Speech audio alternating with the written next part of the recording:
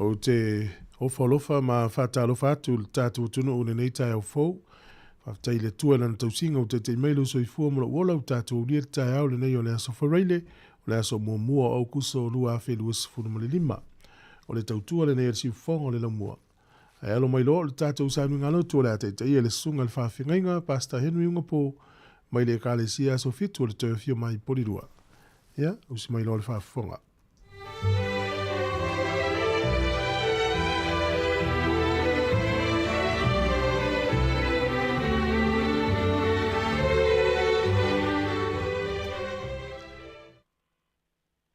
O te toe ofo alo whātu ma tālu whātu isi o tātou atunu uile nei ai au mātango fie aso mua au puso ile nei tau sanga ua momoli mai ai ele atualo o tau soifua ia masio nei ola ia lea ua tātou maua ile nei avanoa tāua ai o se tae au fo'i e whaai uai ia le tautua ma le au nanga i lotu faa le ai ngai a mata ai polo kalame ma le si ufofonga o le laumua e mai se foi a tiute manga aluenga sa fe ngai masio tatou atunu i le nei vai aso ia mai fifia lava e patalo fatu mo le taimi mulimuli ia fai ua inga aluenga o le nei vai aso patalo fatu ile au fai inga aluenga ale atua i sunga i whawhengainga mō lato.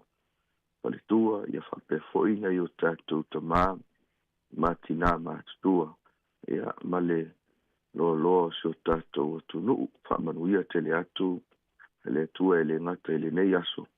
Ia e maise i foi ia le weekend, e i aso tāpuai, ele ngata o tai au, ia whapefoi le asa, o le a ngai atu i ai, ia lo o tō paia, ma lo o tō malu, o le au whaia se tātou tatalo.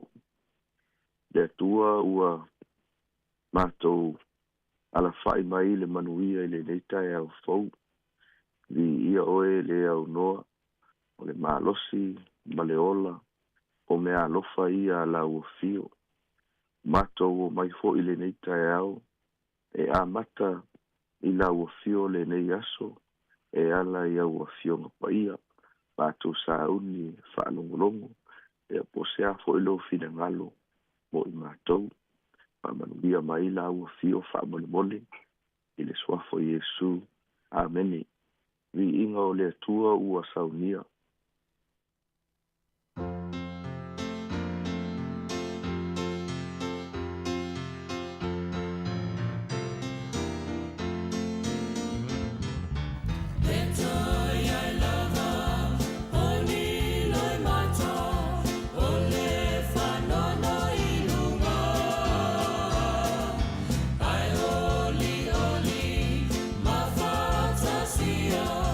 Ila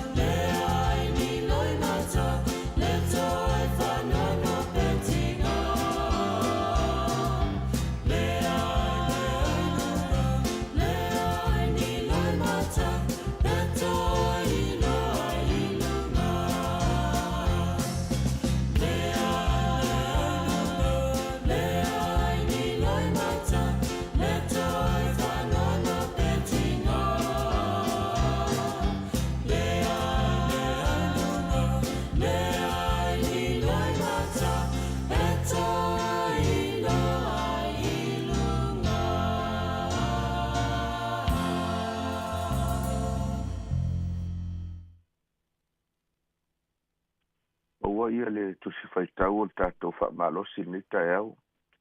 Tusi o e soto alo na mta au pesfun le lima. Wai upu mua ma le wai upu e lua. Whaafonga maia ia whionga pa ia lo tātou ali i o te fia faitau ina. O na pepese ai leo Mose ma le whanaunga Israelu. I le nei pese ia Iova. O lato whaiane. O loo whaapea. O te pese ia Iova. A wā ua matua manu malo o ia. O le solo whanua a toa ma le na titi e ai. Ua ia la foina i le sami. O ioa o loo malo si ia. Ma lau pese. Ua whaifo o ia mo uolatanga. O loo atua le nei. O te whane ne e ai. O le atua o loo tamā. O te vivi i lava ia te ia. Pamanu ia mai le asua. I le whaitauina o ana fionga pa ia. O le nei ua sui ia le masina i le tātou sāwalinga. I le tusi o le leo tae ao le ka le sia sohitu. O le masina o iulai. Ka whaasoa atuai ia se autu a te le whapea fola ina o le toia fio mai. A o le masina le nei o au kuso ua tātou la sia. O le autu o le nei masina. O le oli i le tusi o salamo. A wha mai le autu o le tae au nei. Ala langa fia e whavavau. Mai wha mai le matu o le tātou whamalosi. Maua le salamo e lima a alona whai upes fuma le tasi. A ia fia i lātou uma.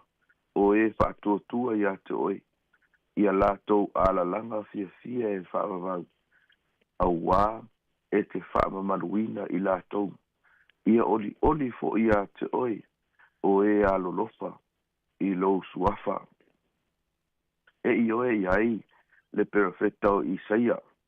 I le Isaia e ono sfulu le tasi. A olona whai upe sfulu. O te matua fia i a Iova. E oli lo loto i lo atua. A wā wana wha ofuina au. I ofu o le olatanga. Wana wha pulu ina au. I le ofu o le amiotonu. E pei o le whato a whai awa. Ua pūlou o ia pei se whai taulanga. E pei o le whato a no futane. O i ua teu o ia. I ana te unga. E whai mai wha maunga. Ale fo mai o luka i le luka mua whai upe whaaspul ma le fitu. Ua fia lava lo loto. I le atua lo paola. Ese male mata ngō fie, o nei fwai tau sa tātou whai tauina. O loo tāu whai mai ai, ia le manatu, male langona ale whai salamu. I le salamu e lima whai upesfu maltasi. Lea o loo wha au tū i ai, le nei tae au. O le wala au i le oli, ma pesenga e whaia i le oli. Ina ua tausi, ma leo mai, le atua i le soifua, ma leola. Sai lo atu e le whai salamo, ia le esenga o le tangata o loo ia, la ngona ina, le puipuinga ma le tausinga saunga le mu, a le atua ia te ia. E mai a ia, e le muta lona oli. E le muta lona fia. E le tioa a wha au tūle nei tae au. Ia ala langa fia e whaavavau. Ioi. Mea ia sawa aia e le whaisalamo. A o ia tū sia. Ia nei upu. I le salamo e lima whai upu e sumaletasi. Ua ia tofo. I le whaamanu yanga le atua. Ua ia sila fia mai loa. Le puipuinga le atua. Sa lawe ai mai ai o ia. I taimi whaingatā ma taimi lolo wā. Ua ia tofo i lea lopo le tua. Ma ia moni mauina lana wha o la tanga. E au ai i le tangata o na vivii ma whaafetaia le tua. Pese ma alanga. Ina ia whaatu mauina lona oli. I le tua e whaavavau. Mai tau mai la ua oi le tae au nei. O oli leo lo tautala ia ile faisalamo. E le whaavaina ini si usi o manga whapitoa. E le whaavaina ini taimi whapitoa. A whai mai e whaavai i le atua, i le nātura o le atua, e le whe maumo wai, e le whe sui sui ai. A o lona nātura, tausi lea malona nātura a lopa lea. O loa lopa mai ai i ona tangata i taimi uma. E whape nā fo ia te oe mahau, i tangata whātua tua i le atua. Tātou te le oli i le atua, ona ua whaamanuia mai, e le atua, o se taimi i whaapitoa foi. E le whapese i longa i so longa le lei, le soifuanga, ma le olanga. Ona o tātou oli lea i le atua, ma vivii i le atua. Ai e au ona o tātou oli i le atua. A wā ua o tātou mautinoa, ma o tātou wiloa. O loo iai lava le atua i so se mea. Pelu ngā la lo, ia alunga o le soifuanga, ma le olanga. Pe tātou te ui tu tonu o le afi, ma whainga tā o puapua ngā o le nei olanga. Aua ne ingalo ia te tātou. O loo iai le wha manuyanga le atua. O loo wha mamalu mai o na awa lofa. Mai o loo leo, ma pui ia te tātou i so se taimi. Mai tau mai le oli a le nuu le atua. I le taimi na o lātou la asia ai le sami ula. Mai le whamatalanga au le tusi sao tātou whaitauina. Taimi le ua uma o na whaia le vaenga le atua. Uma o na whaasauina mai i sa rā elu. Mai i le 5 saua o wharao ma ana fita. Vai lua inga ai e le atua le sami ula. Ai sava vali ai le nuu o le atua. Mo le taimi mua ua la ngona ai e isa rā elu. Ma o la tau i loa ai le alopa le puipuinga ma le tausinga le atua o se mea e winga ese. E ui lava i le tele o mea ia se fsafta iai ma i la tau i ai kupito. A o lea ua o la tau i loa atu ata o tau le leia. Ma fai mai whaamtalanga ale mori mau al tusio e soto. Ta o la tau vi ai ma o la tau pepese ai. Mai lea taimi. Sa o la tau whaia mai ma le langona o le fia ma le oli. Sa o la tau whaia ini pesenga e fau i le whaalongo. Sa o la tau moli mau ai ma tautino. O ioa o loo malosi ia. Lau pese. Ua whai o ia ma uola tanga. O loo atua le nei. O te whaane iai. O le atua o loo tama. O te vivi lava ia te ia. E ui lava tātou te ilo muli ane i le nei tala o le tuspa ia. Ina ua whaanga solo pea le whainga malanga ale nuu. E le whaingo fie. Ai sa o lātou fatu ina mai ia nei pese oli. Mai le loto ma le taele o lātou loto. O le ase fe au o lo tau mai a te tātou. La ua oe le tai au nei. E au o no tātou mai tauina. E iai le atua o loo sila alofa mai. Le atua o loo mafuta mai. Le atua e le whapea a o ina e puapua ngā. Ma o whetai ai ma whaingata. O nā alu ese lea e le manatu mai. Le ai. O le atua lea o lo tau tala iai ma o lo au maia i le salamu e 5. Wai upes fumanatasi. O le atua e iai ma i tātou. E tausia i tātou. E leo ma lofa mai. E whaamamau. O ani le sona tā ua tātou te au ina mai. Ile nei whasoa. Ma le nei pamalosi le nei tae au. Mua. E ao ono tātou oli le tausinga le tua. Lea ua uma. Le nei vai aso. I le aso. Mana natu. I le pui ngā le tua. mai le aso mafua, aso lua, aso lulu, aso o mai le aspirated. Le foi la tātou a ngai atu. I taini tātou te o ai, tātou te ifo, ma whawhetai le atua. Mana tu natu, i le tau singa alofa a le atua. Le tau singa, pe whaisau lotu le tae au, pele ai, le tau sia o e le atua. Le whaitau lotu spa ia pele ai, e alofa mai a le atua. Le atua e le hua lo na alofa, i winga ma mea tātou te whaia. A o lo na alofa whai mai e tū mau lea e whaavavau. O le ase lui moa, e au o na whaavanoa, sina minute, sina lima, pese fulufo. Ina ia whaafetai atu ai, ma whaeloa atu, le alofa o le atua moa.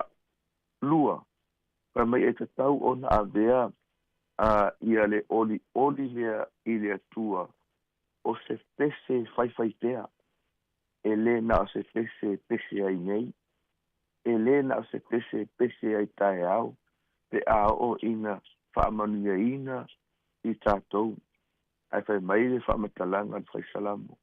O se pese te tau o na whaupea i aso uma, o se pese te tau o na whaamalosia ai lou loto, whaamalosia ai oe, ina ia wha wau pea, lau sa valinga mai ia e whaavavau. A oi taini lolo wa ma taini whaingata. I o tātou pese ina, se pese fau, ma o tātou i vi atu, i le atua, o loo iai pea ma oe i aso uma. Ma le lona tolu, e tatau ona e whaalau tele atu, lou oli lea i le atua, i isi uso atangata, te tonu o le whale whainga luenga, te tonu o le aonga, te tonu o le ainga, te tonu o le e kālesia. A oi no tātou maua ina, le oli lea o le atua, e mai e matua i tau masua sua a tātou ipu. E tau masua sua le oli lo soifua, ma lo uola. Mai ma whaifo i ona moli mauina mai e isi. Ya, o le tae au lava ia te a ngai atu i tiu te mawhaipa. E te tau ona i loa mai e au o ua inga ma o tangata i te masani ai ono tau whailoa i lea aso ma le aso. E longo fie lava le tangata o loo iai le oli o le atua e loa i ona fo lima vaia. Mai la ua oe le tae oni.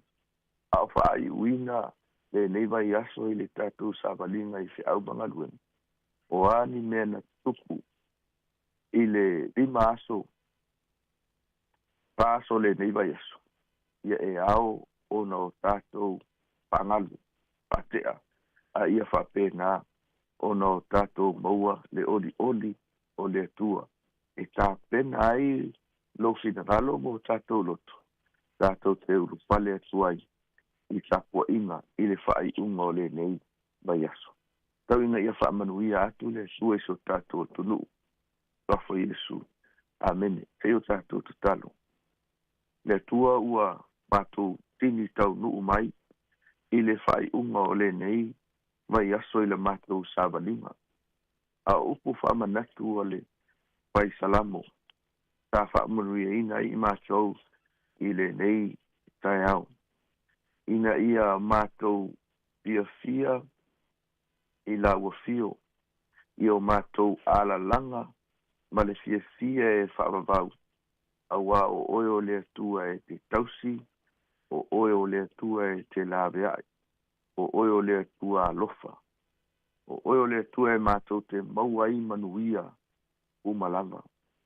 A vea ia la mātou sāwalinga i le neiva i aso, o se sāwalinga e ui lava i na whetai ai ma whainga tā o leo langa le nei. Ai le suia i la mātou wa ai. A wā o loo iai la ua fio i so se mea. Mātou te talo au mātou tau nuu mai le whai unga o le neiva i aso. Ia, te taimi fo i ulu fale au tangata, aso mātou atu nuu i tapua inga masani.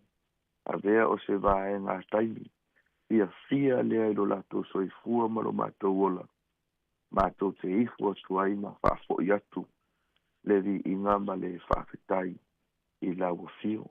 Patasi mai lau fio i tiute o le nei aso, a manuia i so mātou atu nuu, a mata mai le au whai ngā luenga, to tofi e le atua, ia se ia ona i o mātou ta māma tina mātua, le mālosi o le nuu, le au ngā lulue, ke whapea fo ina ia mātou whanawiti. Pa manuia i le au whai ngā luenga le si uponga lau mua, pātai te le lava le atua i lau whaafonga mai, i lau suafa Yesu. Amen.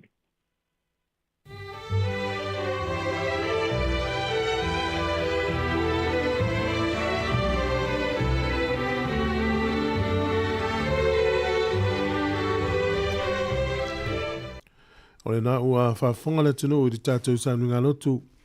O le taio nei le ngata i leo nei vai aso atoa. Whia ngai mana nau au nāre sunga le whaawhingai ngā pasta henu i ngopō. Mai le kālesia aso fitu o le tō whio mai pōri rua. O le nganga le whaaftai mori atu whaamano tā pena. Whaaftai te le lava mō tātou sānu ngā lotu. O le talo i anga le leile tua. Whao ai pēle mau tele ma whaamanui atu le sunga. Nga le fulfale tua mano whaalo. Whaaftai fo i le kālesia mō nan tā po inga.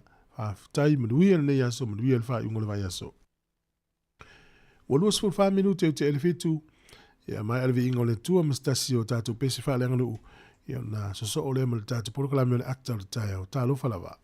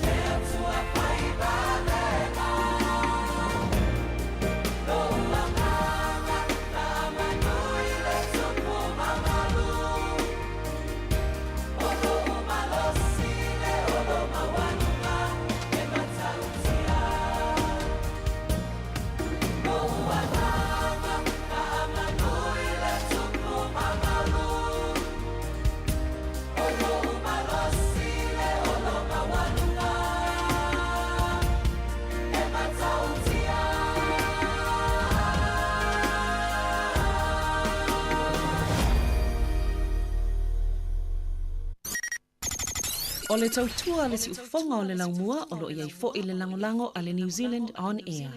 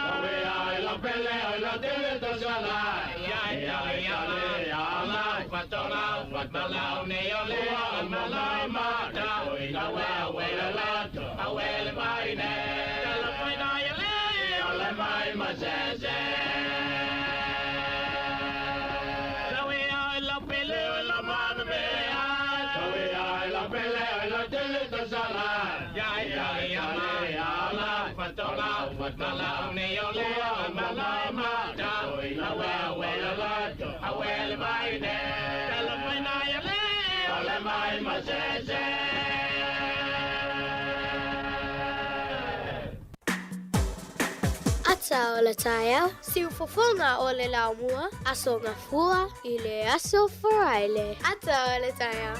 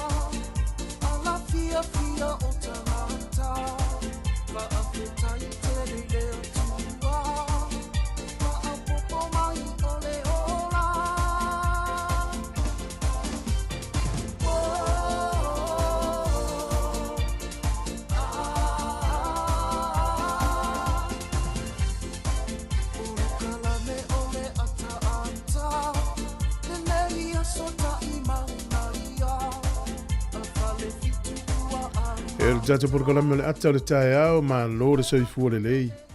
O le o tatu au lia le fai unga o le nei vai aso ilo nas farei le nei tau lunga le te leo tute fi au mga luenga ma onga le whanau. Ia le o tatu amtalia le fola unga le masina o kuso le nasa mo muone nei. Ma lo le fola munuia, ta lofa lava.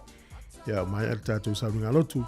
Ia pio le tape nei na le sunga le whawhinga inga. Ia o mata ngō fia o amtalia fo le tautua le nei tae au. E o folo fatuel por kalame sunga I whawhenga inga mawhaletua na I tamam tina mātua o malolo maringa luenga. E o nei tātu matua tausi umalawa I tono a inga whale olo tausia I la tau. Nisi olo whale mai, whale pui pui. O tōlo I tono o tā vale, whale whenga luenga. Ia, malolo fola umunuia le tai au. Au whalofa atu por kalame tātou I Wellington e New Zealand atoa e maisi atunu o le Pasifika ma lalulangi o mo mi tātou whasalau. Ia ma lo la vale folau manuia. Ia le o tātou se e mal por kalame le ata o le tae. O mana tuar tau tuar si fonga le mua yas freile. Tau lava le lima le fiafile o amtalia le tae au nei. E minuti o le whafonga le tātou talo le tau, famili awa soifua, le soingo le tupe. E mana I tala o to me lalulangi, ana tupu lalulangi le aso nei tau sanga umawai. Tale valu o tātou telefou, ma tala mai Sāmoa. Good morning, tala whalama. Maloni, ia, o si ufonga leo lau mua, wa mataria lana tautua.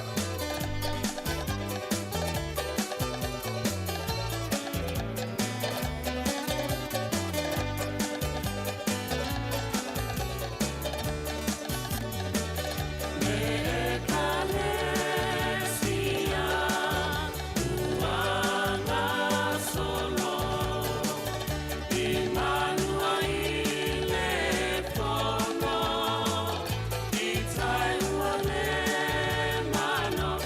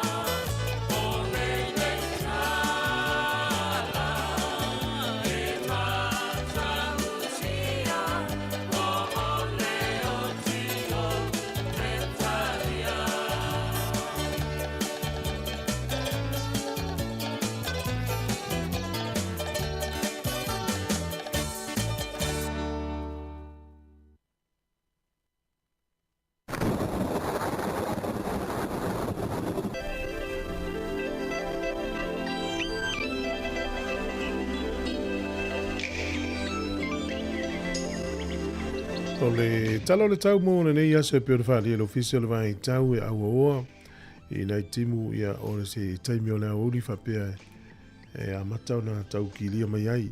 A le ua whalo i le official vai tau le aso atai au e o atu le aso lua le vai aso fau e langi le lei le tau. Ka piti manu atu whanganui matau anaki e langi le lei le tau le so e whapea na maupro matau po. Hawke's Bay maua i rapa e fsusu ia i wingo le tau. Nisi taimi e vai le matalela e timu nisi o taimi. O le manulu le eo lo whamawina i nuune na uta ua to ese le lua i taupo manulu, to ese le tasi i kapiti, to ese le tasi i maupra, e au na matamai le tasi anga i e tuilunga le tolu isi vaenga. O le ea mawhanwhana o ia i le sefuru tasi anga i lunga le sefuma le tolu. Pe au nisi le fia a mawalunga le numera pe te le numera o le mawhanwhana le na, e ala i titi le numera ia o le manulu le na. O le vavai au kila ni le soe langi le leiri tau pia na whaelo mai. O le motu i saute langi le leiri tau pito ilunga i Blenheim, Picton, le soni ma motu weka. Langi le leiri tau i Queenstown, Dunedin. Lisi o teimi e timu ai in Vekanko. O le malulu o le eo lo whamawina to ese le tolu kala estete, malulu a kala estete. Ya, to ese le tasi Queenstown. A mata mai le lua whaasolo ilunga. Ea maa whanawhana le motu i saute iwa anga ilunga sifuru tolu. O leo te lengo le tunu nei aso e matele ina langi le lei le tau te le vaenga o leo tunu. O le vava aia pia ina i timu luful fitu lufo le vela luful fale e mawhanawhana. O le angoto i fo le lai le so Wellington e luas fluiva minute te ele lima nane le fiafi. E oso a la tai au luas fluona minute te ele fitu i le tai au a tai au. O le fuo le manulu i Wellington e mauna nutua oi a mata mai le valuanga i lunga se fulu le e malulu. E ma whanwhana se furu whaama le furu lima o loo iai. Talo le tai, ia mo le silifia le tunu u leu whairo mai. Wellington e sua le tai nei le awhara sifuru pe le tai le lata i le lima le fiafi to e sua le tai to iwa minute i le se furu tasi na nei. O polilua pe le tai le te au le valu le tai o nei sua le tai to e lua sifuru wha minute le tolu i le au auli. E ona to e pe le o le tai i le toi luas furu 2 minute i le iwa nā nei le pō. Ia mo le silifia le ua whaale au ngā ina i a ngalu tsunami e peo na vālo ia mai e le vahenga o lova i a maitawina tūlanga o le tau. Ia talafia fia na e le aini mea na a whaina ia o matua whaftai le atua na puipuinga. Tātou uma nei tua lalulangi, whape lafo i lai tua lalulangi lo i la vahenga. Ia le lei, tātou se mai le avanoa o la tau e lafo se leni. Swing o le tupe tasi tala New Zealand maula tupe Australia i iwa sifuru sene. Tupe Amerika i 5 sifuru valu sene, tupe Tonga le utala alua iwa sen le paa anga Tonga, tala fiti tala alua sifuru valu sene. Tasi tala New Zealand maula tupe Sāmoa e tala 5 sifuru malfa sene i le so, tala 5 sifuru fa sene. Ya malo lava le anga leina i o ainga i manuia le nei tai au ma ulafo ngā tupe. Matua la fo ya izamo. Lelei, taso se mai la vanoa o whamirianga o soifua.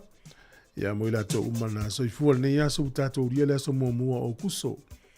Manuia te lelo a soifua tato i meli na aso whanau at Sāmoa Capital Radio.co.nz perfia mai se whamirianga. O le tuswai taulo o maua le mua Sāmoa ilu sfurfitu fe upe tolu lua. O whai maita vita ya saulo. Auane i vai le loto se tasi o na oia. E alu lava lau au na tau male na Filistia. Ia o le foi tau lea le tama leo ma moe na alu ase o na uso le taua. Ia lu atu lae upu te tele mai koriata i o amtu a fefefe e lau tau Israel. Ia lu atu lo le tama leo ma moe lea ia whailo na tala le ia saulo. O whai maita vita ia saulo. Auane i vai le loto se tasi. Ona oia. E alu lava lau au na tau male na Filistia. E leo tato iloa le swafa na alu matavita. Vili mana na mata ya mai alom tua Sāmoa. Pa tonu al moaulu. Ya manuia lo wasa ifua pese nei whamanuia yas whanau.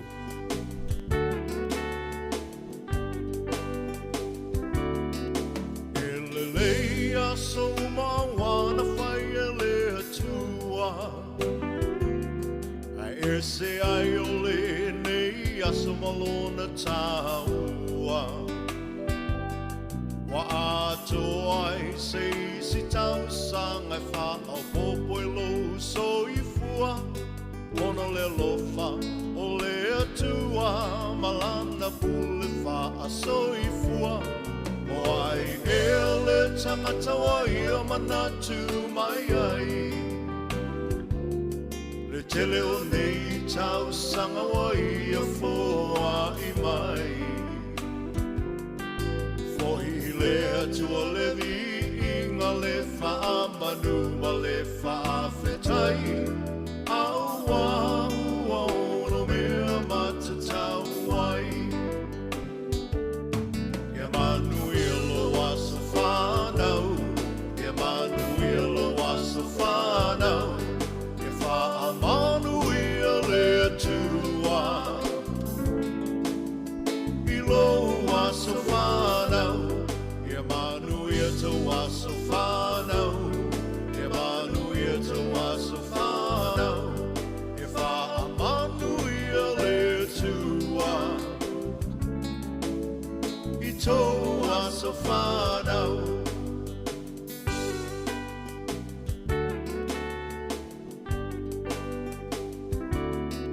Le atua e le mase ualo na fina ngalo. A sa moli moli le nei aso e ale le tatalo. Le atua wha fofonga tatalo. O le atua e tali mana o ia fo'i. E mali e ai o tātou mana o wha whita uli whetai ai le o langa. Mai o le tino e tapa tau tali ai le malanga. Pawhetai i le atua i lana wha malo lo mamana. Mai malo si ai maula i le tele o nei tau sanga. Ia manu ilo waso whanau. Ia manu ilo waso whanau. Ia wha manu ia le atua. Ilo waso whanau. Ia manu ia te waso whanau.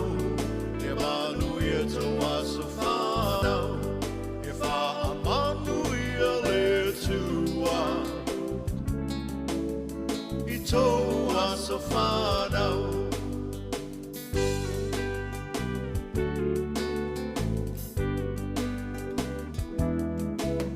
Ia fia la ia le tele o au me alofa.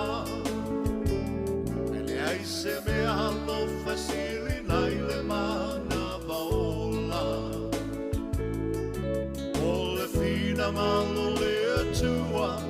O le tia e le maseua. Awa e wha i fo i le moto. Ai e toli fo i le matua. Mai le tau pati mai o ai ngana lua. Whavenga wa ai ia e mamana le atua. Tātou te talo ia wha au popo ina e le atua. O nisi aso na se mana o lau atua ia whai a pelo fina ngalo. Ia manu ia lo waso whanau. Ia manu ia lo waso whanau. Ia wha manu ia le tua. I lo waso whanau. Ia manu ia te waso whanau. Ia manu ia te waso whanau. Ia wha manu ia le tua.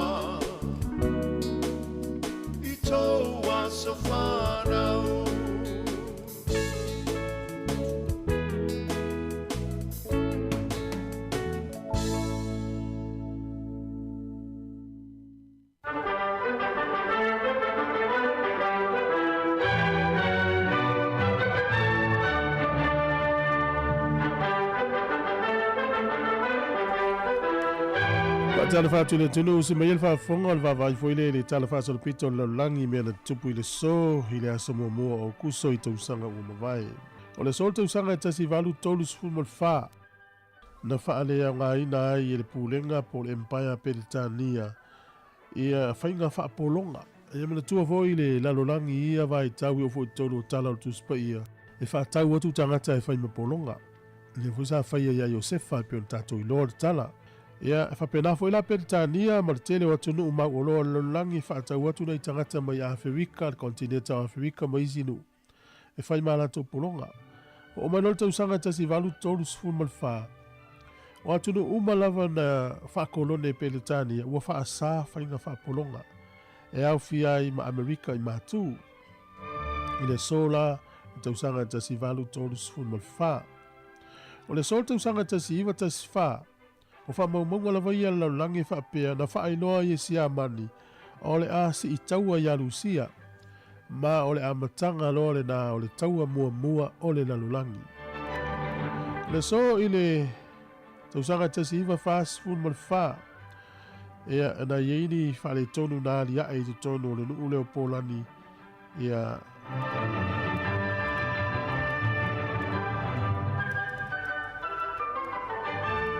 E tau mawhai e whasa o loto mai aino na taulanga mai pūlenga le nasi e si amani. O le so o le aso wha amanatu leo le nuu leo Kongo e manatua i mātua. Pewe taua e Kongo le aso nei e tau o le Parents Day. Manatua i mātua ua maliliu ma mātua o lo soifu pia whawhetai ai e whanau o lātou mātua. Pe ia i le isi aso whapea o tātou na o le aso tamā, le aso tina, whapele aso le whanau. Ia ele ini aso mātua ia nā ua awhia i tutonu. O le so le aso tūto tasi leo le mālo Switzerlandi, ia na tūto tasi le tausanga e tasi lua iwa tasi mai pūlenga Austria. Whamena tūla e le atunu leo Switzerland i le solo la tau aso whamena tū i tausanga umalava.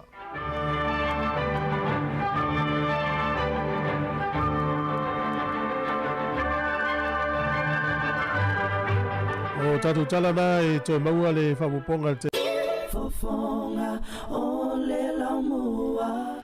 Ia, malo toi vanu minuti o na tāne o le valu le utapena mai tatu telefonu mo nei tai au. A talo whātul porkalame ia i sunga e Yosfatu, whaftail mafuta mai sunga le wanai, senga peni Israel Taala, ia o Ellen Solomona malo Ellen, whafawina, ia manuia le tai au i Melda ati mua. Ia o tina ia whenga uiai, sunga waalele ma leu whainga luenga maa laura ngā lulue, Juliet Benenato o loftere atu porkalame Teresia Augustino, sunga ia Fish, ia malo. E lo McRae, loftere atu pali i masio tu amtua, ia whaftaile mafuta mai tatu pa angalewa, ta pena mai tatu telefou, ina minuti ona whafonga mai lole iai. E o mai tau atu lai le, tau sangana e tasi valu tolu sfuru whapena watu i tatu tala mena tupu lo langi nei aso. Le utatu mai tau ina lalangi o le te, le utangata ese i le atunu o male atunu o le lalangi. Ie na o le whaatau ngā polonga e nā vai tau, ia matangata le suru whai isi atunu o le lalangi no fuai. Ona o le o nuu lai no fuai e alai pūlenga, ia maleola mativa. Ia maisi lava vaenga whapena. Wai atula tau sangana tasi valu tolu sfuru wha. Ona mai tau o Peritania le te mina. Pea male fitus e lau fitus sfuru wafi. Ia maona tupu, leo whai o tangata polonga na sao loto i le asole nei. Ia ina ua wha leo ngā ina e Peritania, tula fono na whatau ingo polonga. Fitus e lau fitus furumon tupu wafe polonga. Tatou iloa la le langona o le tangata polonga e sao loto, e fo le tangata le nonotia i le. I le to ese a mangalo o ia utele iloa po le hafo isona langona e sao loto. Wow. E matautia la le asole nei le talafasa le pito le langi. Ina ua whailoa Peritania le tūlanga lei. Ano whatu tala lei, utama, ia manuia tele nei aso. Ia o li tasi Samson Vaa, ia alof tele atu, ia whapese runga siliva le mafuta mai Sāmoa, maalo siliva. Ia o Giraffe, manuia tai au, whaftai le mafuta mai. O le awhanga solo le porkalame le minute. Ia ona whafonga le telefo. O le si telefo le pia tato mai tau whenga whapolonga. O le aso fol ne tau sanga tasi iwa valufa. Te mina tūla i mal te malo leo David Long i e whai ma pale mia o New Zealand. Na ia tapu ni ai le ofisa o le po le hai komisina por konsula o le malo Afrika i saute i tono Wellington e. Tapuni le astonu ane tau sanga ta siva val fa. Ya ona o le me volelo le whailonga lanu. Whailonga lanu te le o Afrika. Ia ia wha ina ilona ofisa ine. Ia fuala ie.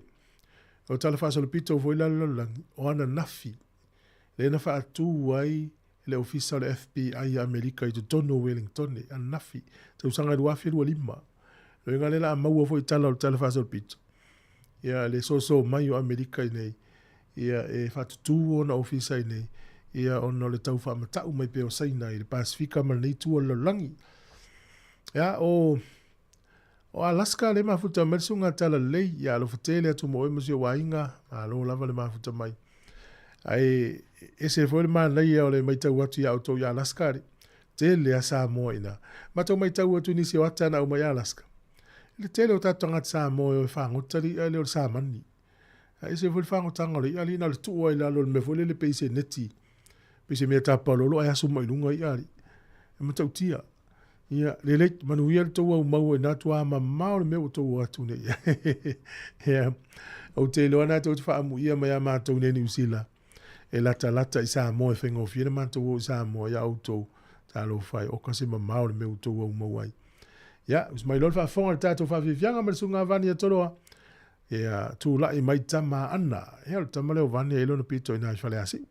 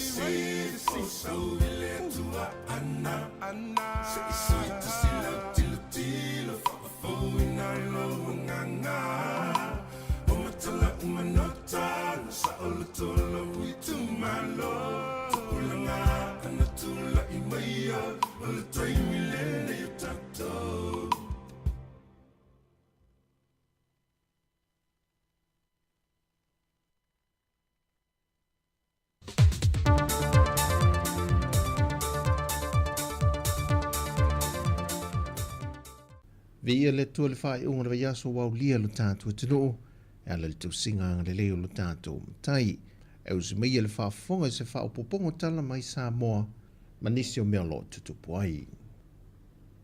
Wa atu le toa whaalo ma whanau le atino, wa mau lato soifua, ia fianga tu ngā o le tenki fiva, po le fiva po na iwi.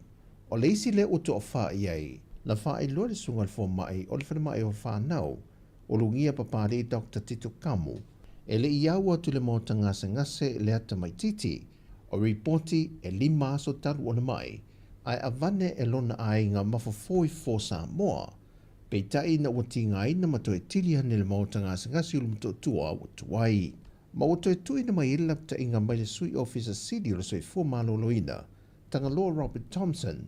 E tūlanga le fo Sāmoa ia e fautuaina lava le ka uonga vai mo mosfo mai ai le i a viska me ki vai le ya mese lava le kulanga o le ka uo fo le makai ku mo pele o se fifa po ai pele ai o nga o mai ka winga kanga wenga e ka me ki wa ku ngo o fo ngale le kingo pe o Bruce o le o la wa afia le fiva pongai ia ave fo a so nga lombi ia mo lo la ia ku la nga pe wo nga o ai le kingo ko me ki wa o pidiki fo le la lorpa wa manko o nga ku nga la va le fa mai le tanki fiva o pidiki le nga ka pidiki mai ka ngi fo si kulo o pidiki mai maka ia a maolo o mi polo ungo se di mas kamai kiki e Bruce ia pe pidiki fo kongo koko ia makuala fo aso o ombi ia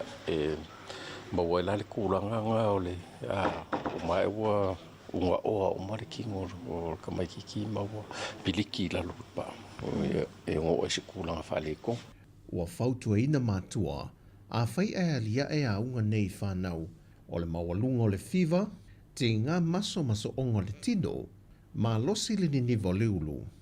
Pata le tino ma wha swati, o na whata alise ane lo le se whale mai o lata ane, e wa ai vave se fo mai, ma tau ma whai ma losi ina ia tineia no whanga, e tau tu fuai le namu. Wa whafonga ina le whai unga le wha amsinonga, e te alusanga nisio sui tau wha, mai le whale ata wha ma le whale ata tolu, na wha sanga ia Pepe Christian Fruin, fa pe foi le ala le pule rimoni a iafi, e fesiringi ai le ato aso suitau vai e to lua, na au mawai Sāmoa e anga vaai mo le whaingapa nota. Pei teina fo le siel wha msinunga le ato to mawe langolango ai a la tāno sanga, a le fionga ia ale ven ale, ma pa loa Louis Star Wars. E au fi ai le aio ni wha amtalanga wha tautoa i mai nisi tangata, e mawhai ona la langolango ina ia la mau. Na fue lo ona tala sanga le ala le pule ma Pepe Fruin, e tawala atu le la lo ia fui mono sefo ai nu e wha leo ngai na loatangi ai na ua ia.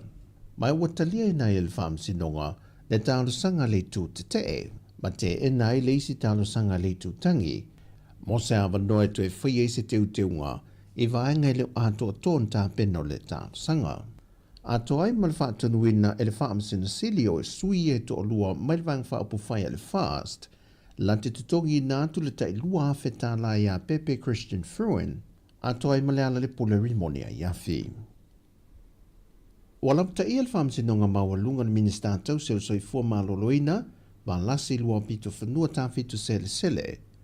A fai wale tala whengai mo ia le aso le na fa ti atu, e le whaamasinonga ilo i na aila na lui e whaasanga i le sui o le whaatua tui le tua Sāmoa o tasi, e te tau loa na toi ave tuala na tāno sanga.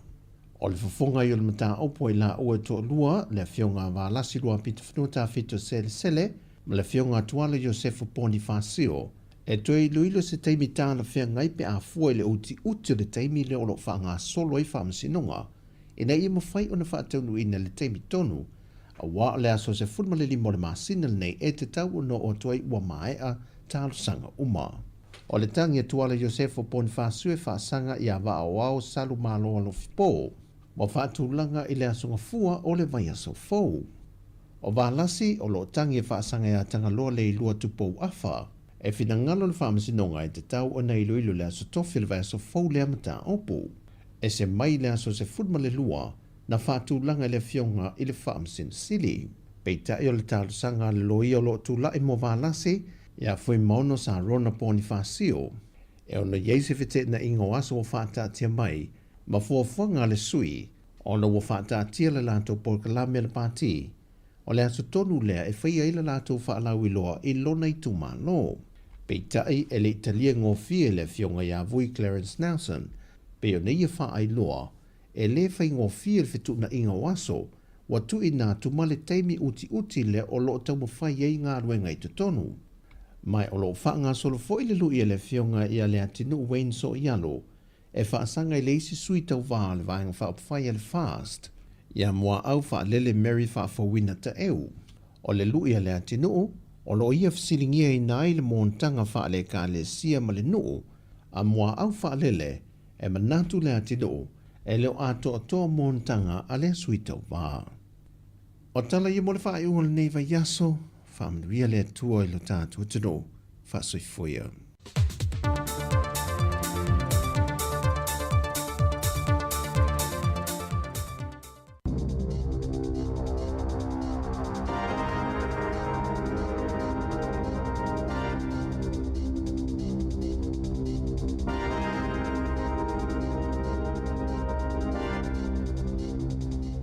Talo falawa o tala fau mai le si fofongo le lau mua mo le nei tae au, aso mua au kusolu a whelua 5. Olo i mata le fia malangona maofa, a o se whaamanuianga i tangata lotu uma o le ekalesia a Yesu Keriso le aupa i au aso e ngata ai, i lana konofesia o au wha ale tausanga ia a perila lua whelua, ina wa fofonga aloa ia mai le taitai o le ekalesia Peristine Russell Nelson, le fausia ina leo se tasi o na maota pa ia po le malumalu salo na tolu i tono New Zealand, i le lau mua i Wellingtone. O le aso to na i le aso le atai au i le itulai se fululua i lau auli, o le aawai atuai nisi ua wala aulia i le tua tusi lua o Kowai Road i Aotea whaafsanga i tonu malkolisi mawalunga o Aotea i porirua nei mo le whaataunu uina o se sauninga whaapitoa masua i nai le palapala mo le taimi mua aile i amata whaanga solo le ngaluenga i whaamaumaunga mai le ofisa tutu tono le ekalesia na i loa ai o le tausanga ya feiwa se lau walu 5 aile ino foi e ni tangata lea no foanga na whaatauina i le ekalesia lea o ngā ele e tusalia ma le tolu tesi ma le tolu 5 eka lona tele. Mo se whaamoemoenga patino i tangata tapua i umo le ekalesia i ala tausini e le ngata mo leolanga nei, ai o leolanga a sau, o le fitunga fulu ia Elda Taniela Wakolo, o ia fo i leo le taitai e rio le Pasifika, ma Elda Parata, ua malanga whaapitoa mai mo le whaatinoina o le nei sauninga whaapitoa, ma ua wala aulia i fo i nisi o taitai mawalulunga o isi usoa ekalesia, ma nisi o sui mai le pulenga nuu a porirua, whaapea ma Peristine o Stake taitasi mai Hawke's Bay, e o atu le motu i saute, lato te moli mawina le nei aso tāua. Ai o le tala whaasolopito fia lea mole ekalesia, o le alipotina tu whaatasia e se tasi o le au whaingaluenga le si ufofonga le laumua, le susunga ia Yeremia tapu manaia. E whaita wafe isi tamaiti o le au fofua atu i aitu i pui mai ai le wha mai o le menengical kopi, ina ua mai ai se whai unga le wha mek e whaalawa i tere leanga wa a mō tui. E amata maila so mō se tema, o le a wha atu pēa i le wha mek le tui o le PEC 0, mō tamaiti uma e lalo le tailima tausanga le matutua. Whaalia Adrian Martin, le pule sili i le vaenga e wa aia waila au mafuala au mo le wha mek, o tamaiti lalo le tailima tausanga e sili o naonga onga a fianga mai wha mai o le manager koko. O le whaai unga na whaia ina ia ave e se ai lea pa pui e mafuai ona le avea tamaiti e whaia tui o le whautuanga mo mātua pe ona whaai loa mai ina ia wha whaamalolosi ave alo ma whanau e whaia tui pui pui o lea whaamai, ona e ono malili wai lava tamaiti pe a mawai. Na ta ua le whaatonu sili o le soifua malolo ina New Zealand, Dr. Nick Chamberlain, o lea whaai unga o se la asanga ta ua tele lea mo le pui pui ngā tamaiti. E tolu te sima le 5% ua fuafua e si iti ai tutongi o lau whato sanga, ato ai ma le luase lau toru 5 tā la, e tutongi atu pe amai a malilie ngā whaiwhaatasi ma le Health New Zealand o lea fuafuanga ua whaalau iloa mai, i le mai ai o le luase furufai tu lao solo te ele au tau si mai ma whato sanga. Na ta uele soifua malolo ina New Zealand o lea ofo e silia i le luas furuiva maasina, ma ole asi itia le tutongi whaavai o whaato sanga whaau uina, whaupopo le tolu afe tā lai o lātou tutongi, ina ia silia tuai ma le valu se furu 5 afe tā la o lātou tutongi le tau sanga, o le whaato sanga sinia e lata i le wha afe tā lai whaupopo, lata i le se lau se furu 2 afe tā la i le tau sanga. Whaalia se pepa o whaamatalanga mai le Health New Zealand, e whaapea na whaafaingaluenga ina whaatau sanga e awhi fitu se lau lua valu, ma ua whaupopo le isi se lau se fulu tasi o tangata whaingaluenga tū mau, i to tono o le se fulu lua masina e o mai a mati o le tau sanga nei.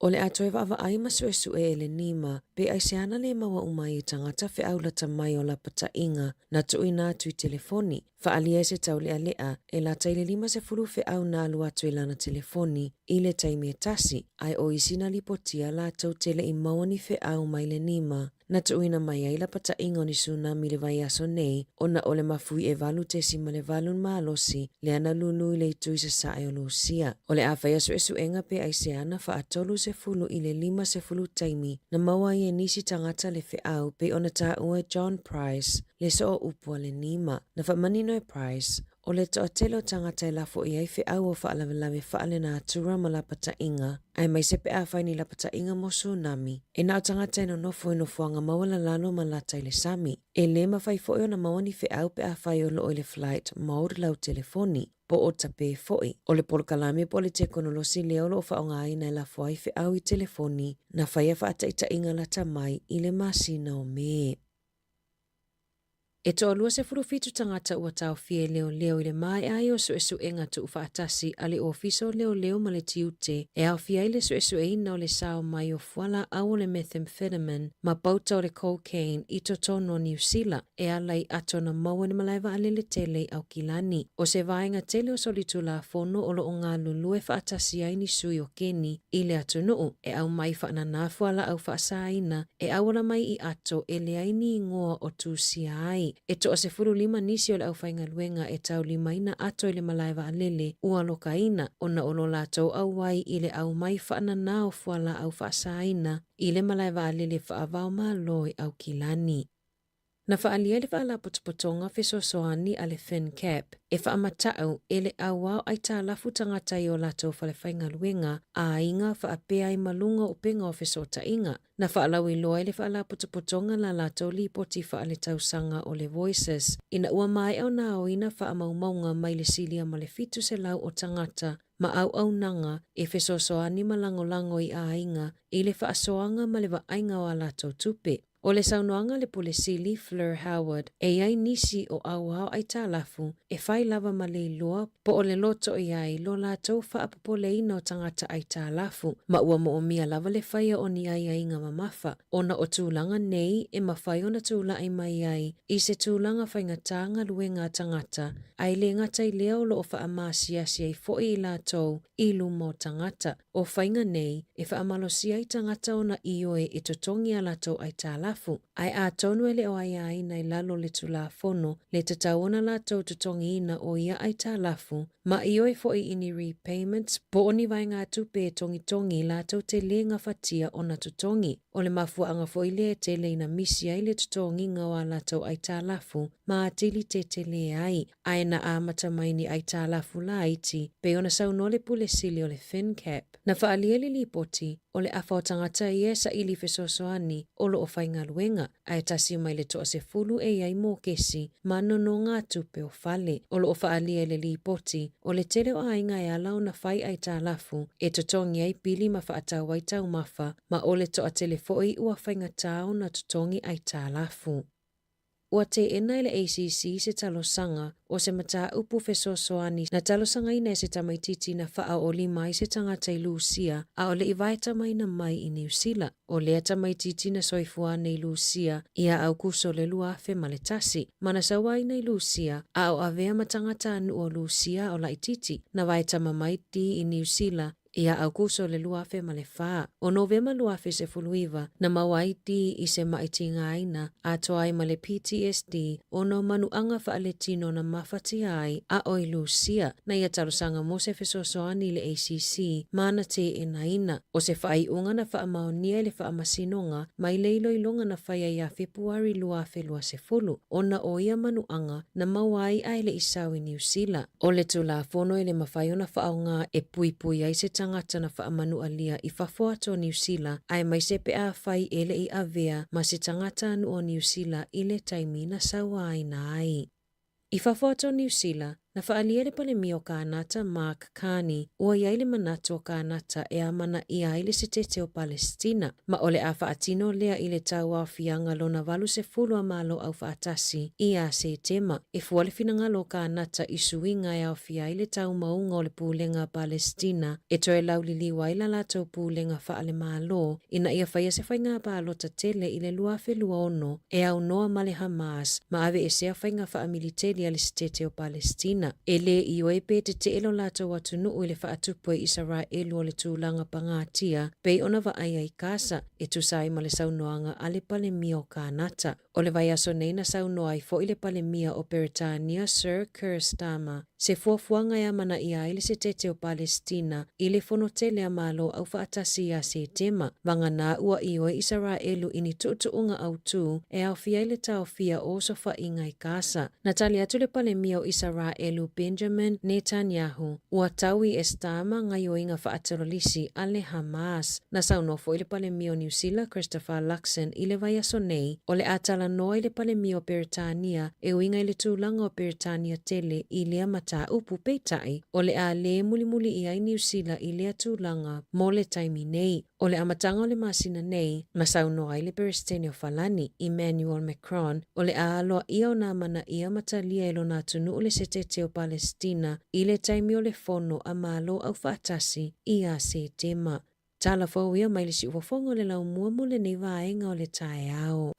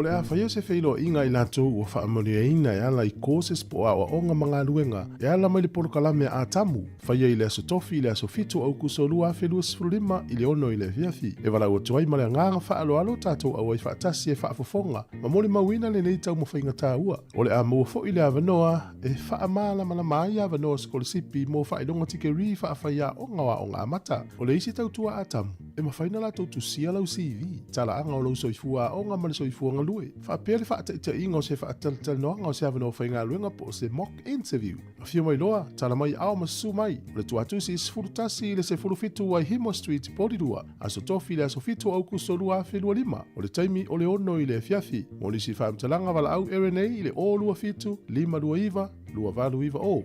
O lua fitu, lima lua iva, lua valu iva o. Po le isi telefoni o le o lua tasi, lua ono valu, lima tasi tolu o.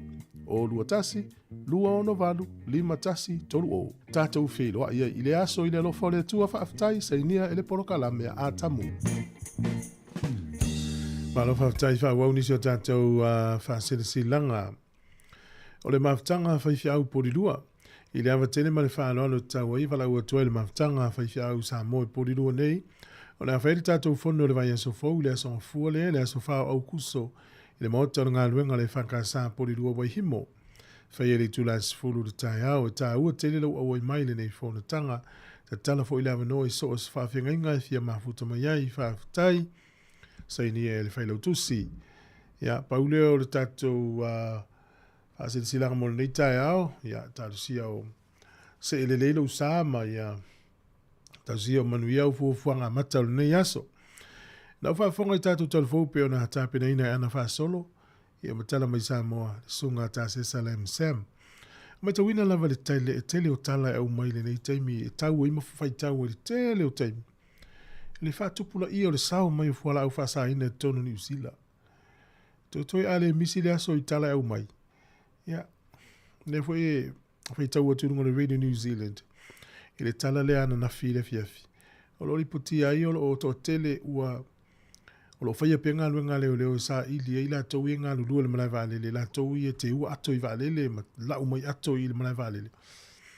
O mai tau ina e to tele o la tau le umori e leo terminei. I ono la tau sao, I le whatinonga o sori ngā tula fono lea o le au mai o fuala au fasaina. Ringa I lota mana malama I ngā yo inga le vanga nei. O le I loa e tangata I e ngā lulu I le malai valele e au kilani. Ia le ato po ato I e au mai fuala au. Ia no la tam whaile ave ese. E le saula I rungo le pau foile se e mai le ta amilo mai ato pa ave ese mai la tau. Ia o le na la tutu o I tono ta vale. Ia ma tam whai ave ese mai ia wane I loa. Wane I ui mai tono le. O masini e sia ki ato. O le fesili la. O ina tu ua ato I le vaalele le. Alona winga. O tangata foile ngā lulu e I malai valele isi atunu o fata inga fa pio valele le sau mai Amerika. Ia o tangata fo ila na ngā lua le malai valele na nana tutu ua le ato I tonu le valele. Ia le pike le vaenga le au kilani. Ia pe o isi au wala le fili po ila tolo o whaia ngā luenga ia o le au mai o fuala au fasaina I tonu atunu taitasi. E ia ila fuala au e sao, e fuala au e le sao. Fuala au fasaina. Pe veo na watu I tātou alfong whaafonga mai I le tai au nei. Olo ia mionga I lātou I ngā lulu e au ai tāla fu tangata le pe ie o mai so ona whai tangata ana ai tāla fu I tono a ingam whalewhi ngā luenga. Ai se mata upu whapena, ia, lua tala noa le lei ma le tangata na tu sa o ia le whenga, ele o ia ana le tupe. E le tangata le latu e au le tāla fu, ele o sana tupe le ana ai tāla fu e oe po wa. O le tupe le company le ana no fu ai tāla fu ia seisi o tātou wa. O le latu I peia o lana tupe. E iei fo I le awa noa e tauna pui pui a tangata ia wai ei mafua anga o le ngafteina tongi le tāla fu pio le whaelo I talafo. E o nisi ua whaina le whaasoa le taimi le taungu tālu so I fuanga a whaina I tūla whainga luenga manisi a mafua anga e tele. A le mai tauina I e se a mionga la wale I pol vaenga le awa ai tāla fu. Pe e whavevesi ma pe e tau alu fo ele whaile maso le whainga le mea. A mo tātou a ia po wai lava e ui tūlanga lea. A ua lava ne I whaanga ina ia le malosi fo ile a wai mwhaina ave se tangata ni whapeo sawa ina ia ila na ngā luenga. Ia e whātoa le ma whātala le. Ia i se fi whaasolo mta upu le vili mai le o whātolu walu rima lu o whātasi. Nisi mta upu e whaina e. Na mai tātou telefo e te fia tala noi na tai au. O le whaamai le e pesi Sāmoa le tanki fiva. E o mai tawina lau a teren e imo meo whala fo i e teu e luma mauta ma awala. Ia mtaulia la whala nae a ona la fo i e po ona whele nae to aile vai tutulu. E lau whaatonu ina le tele wa fioanga ia maonga ina ia whaaleanga ina. Ia wane i tautu ufuaine namu. Lewa ia na tātou whai o le mele o le whaaleanga o me tautu ufuaine namu. Ia tālusia le ua whāso i fuo whanau i ua fia mai Sāmoa. Ai malanga i Sāmoa malau whanau. Po i lewa i malanga o tātou. Ia o le whamanatu le mai fōma. I le ise tui pui fo i le pui e oi mai le namu. E pa wane meo le pui o tātou. Ia aveni se e ia mo meo spray po meo fangu ia mau le whale tala vai. E te alu e whisili e po le fōma. Ia mai se lava pe te malanga i Sāmoa. E visi au whanau po le siru ova yaso po le alu. Ma nei whai le appointment. Pe vili fo le nu melana le health line o le ovalu se lau. So tango so atu nu melana health line te o sea. E ma nei ia o le tāpena mamau. O wane i tātou o i Sāmoa ai a whai na i sisi o stesi o tātou whanau. Ia mi se tātou o malanga i lo tātou turu. O le talalana a mai e nisi o tangata na fesili ai i le vaenga New Zealand. E whapea mai, vai e avele e spray ma pui le mai le namu. O numela le health line o le ovalu se lau ono tastasi ono. Ovalu se lau ono tastasi ono. Ele ngata o mata upu pe ai malanga. Ia maso se mta upu lava tau soifua manono ina. Pe a whai ele mawhai ona maua se appointment lata mai ele ainga ona ua. Ai vili le fo mai le taimi nei e vai aso pe lua vai aso te whaatali. O le se onanga mana ele we nei o le tele o talavai matui siaki le toto e whai whale talavai.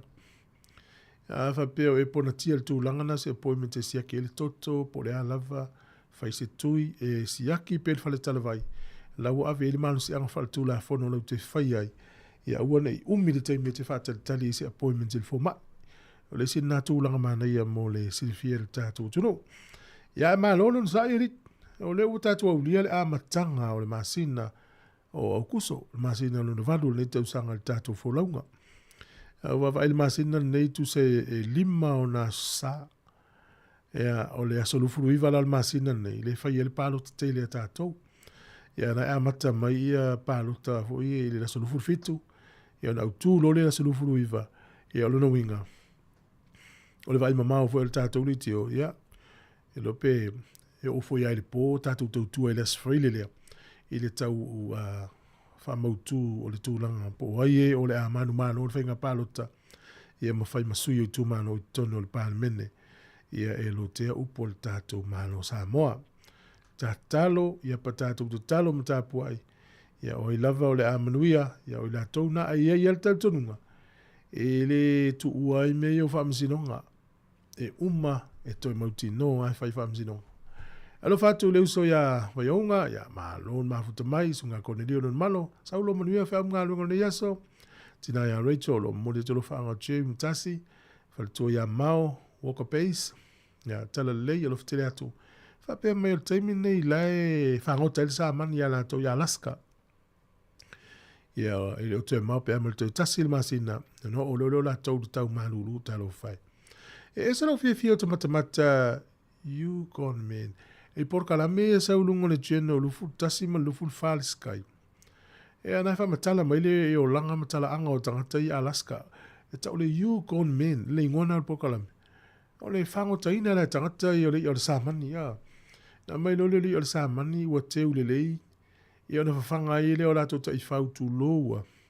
Ia maola i la tau di taimele tau malulu. E le mea ona te lea na ta ole moose. E o fo i tangata i e no nofo i le vaenga leo Alaska. I e o papeo. E tā pena, ola umai tau i le o langa o tangata i. E tā pena i le tau malulu, a tau mawhana whana mea ai e ola le tau malulu. E pau ale o le latou me whaila o mai tau, o le tāpenanga o le ola i to tonu o le tau maluru, a o le sama, e a le tāpena pena ma leo tau mafa, ma mea ma whaalelei mea wa o le tau maluru, ia e tele na le eni ngā luenga lau te whaia na o le folau e tonu le tau maluru. O te loa la, tele o nei tātu tangata i Alaska, ia la uso i fua maola i le tūlanga na i te mine, ia o le tāpena i to tonu o le tau mawhanawhana, ia ma whaiona lava mea ai, ma vai ma mea No matamata foi lea, na whaila na matala no matasi i le isi aso foi le. E le isi aso e kia tu ele paipa, wale sause vai, ona wale aisa le vai le tono o ngā paipa. Awa ana tupu mena, te le ala whawhita uli atu no malulu e pe e ini usila. E o le taimi le tau malulu e kia tu le paipa le, mas paipa ola, to a saule soa vai po se fulu, po se fulu ele a oli, se fulu tai au, se fulu tasi. A ele o tupu mena, no vai le whainga e tangata i e tau iugo ni me no lato pamu vai. E tafu i whawhie. E tafu i whawhie i ale. Le vaenga le sau le vai. O le mafu angala. Ina ia auane i to ale vai tonu ala paipa. O whapea. Le lola po lai whaavevela fo le vai le i a tātou. Kiriva mai le tātou ofe. Ia po le mea ona lai mawhana whana lalo le palapala le sau i tātou ofe vai. Pea. La tātou wol whawhiwhianga alo whātu i anu viri amu. Ia sunga tapsoa, ma lo le tautua, ma lo le ma lo le mele i kole ni ngā oe sole u tau pole te ue toi fo i le blues o nai e te pisi i au ngā lunga mautiute. Ia la tātou pese tam o le vai eisa. I lau toi lua sifuru vana me lute o na tāne o le iwa. O le isa ra elumoni.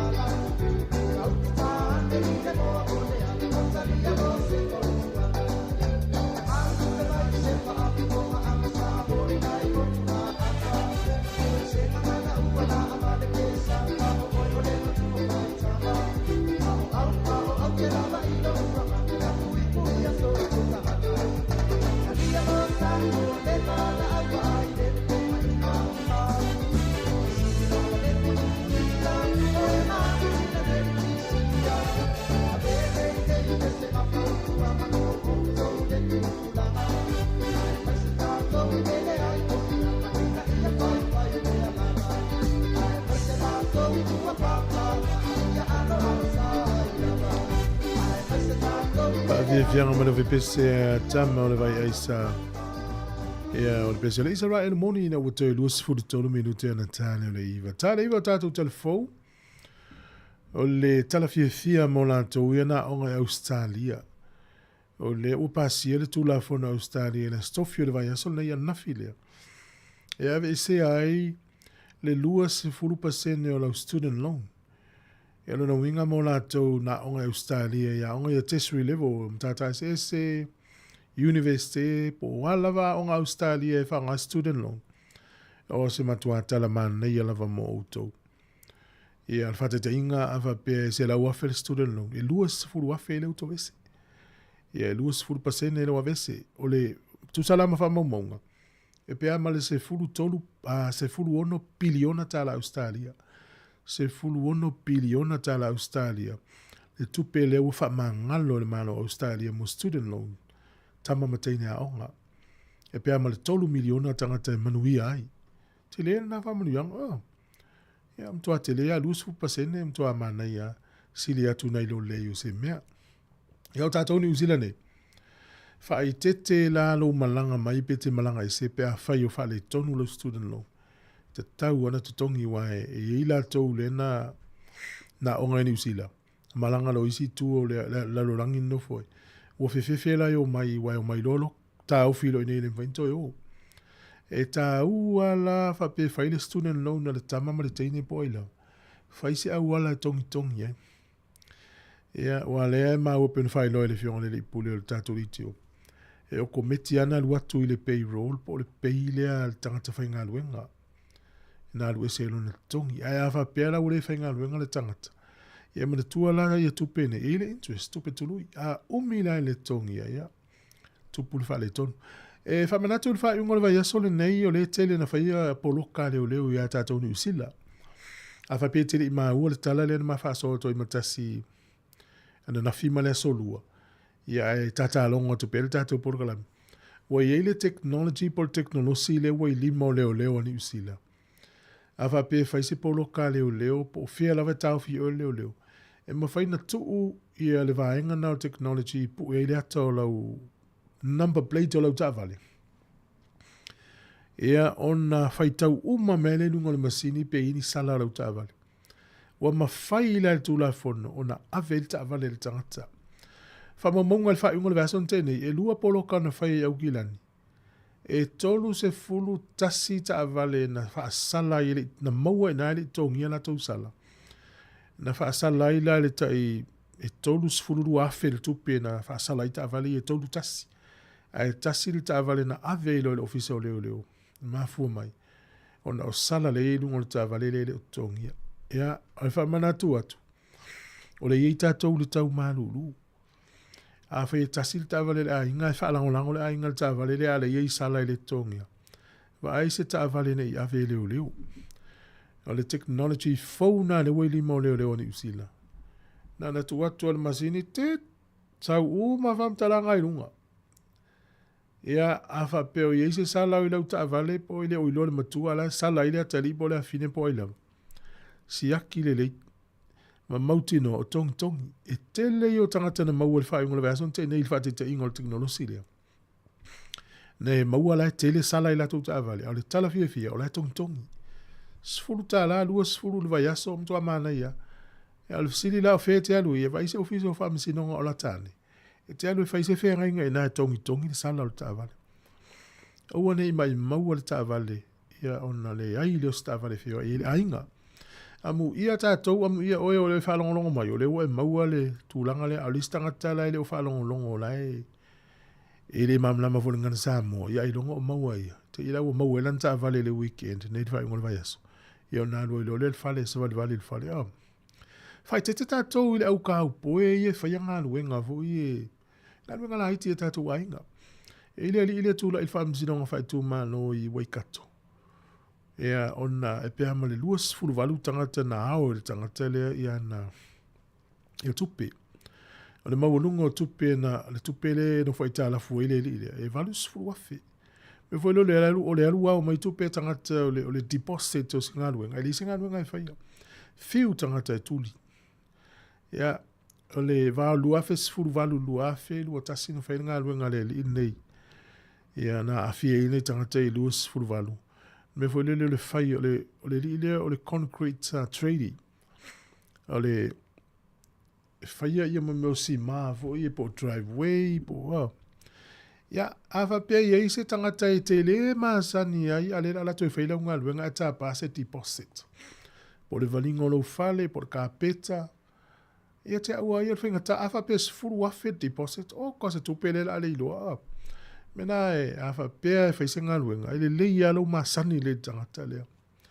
A fi fa sofa imta au po fa pea fia fisosoani lea tunu ui. Awane i ngau seisi o tātou tangata fa pene. O lea vanona o tātou leino o whātaulu walu lima o whātasi. O lea fwila ua wala na whai i e mauti no saonga le mula o tu pepe a whaisau ngā luenga stangata. E ina i alo lea tunu ui e whaasani fwina whainga luenga tātou li te ui o tangata fa moina toi fai mele lei. Aia o wa ai lunga o whasa launga ni si o whanau. O le mafti anga na o ia lātou. Mo le ave o le tupe whai le maa whamanatu o se lātou tua a. Ai o la lata i le asol wha moi ai fiu e se o le tangata le na ave le tupe. Tasine na matau. A ua le wha tua ina. Ia le tangata i te le mahasani ai. E mauti no lofa sanga i mal tangata le ia po o malis fam talanga te awa ai le i faia lau fa i ngol tangata le i faia lau ngā ruenga ia nei fa manatu na ia ai fa malo non sai e ma li e foi le manatu o si uso le va lau mal telefon ia le fa tau atu ia sui le ownership o ta avale la lo to lua po lo uso po lo sister pe a tele au fa pe a tasita avale la inga ia la taita e mana feo lolo ia uane i tele sala tongi tatou sala ina ia mautinoa uane a vele ta avale na pauna ta avale tatou ainga e ala tala e lelei tatou ol whavivianga o le tautua le siufonga le na mua malo baks pati alof te leatu maniwanga aluenga le yaso na i whavivianga su filo i malitama o le pese le powerhouse lio tuana i siva mai le tatou pese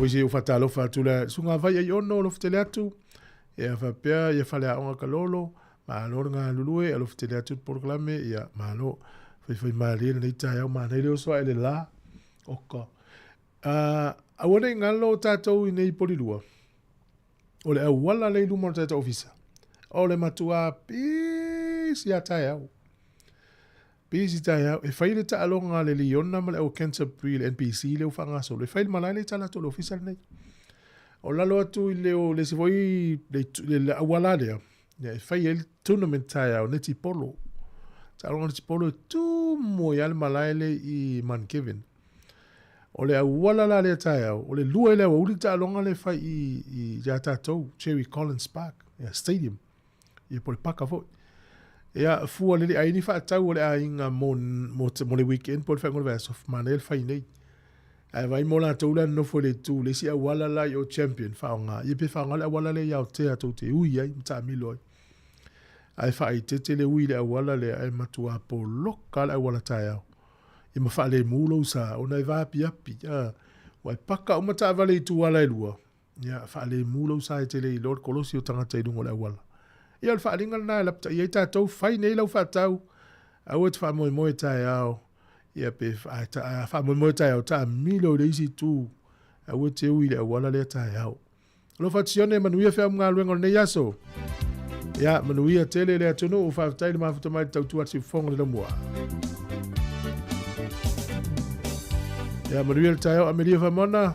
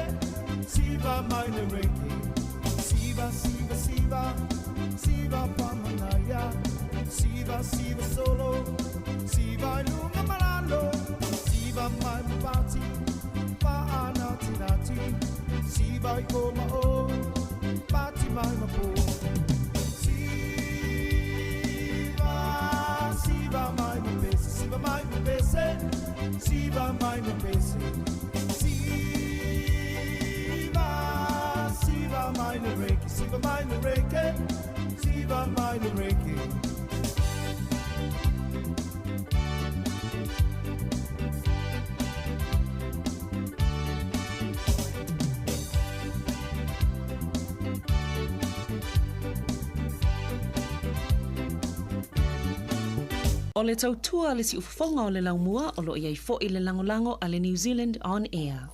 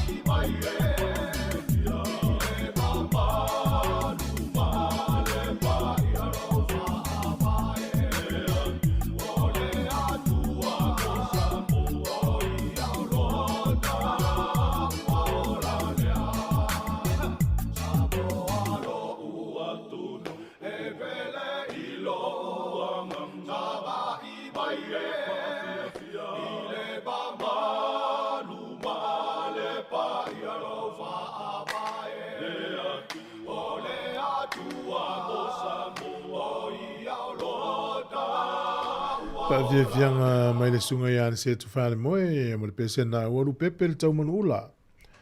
E mo le pese pio ne momoa tu na fatuina ia mo le pese le powerhouse mai amriksa mo sunga li tu na. To yo no minuti ona tale o le iva. Ona na file na ia i tu tonu le lau mua le director por fatonu. O le vaenga malosi le Amerika ta o le FBI. Ai tu sol vaso nei le foi na fai lo mai ai ia le CEO por le pule fou le company vale le New Zealand le Air New Zealand. Ia ele fai longa nanu la utala nei te wa veses. Ai tu mai fo ringo tangata ia ulum. O tangata mai intia tangata. Tu so tangata nu o peso le ma e tele tu langa o to lua le ali. Ia le tangata no intia le o fa lulu le New Zealand amata stein po to par to zanga nei. Ai sa ule director FBI o tangata fo le intia. E fai ia patel. Ja, ele ofia la saina, o le mafuanga le fatu o i le ofisa o le FBI tono Wellington. Mafuanga i le fai loa le lato director.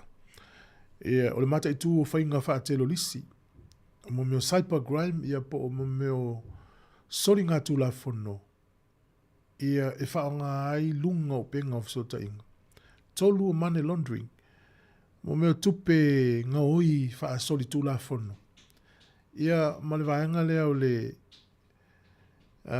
tamaiti, le me fo i o whainga sa wai whai tamaiti a wala ese. Pe o vaenga tele na e wha i le tala le mafuaina wha atu le ofisa nei i to tonu o Wellington.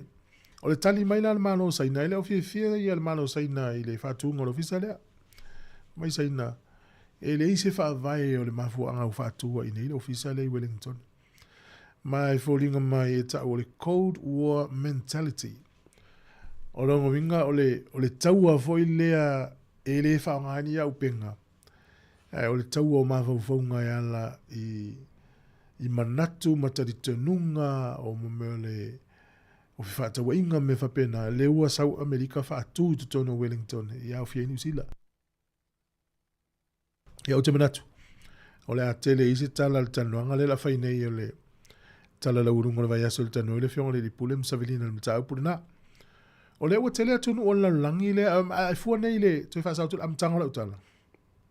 O Amerika, Pe pipi umai tunu une yei kanata o Ausitalia, Peritania, o Falania, pio Americana, termine vai nei. Pio amatante te alpanga alvanga le. O le ufa le wal manatu Macron, ia le isu tangata le te te il malo Falani fa le o te tai o Peritania. Fa le o manatu Kanata, fa le o manatu Australia. E lau te amana ia le stete o Palestina pe fa tu. Ala ta vai mta pule talu na mata mai luafe do tolu. Ana ua wha mamolu ele Hamas tangata Israelu e lau te loka. Ua umale taua. A le fiu e whai atu au mai tangata pe ua mali liu po feola au mai. Pau ana mea leo te tari tonu. E avelo umano male taua. Ia manisia ia inga. E ei nuu tua o i tu tonu le au alapi. Walato ulu ia le Houthis o le Hamas. Ina ia disarm pe ave ese au penga. Ai si ilima. Ai si toi fau nu nei. Ya, taru sia. Ma ai maleti ngā lo fai nei whanau i e mama ia. Le ai ni mea ai.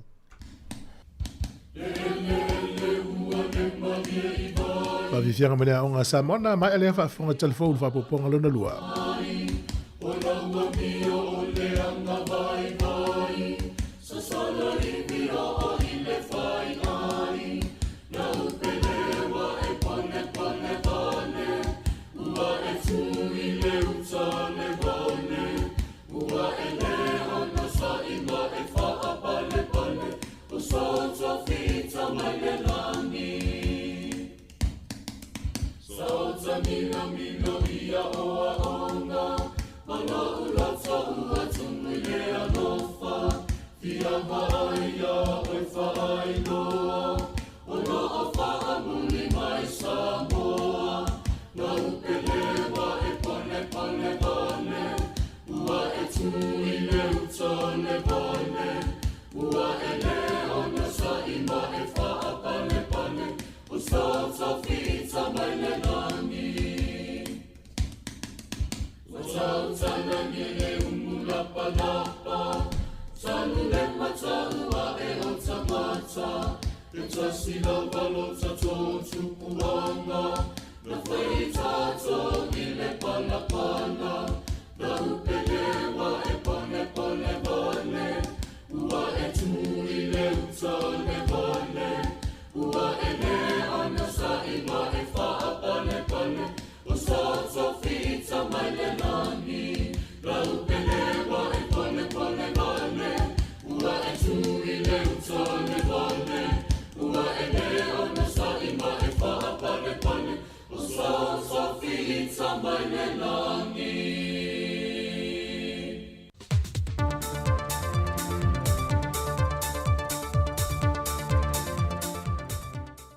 Via le tua le whae unga le yaso wau lia lo tātua tino, e ala le tau singanga le leo lo tātua mtai, e usi meia le whaafonga se wha opopongo tala mai Sāmoa, manisi o mea lo tutupu ai.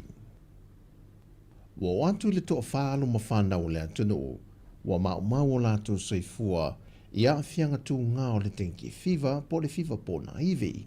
O le isi le o toa wha iai, la wha i loa le sunga le fo mai o le whanamai o whanau, o lungia papare Dr. Tito Kamu, e le iau atu le mota ngase le ata mai titi, o ripoti e 5 aso talu ona mai, ai avane e lona ai ngā mafofoi fo Sāmoa, pei tai na wati ngai na mato e tili hane le mota ngase ulu mto tua o tuai. Ma o toe tui na mai ilapta inga mai le sui officer sidi o le soi fo maloloina, tanga loa Robert Thompson.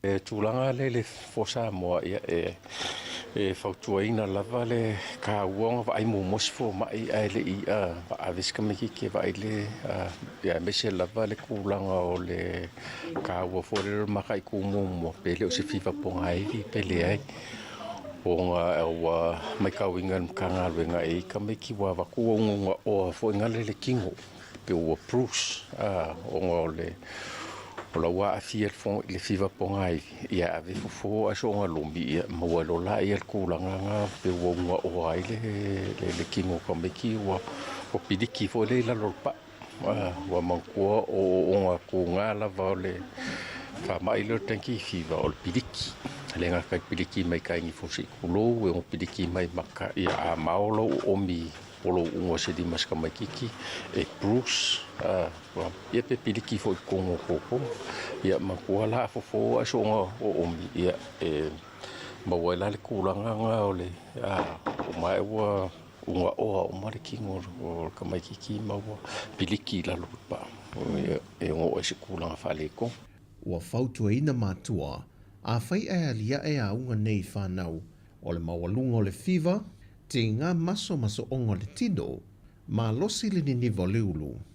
Pata le tino ma wha swati, o na whata alise ane lo le e se whale mai o lata ane, e wa ai vave se fō mai, ma tau ma whai ma losi ina ia tineia no whanga, e tau tu fuai le namu. Wa whafonga ina le whaai unga le whaam sinonga, e te alusanga nisio sui tau wha, mai le whaleata wha ma le whaleata tolu, na whaasanga ia Pepe Christian Fruin, wha pia foile ala le pule rimoni a iafi, e whisiringi ai le ato aso sui tau wha ia to lua, na au mawai Sāmoa e anga wha ai mo le whaingapa nota. Pei tai na whole siel wha msinunga le ato to mawe langolango ai la ta alusanga, ale fionga ia ale ven ale, ma pa loa lue Star Wars, e au fiai le ai o ni wha amtalanga wha tauto e mai nisi tangata, e mawhai o na la langolango ina ia la mau. Na afu e loo na tāna sanga le ala le pule ma Pepe Fruin, e tawalatu le la lo ia fui maono sefo ai no u, e wha leo ngai na loatangi ai na ua ia. Mai watalia ina i le whaam sinonga, le tāna sanga le tu te te, ma te ena i le isi tāna sanga le tu tangi, mo se awa noe tu e whai eise teu teunga, i vaenga i le ato tōn tā peno le tāna sanga. Ato ai mal wha tunuina e le wha amsina silio e sui e to olua mai le vang wha upu whai le fast, la te tutongi nātu le tai lua awheta la ia Pepe Christian Fruin, ato ai maleala le pule rimoni a iafi. Walapta ia le wha amsinonga maua lunga na minister tau seo soi fua maloloina, wa lasi lua pito whanua tāwhitu sele sele. A whai wale tala whengai mo ia le aso le na whaata ti atu, e le whaamsinonga ilo i na aila na lui e whaasanga i le sui o le whaatua tui le tua Sāmoa o tasi, e te tau lua na toi ave tuala na tāno sanga. O le whafonga i o le mata opo i la ua toa lua, le fionga wa lasi lua pita whanuta whito sele sele, ma le fionga tuala Josefu Poni Whasio, e toi ilo se teimi tāna whia ngaipe a fua i le uti o le teimi le olo whaanga solo i whaamsinonga, e nei i mawhai o na whaataunu ina le teimi tonu, a wā le aso se fulmalili mo le masina nei e te tau no o tuai ua maea tālu sanga uma. O le tangi tuala Josefo Bonifasio e whaasanga i a wā o ao salu malo alo fipo, mo whaatulanga i le asonga fua o le vai aso fau. O wā lasi o lo tangi e whaasanga i a tanga loa le ilua tupou afa, e whina ngalo le whaamasinonga e te tau o na ilo le aso tofi le vai aso fau le amata opu, e se mai le aso se fulmalilua, na whaatulanga le fionga i le whaamsin sili. Pei tai o le tālusanga le loi o lo tula i mo wālasi, ia fui maono sa rona poni whaasio. E ona yeise fite na ingo aso o whaatatia mai, ma fuafuanga le sui, ona o whaatatia le lato porkalame le pāti, o le aso tonu lea e whaia i le lato whaalau i loa i lona i tuma no. Pei tai e le italia ngofie le fionga ia vui Clarence Nelson, pe o neia wha ai loa, e le whai ngofie le fitu na inga waso, wa tu i nā tumale teimi uti le o lo tau mawhai ei ngā ruenga i te tonu. Mai o lo wha ngā solo fo i le lui e le fionga i a le atinu Wayne so ialo, e whaasanga i le isi sui tau wā le vāinga wha upwhai le fast, ia mua au wha lele Mary wha whawina ta eu. O le lui e le atinu, o lo ia fsilingia i nā i le montanga wha le ka le sia ma le nuu, a mua au wha lele, e manatu le atinu, e leo ato atoa montanga a le sui tau wā. O tala i mo le wha iunga le neiva yaso, whaamnuia le atua i lo tātu atino, wha sui fuia.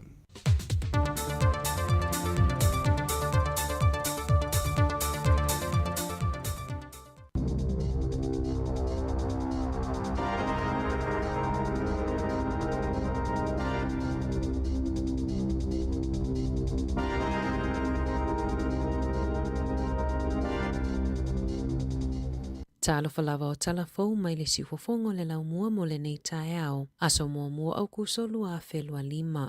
O loi matau le fia malangona maofa, a o se whaamanuianga I tangata lotu umo le ekalesia a Yesu Kiriso le aupa ia o aso e ngata ai, I lana konofesia o au wha ale tausanga ia a perila lua fe lua, ina wa fofonga loa ia mai le taitai o le ekalesia Peristine Russell Nelson, le fausia ina leo se tasi o na maota pa ia po le malumalu salo na tolu I tono New Zealand, I le lau mua I Wellingtone, o le aso to ana I le aso le atai au I le itulai se fulu lua I lau auli, o le aawai tuai nisi ua wala aulia I le tua tusi lua o Kowai Road I Aotea whaafsanga I tonu malakolisi mawalunga o Aotea I porirua nei mo le whaatauna uina o se sauninga whaapitoa masua I na ile palapala mo le taimi mua aile I amata whaanga solo le ngaluenga I whaamaumaunga mai le ofisa tutu tono le ekalesia na iloa ai o le tausanga ya feiwa se lauwalu 5 aile ino foia e ni tangata lea no foanga na whaatawina I le ekalesia lea o ngā ele e tusalia ma le tolu tesi ma le tolu 5 eka lona tele mo se whaamoemoenga patino I tangata tapua I umo le ekalesia I ala tau sini e le ngata mo leolanga nei ai o leolanga a sau o le fitunga fulu ia Elda Taniela Wakolo o ia foi leo le taitai area o le Pasifika ma Elda Parata ua malanga whaapitoa mai mo le whaatinoina o le nei sauninga whaapitoa ma ua wala au lia I foi nisi o taitai mawalulunga o isi usoa ekalesia ma nisi o sui mai le pulenga anu ua porirua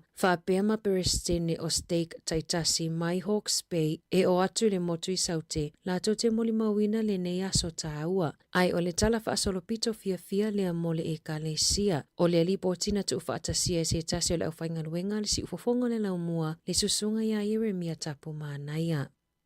E whaita wafe isi tamaiti o le au fofua atu I aitu I pui mai ai le whaamai o le managical kopi ina ua mai ai se whai unga le wha Mac e whaalawa I tele leanga wa a mō tui. E amata maila so mō se tema o le awha atu pea I le wha Mac le tui o le PEC 0 mō tamaiti uma e lalo le tailima tausanga le matutua. Whaalia Adrian Martin le pule sili I le vaenga e wa aia waila au mafuala au mo le wha Mac o tamaiti lalo le tailima tausanga e sili o naonga onga a fianga mai whaamai o le manager koko. O le whaai unga na whaia ina ia ave se ai lea pa pui e mafuai ona le avea tamaiti e whaia tui o le whautuanga mo mātua pe ona whaai loa mai ina ia whaamalolosi e ave alo ma whanau e whaia tui pui o lea whaamai ona e ono malili wai lava tamaiti pe a mawai. Na ta ua le whaatonu sili o le soifua malolo ina New Zealand Dr. Nick Chamberlain o lea whaai unga o se la asanga ta ua tele lea mo le pui ngā tamaiti.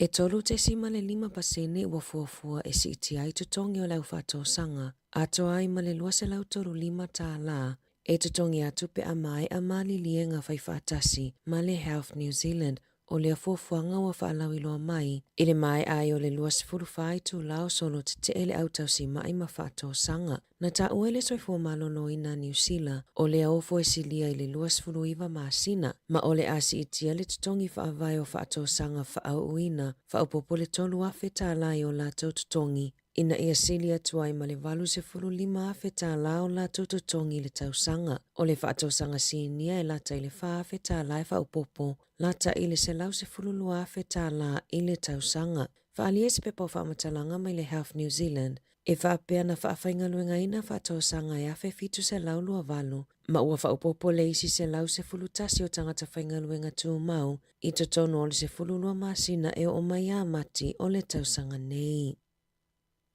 O le atoe wa ai masu e le nima, pe ai se ana le maua umai I tangata fe au lata mai o la pata inga na tui na atu I telefoni. Whaalia se tau lea lea e la taile 5 se fulu fe au na alu atu lana telefoni I le taimi e tasi ai o isina lipotia la tau tele I mawani fe au mai le nima. Na tuina mai ai la pata inga ni tsunami le vai aso nei o na ole mafui e valu tesi ma le valun maalosi le ana lulu I le tui se sae o lusia. O le awhai aso esu enga pe ai se ana wha atolu se fulu I le 5 se fulu taimi na mawai e nisi tangata le fe au pe ona ta ue John Price le so o upua le nima. Na wha manino e Price o le toa tele o tangata e lafo i ai fe au o whaalawelawe whaale na atura ma lapata inga, ai mai se pe a whaini lapata inga mo tsunami. E na o tangata ino nofo ino fuanga mawala lalo ma lata ile sami. E le ma whai fo na mawani fe au pe a whai o lo ile flight maori lau telefoni. Po o tape foi. O le polkalame po le teknolosi leo lo whaonga aina e lafo ai fe au I telefoni na whai a whaata ita inga lata mai I le masina o me.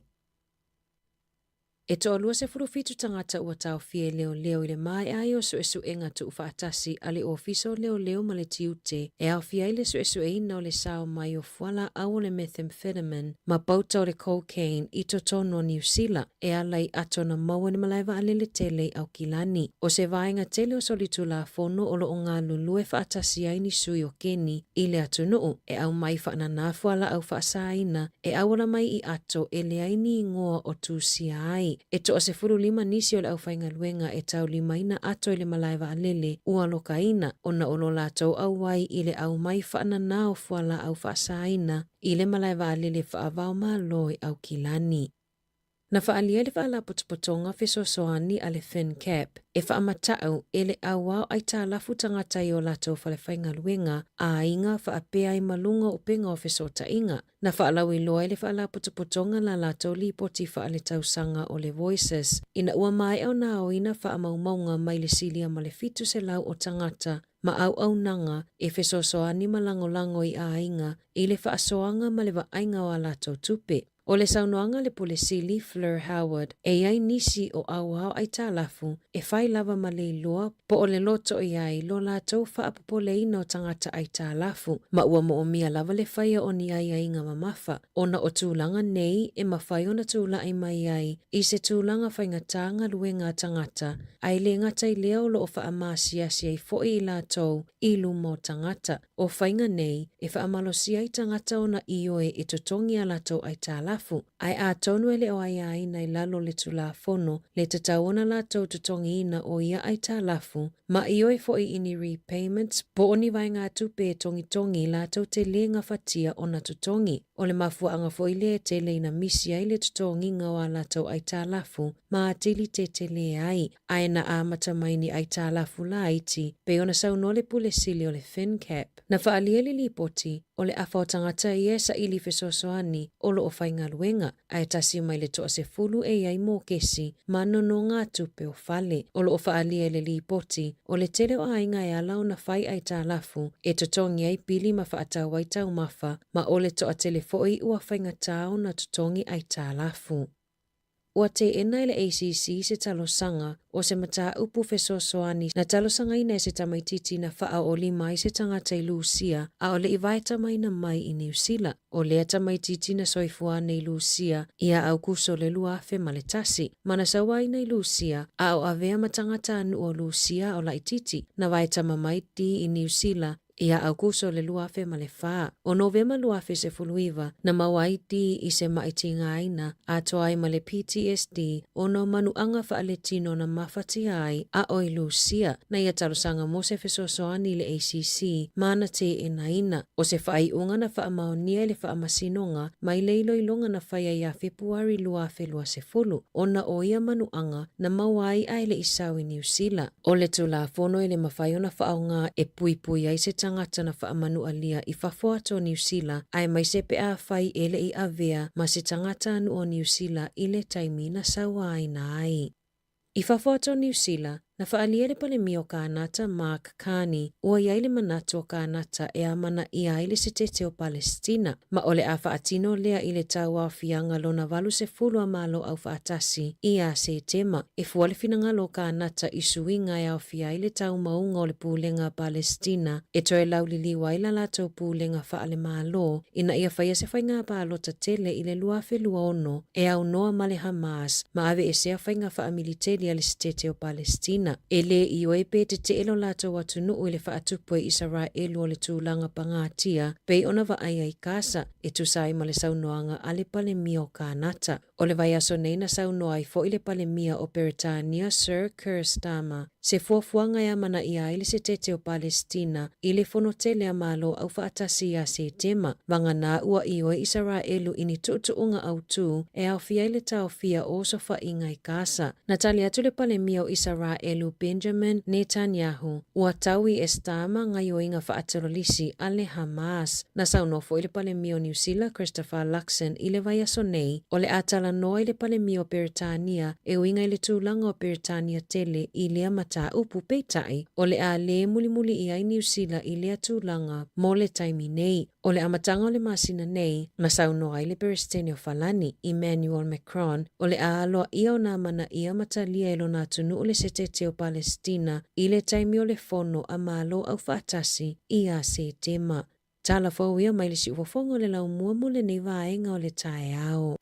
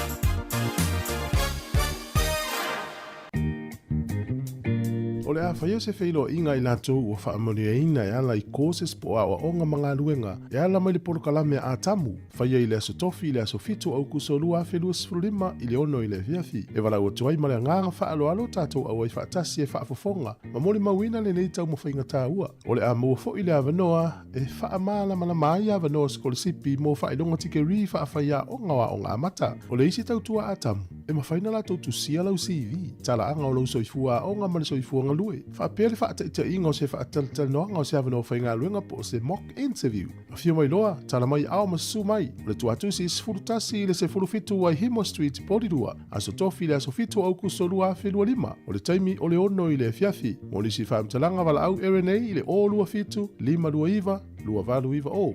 O lua fitu, lima lua iwa, lua valu iwa o. Po le isi telefoni o le o lua tasi, lua ono valu, lima tasi tolu o. O lua tasi, lua ono valu, lima tasi tolu o. Tātou whiloa ia I le aso I le alofa o le tua whaaftai sa inia ele porokalame a tamu. Malo whaftai o le whawhonga le tautua si whonga le mua o le tūla e sifurulua le iswapoponga o tātou fau. Ua lua sifutasi minute o te reiva leo a tāpena mai polokalame o tala na urunga le vai aso. Whatautai e le whione li pule a whamsanga te alu moresi. Ia Masavelina Casiano. A whalsifulu o le polokalame le asesinga le whatautai e le toina mano lo pensione. Reverend Elder Risati Sone Ete. O le sifuru tasi il polokalame le ina ilango tinam te maitai. Ia whatautai e Savelina i le malo whaanungia o le polokalame lea. Ia le whionga ia tofa sua fule kush. Tala tala noi ne mta ua. Ia mta tia lalu tinale ia lua. Ia, ele. O le sifuru rua talafou whaafifianga le auli.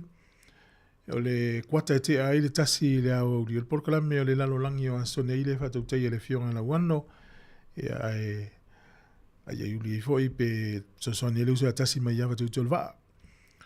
O le polokalame le nafi sa tala noa tua ia puli mangafa tala milo. E le fisili matanga o fie na whasoa ile atunu o nafi le awa uli. E le wil whama moe toi o me puli mangafa nei ile poli te o le lua. Ia whatautai ala na fisili na e whaua wena i whaafifianga o le awa uli. E tala noa tua i fo i tātou polokalame. E mana i whaafifianga o le whaunga le vai aso, ma tātou whaamanatu. E o le whaanga ile lima o le tātou polokalame whaafifianga mo tangata mātutua pese ato ila foi pese le lau mua sound. Ia le whaatatianga nā o le polokalame nei aso mo le silfia. Nei talo ta longa ia le waa matal ta amnisanga fo ilea o le NPC e New Zealand. Te le i o tamaiti fou ia e la kapil nei atunu. Ele yonge tangata la kapil la langi maisi a New Zealand. O le Poland ta alo ile au kilani ma le au Waikato. Ia le ungal ta longa na toesi ko a Waikato umal ta longa. Ia na manu mai lo lo an po tolu wono tolu lima. Ia manu malo Waikato tolu wono ia tūlanga lua le au kilani e tolu sifuru lima. Ta longa le fefia na nei o mana watu mana o whapa. Ile te au le fitu. Ia o le sta longa ile au auli o le aso atai au. O le malai le a Porirua Park. Ta alo ile au manu si Wellington le Leona. Ma le au Canterbury. Ia o le te au la for whātai o le fiafi o Southland ma o Tako. Ia ma le tālonga i le te au le fitu o Taranaki ma Northland. Tālonga le sa, Bay of Plenty ma Tasman, i le lua i le auli. Ia ma le tele titi o le afol whai le fiafi Hawke's Bay ma Counties manukau. Ia i le asale na. O le fiafi ana nei le tau le valu o le ata alo le au le Warriors. Ia ma le au le Dolphins. Valu na nei le fiafi taimini usila. Mo la toi fiafi le tālonga nei o le lakpiliki. Ia ma le poa tai au le tālonga muli le ale liona ma le au manosi a le Wallabies. Leu whai lo ma le au le Wallabies.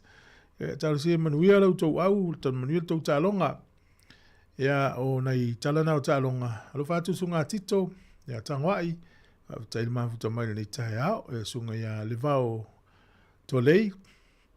A meria wha mona, ia ma foe lo tele mo oil tina Kevin manuia tele nga luenga fenga ia ma sunga e mesel to o fenga luenga fa wo nei fa fianga o pese ia o tape pena mai tato por calamele so wai ole o tala la lunga o le vai aso to fa mana tu atu nei te o ngalo ia o le wala le i lu mo tato ofisa man Kevin Eveni o matua pisi ataya na mata me la mtanga va so ne fa tu fa ilo le wala le ai events e fa i o events la po tawa fianga fa o le talonga le liona fa tau le lua la o maneti polo ye fa mai le tau tau le fiafi a fi fa so fa tau o le fa ngona va so ai le tu pe fa ilo nei ye peta milolisi wala le lisi tu moto ya te u ya ne ya te el moto we ya manga ye ne ya fa va no wala le matua pisi ataya ya mo le sifa menatu e iei polo ka leo le wel teknolosia leo e maua umai sala o lo i tavalea o i polo tavalea ene i maulo tavale le ave ia ai le tongi fais fo fuanga sforu tala luas fu tala le vai aso nga fatia ta tongi sala na ilo le tu ia te le afaina muriane fa fianga ma le fepese le Samoan High School luas fu 5 minuto te ele i val tau tu al si fonga le mua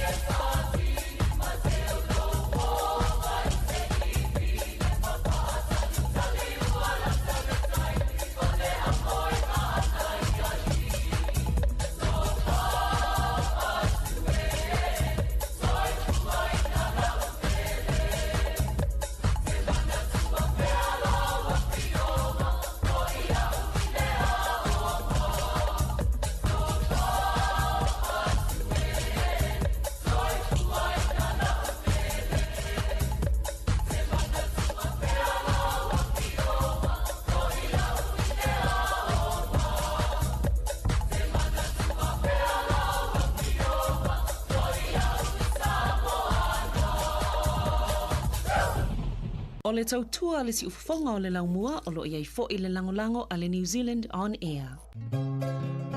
Moso oi sili sili le manongi, ta utino mai lo ta ofi, mausalino.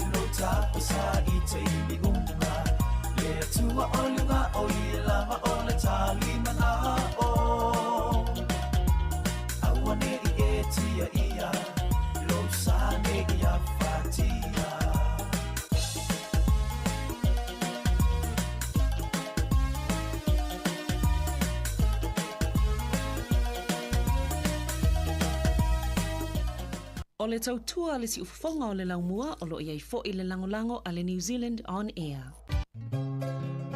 Moso oi sili sili le manongi, ta utino mai lo ta ofi, mausalino fa amaoni, tu ma pea se io o ile oti, ta la la,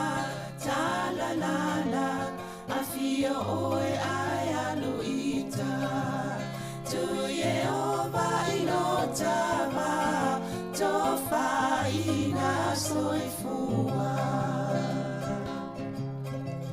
Nanga alif sili sili le sasana, i tu e fa o Samoana, e fa atosina yo anganga, ya te o e sunga le te ine tau sala. La ula fala wa avea, talua yo e sunga le mana mea, pe a fai ua elekea, tu ai pe a sia mea e ta fea. La upua tau no fone nei tau ai so se e sili le la lelei, Ngale fuaro sa ngumu e te whaata patima e tu. Fifia lava e toi whaatalo whātu le nei tai au fō ma lo lava le soifua ia tu uto uma lava lo mwhainu whaafonga mai le tautua ma sani a le si ufonga le laumua. Ia o le nei fo i tai au o le taino tato po kalami o tala la walunga le vai aso pe ma sani ai tai au asfarai le taitasi. Tano atoe me le fionga le li pule af masanga te alu moresi. Whalau tele nisi o mta upu sa la walunga i tala phone nei vai aso. Ia le ngā tailea o a fo ini ngā luenga a le si ufonga le laumua o fia whaalau lo atu. Mō le nofisi la fia o lau whaafonga. Ma lo sei fo lau fionga af masanga te alofa lava. Te alofa Savalina fa te alofa fo le tato au whaafonga i ni tai au. Ia sui fo manuia, ma nei fo tato i whiloa i ni ta so tata no ni so ta mai ngol tato ngā luenga, tala lau lunga. No le no whalonglong mai o tala no atu tu fuai ta alonga i whai ngol vai aso nei tono porirua ia. Ma nei a tele le ai o porirua ese le pisi me o mea whai ma. Ma te ana tato i lo o tūlanga le o isi aso vanua i leo mai tato i nene lo whanga ni. Ni sa o nei. Le la sola mai le pisi o tau la hai. E le sola ina maua ia o tau sanga le te o umavo o la tufavo i ola o le tele o ta vali whafua pia oi. E le tauira le to sau i se stona i se uti. Moni lei. Ia tūlanga nei e porirua nei weekend pol whai ngol mai aso. Sanga i nei vaenga i fi whaalau ilo mua. Mania. O le polkalame rau ina i lau tina al te au nei, o le la whartata no i sasi fo i sui o le tato komiti whaatonu. Le fiunga ia tofa sua fo le kosh. Ai whatala no le tūlanga o lana ia fo i sa ini malo i tūlanga o ngā ruenga na au sia i e te tonu o fo i le whainga malo ni. Ia ma le pofi fo i o anga i e nei whatau soi fuanga. E whaapopo i au mane e whanolongo mai au kestia i au malo i e whatala no le pokalame ina i lau tina. Ia mane e fo i se whaafonga fo i po. A meo wo i e le soi fuanga o tofa nei vai tau i tono le laumua nei. O le whamtuainu Tino Pereira ia o ia le o le CEO le o le Central Pacific Collective. O le na to e matitala no le vai aso o mawai ia peita ia de i tau no no nisi fo i mafuanga le maalfia. Ia o le ala o to i to mai o le astofi o le asa ia o le amola no matata noi. Te oria fo la tau le e whatara noa ia Paul Kalame e maua i tatu tangata i se whale motu. A inga fo i lele i se whale mua ai whaingatā fo i tōlanga o tupe. I na waile po la se amanua soani manga lue whatasi. Ina ia ausia ia fo i tutuonga mai a inga manaumia. Ia ona nga ia ilole le tōlanga lea. Mania e whafonga e fwoi pola se tūlanga wo e la tūta pinanga walo whasolo le whaunga whale tono poro nei. Arisi vaenga lea e tanoa e fwoi o le election po le palo te porua. Ea o le so o le sifululua lea oli e whaamutai le talia ina o le stala. A whapeo oe o lo e fia tamo e le tauvanga lea po le e whiwhilinga o tangate lungo le council por pulenga nui porua. Ia, mani sila atoa. O le taimina e le whaamuta i le avoli le stalaina o ingoa o le se fulu le aoli nei. Ia ma fawpo, mause awa no le te maua tui whamtalanga vol TV ana po. E isi vaenga o New Zealand lea i le to tele niso le stala. O lono winga, o ia ingola, ia o la tona le la ave tonu. Au ia tauna sa i de tangata ngawaa, ia mai nau e oe whaimasui o le tato community po tangata lauteli tonu sepule nganu. Ia whai tonu mo le anga ilumo sepule nganu o e au mawai. Mani e fwoi penta tangata Pasifika o ne poto le ngo le vaenga le e tato. Ia tauna e fwoi tato sui oe i tauwanga lea. O le silama vaenga no e sa matotala no atu ma tangaloa taime whangaloa. E whionga tangaloa, ia ma tangani ringo ia Jack Marshall. I le tūlanga o tāpenanga pōrenga pōrua lawala tō mo whainga pālota.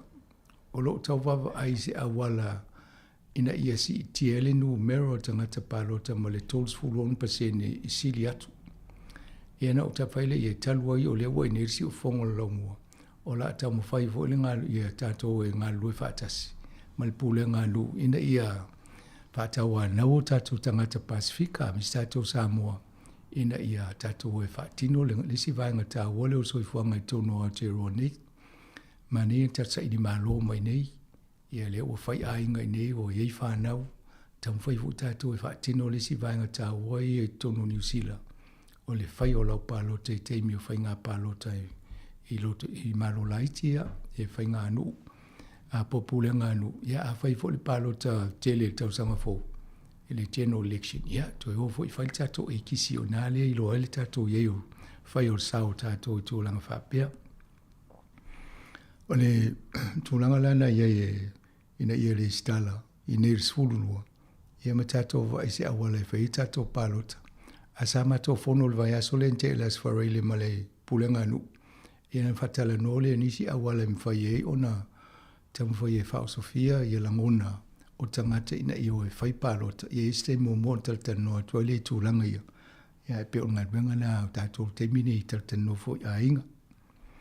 Ia a mani e fo iso talno a tuale tato por kalame le pe o na iele pespesenga mo tangata matutua. Ia o le vana whalua whai review tal no maini se mana ia toi wha tino po kalame lea. Ia lea la o fiu wha talisi si o mai whai leo o whai e lea fo ele lau mua seang. Ia o tato o lau whai ngā ruenga nei, ia wha tasi ai mai fo i soa. Ia o ia le sa whai fo i po kalame leo leo. Ia lea mato ngā lue wha tasi. Ia ma wha soa ngā wha fitai sala noa. Ia ma te wa matan fa so solo fu alta to fa nga luenga so so ni po kala mele o le mele wo va ia tu ye o tele ale te mile wa lu e wa le tam fa e so u ma pese tu ai ia ona tam fa ile ia ya o ia ma va tu po kala me ia mele fa malu lu a va to fa fongo mai fo sa sia tu pese le te ele o la le te mi fa ia o nga pese ma o le ai tam fa ia fa tino po kala me as for ile a tonu sa tauno fa pea ia fa tasil masina fa po kala ia langol tu langa lana ia vai asoma ia le la wa fa tino fa penalty mini ai mani fo le hotel al sai linga le fa e savelina ia ma ana ma tu vai ngale ia ma vai pesi tuai ia ai fo ia o se pesi tuai e te mana o e finangalo e mai o mato ia la fomaila i o upu ia ai lo fo pese kopio le pese farmulongo ia mane na e mawa fo ma pese ngai lungo tatu le tio wale e uma lungo le YouTube mo le Facebook e o stem mo ia o tele a pese to in fainto tata tu lungo tatu le tio ia pe o vainga na ia nei ai te moliet fa tai lungo tatu po kalame nei a soa ia ma va fo soanga ia o wa e o ngā rua i a tātou. Ia le fso soani mai lau whai ngā rua ngā whati nonga po kalame lea. Ia tiri. Ia ma wane i ngalo e iei taimi fo i e vato i tātou malo whalo ngia o i pese me pefo lal vaso talwaile nei tātou malo mo i nisu tātou leiti. Te lo le na alua i lunga tātou amatamata. Mani e wa umana whaile tala lau whai ngā rua a ol pese le tangata i ele taimi e wala awa tua i sawe usu lau pese. Ia le lau amata mea ia tu vue. Ma lo tu vue. Ia, sa so tele io sa fefe ale amatanga e o tu fa upulongo lua. Io ma no si ani leo. E le ise fefe. O lau mo tama matu i e te puta ui tamaiti. Tama matu lau. So i le isi ufo. O lau vaenga i le to lua le taia o tasi la le pito. Ia. Tasi le so. Umba io se ready tasi e to fa fonga mai vole ia tasi lo lia vo isi ufonga. Eu so atsan pesi. Ia. O ni ngalo ele o fafonga i matua le ma si fonga tato pe ngalo inga la le la o wa ia na wa le te ai ia o vainga mana i fole amatai se tala ile ona walu ne vaso ana nafia mata po tala tona o i o mata to telefoni le mfenta tapea ona failo fo i o fala la fa fo se te tele pe la na ile so na mile le ia le mafui ele lului o ile situ lalang a le nga lulu atu ai fo ile tu La langi o tātou no fo. Ai fe I solo I telefoni fe I tanga tēnei. O isi o whaatolu whaafai le a. Ia. Le ai, o me tau li el vai. O lo o iei, o le ola ia telefoni 10 milia. Tu sa pe fango o le lua le vavea pe tolu ai ava pe nai fango o le te minala o tole vai a oi. Ia nai whaftai o nai fango. Ai le anga le whai au e sel mena o iei le ai e mawa e vo I tūlanga o ele teknolosi nei teimi. Ia ma tatou ma vo nai tangata o lo a fi I Rusia.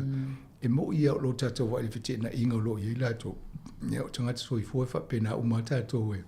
Ai lo fa vla va pe ia na tatou a lo fo nei tangata pe va e tu o ia. Ia mala fa na tu fa pe nei. Ia le la e ma we male tatou telefonia na tau me tatou le. Ma lia la fa no voi tan no ngai longo si TV ma. O si e fa tolu na tangi telefoni e le umiana va vo le la tangi a. A o si e le tangi telefoni e le mo le avo le mo le internet le va ngala ye le media. Ia tangata la na e avo ya fi. O le meta o le lo vai a mo wa tai nga tai fale. O ina tau dia wa o ina le mo miel so ni tu lango sunam. A fa pe o tonga va o mo runga le vai ngale te e o pole wa na e le o tu na le vai. A nei tangata I tai a. E lo la me o ma fo no tupu ni. O insurance. O tangata telefon tatana no le tau o insure ni. E wana fa pe mo le insure e le to kavanga fale o ainga ye no fo inga tai fale a e la talate sam. O ai lo e fi o fai o le tato va ni fo I tu lango fale ye ino fo nga ma o la lo le lo va ye mo ye. Ia o le tūlanga na e le al me le o le o la tau telefoni. A o le sila tūlanga o a ngā fo le tupo mene. O la ofi na o Malaysia company aina avese la to tau o fonga e whai la to i le system ne New Zealand. Na lua e miliona la to afi, la to ofo. Ava mei le Italia la to.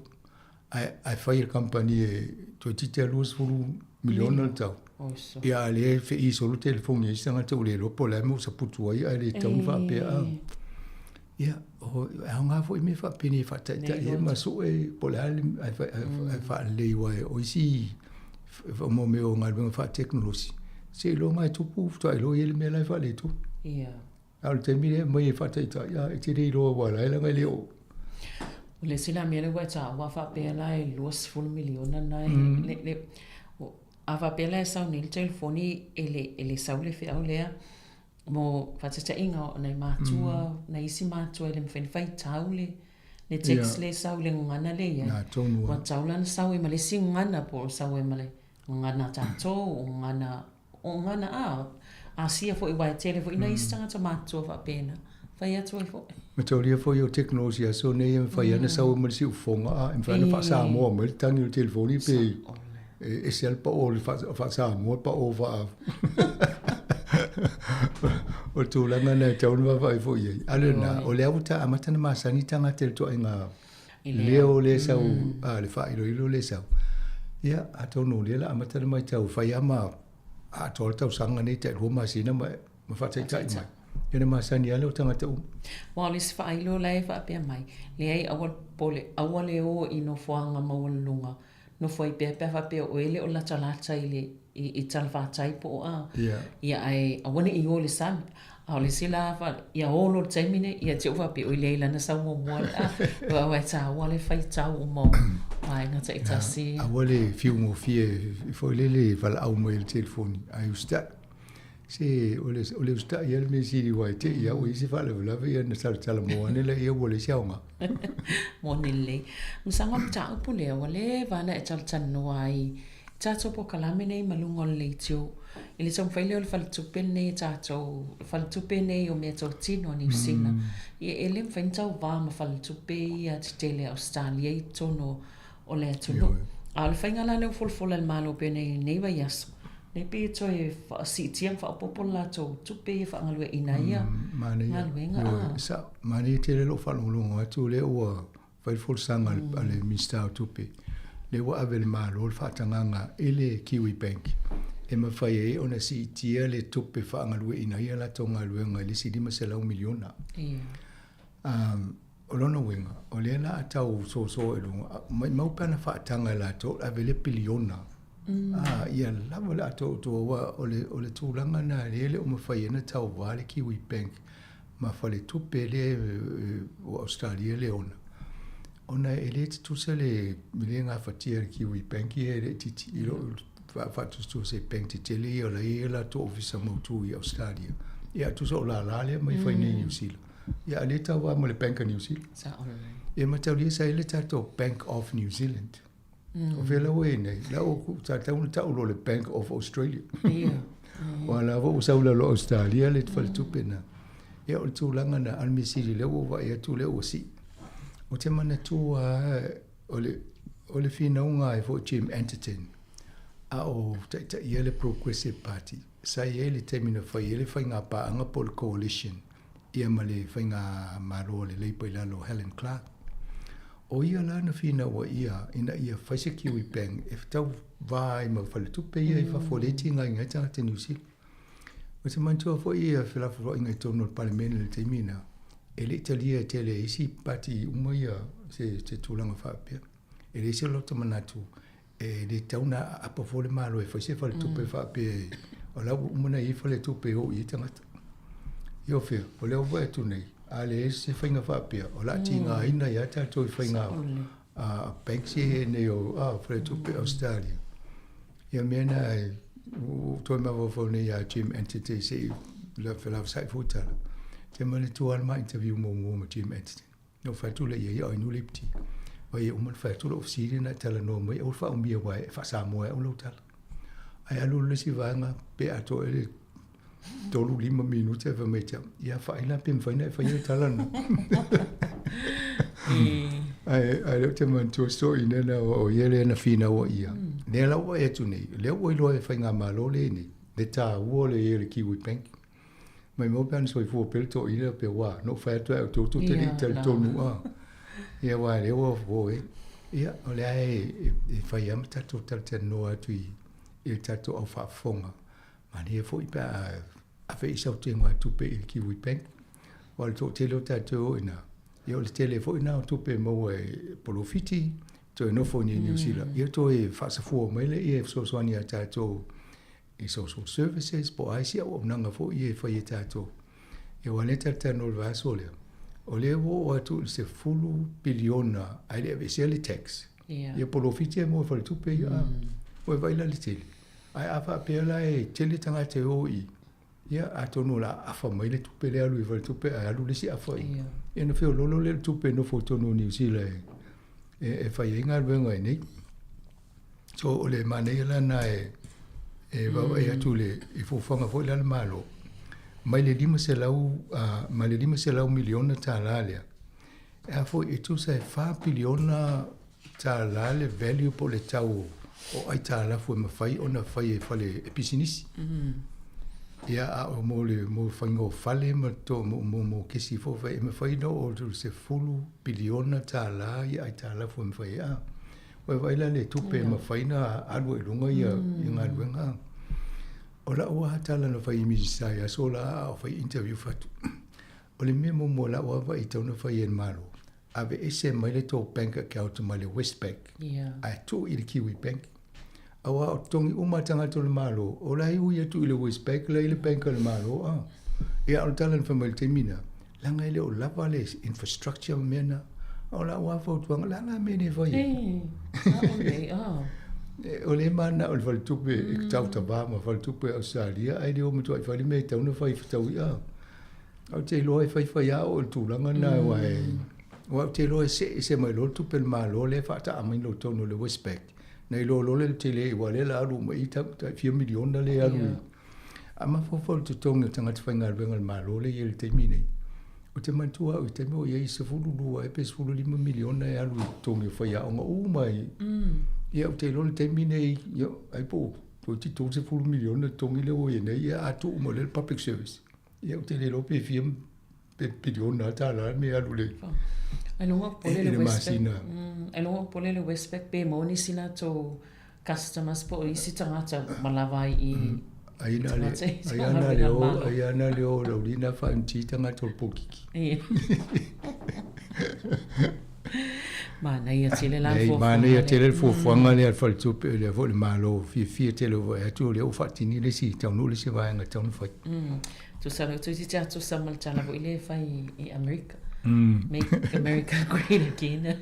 To live on our purpose of Kiwi making Kiwi better off. Tu sa ole autona na fa le penkle ma fa o Jim Entertain male ina ia fai le vaenga le tiliva ia mo tanga te ia le le tato wa. Ya fa la ole ave o male le le fa tu pe Australia. Ole te o feita me Australia le ole o me ole fai tono no sila a. Ele ngata le va tu tanga te fai nga te le pe wa ia mo yo ele se pe wa ia mo ni. Ya amane pa o ala fo male te lu tu pini ai ngo to ni a.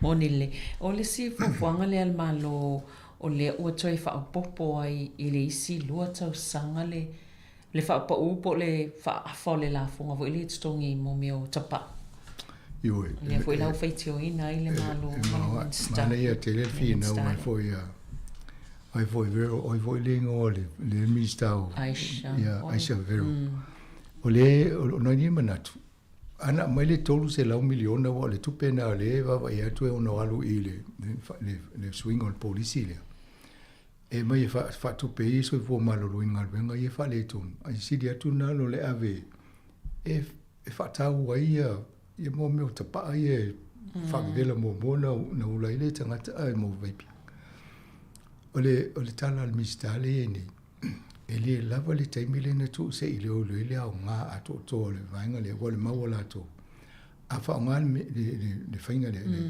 ia ele ulanga sikaliti ia lai mai le mawo fo mai ma e tu sa le faino so fo malolo ino sikaliti mai ni ele se fe e si le o mai mawo ia tu pe i tu langa ia ala wa fa wa le la fa mai le tala na le tasi le tau sanga na tu e fai le longa le fata tai a le o fai tu o logo e tu le teimino fai tonu le teimi a to le pai anga ni e o le a pai anga to e le la mo le tu pele a vanga e wa tu pena le aven fai ngole ya a tonu mo e na ti tau ma fai me fa pele de te ulo me ni ya ma fo o tato ye le tala no to e po kala me so fo malo loina ia e pule a o i lo so fo malolo ia pe ana na i fau tuanga e alan tato mai ia o me fa nga tato tau mafa o fo tau mafa ia po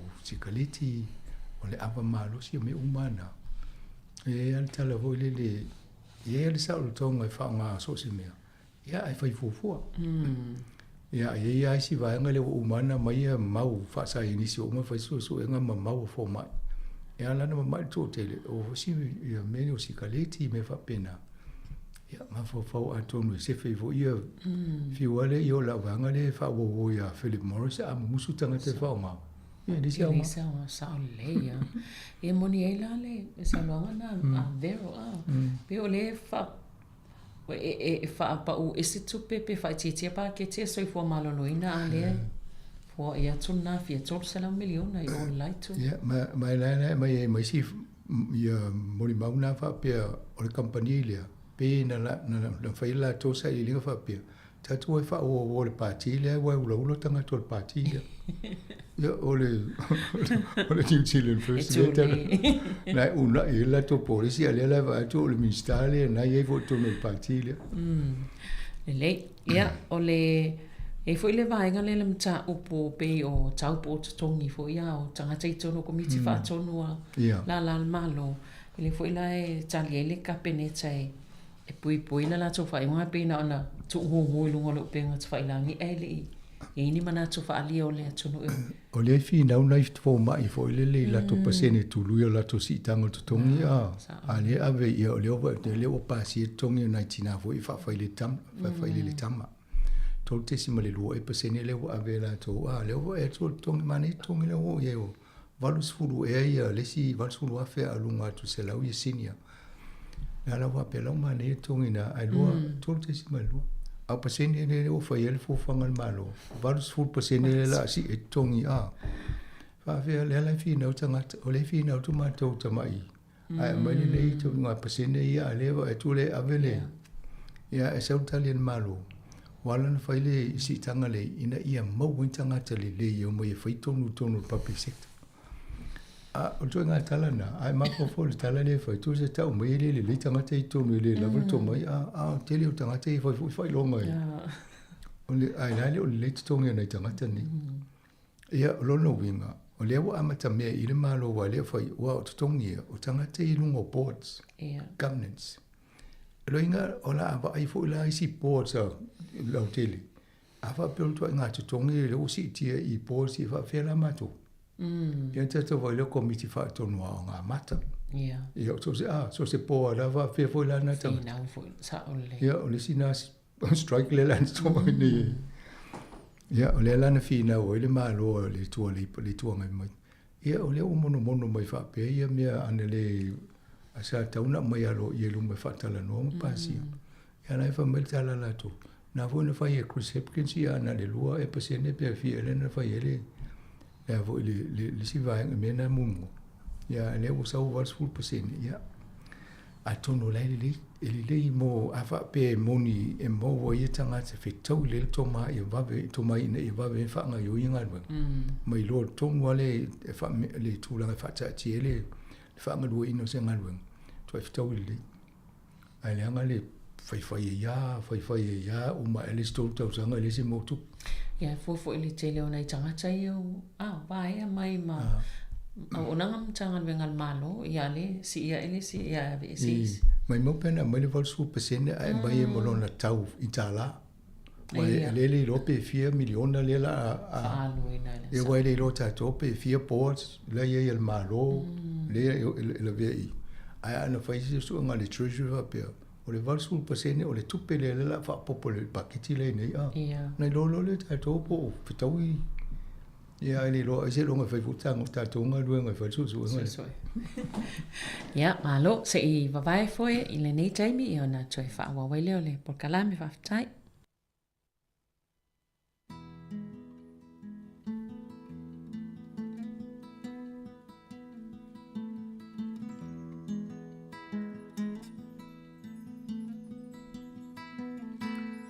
Wow le pongisa fa apeo na puni tia lela Puaoa o le langi o le timu fo I ele muta O filo na moenga to fai malo I mata Au tilo solo ele taua I lona loto Le uso e sauia, le vainu lea e te tau mawhaina Mapu mai le paolo, le whaamalu lea ua e laina Le whaamali eina, pau se mea ua o mawaina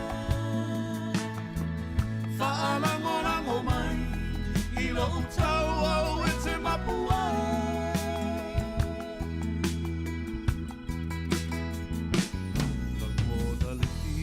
ai se fulu se se I faala vai po ole ato fangu pela vai se papa mafu amu ia la salo mo file mulo na masalo salo se ia lo famai olo wola wale mafai Le uso e sauia, le vainu lea e te tau mawhaina I mapu mai le paolo, le whaamaru lea ua e laina Ia whaamari eina, mo pau se mea ua o mawaina I whaalangorango mai, I lo utau au e te mapu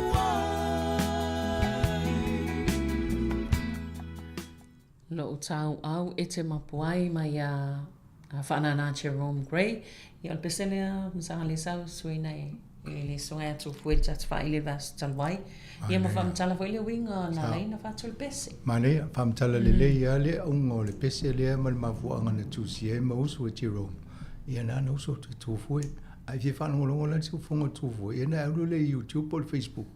Va ile fa ile di ma le fia felas brilliant ia na fa fonga lo la ie. To ti tu sa ma ti ro. Le so le so ia pese le ti tu tato i. Whainga tā te lemi tā te ele o seti tō fōi whainga tā risi o whainga luenga tātou no mo e.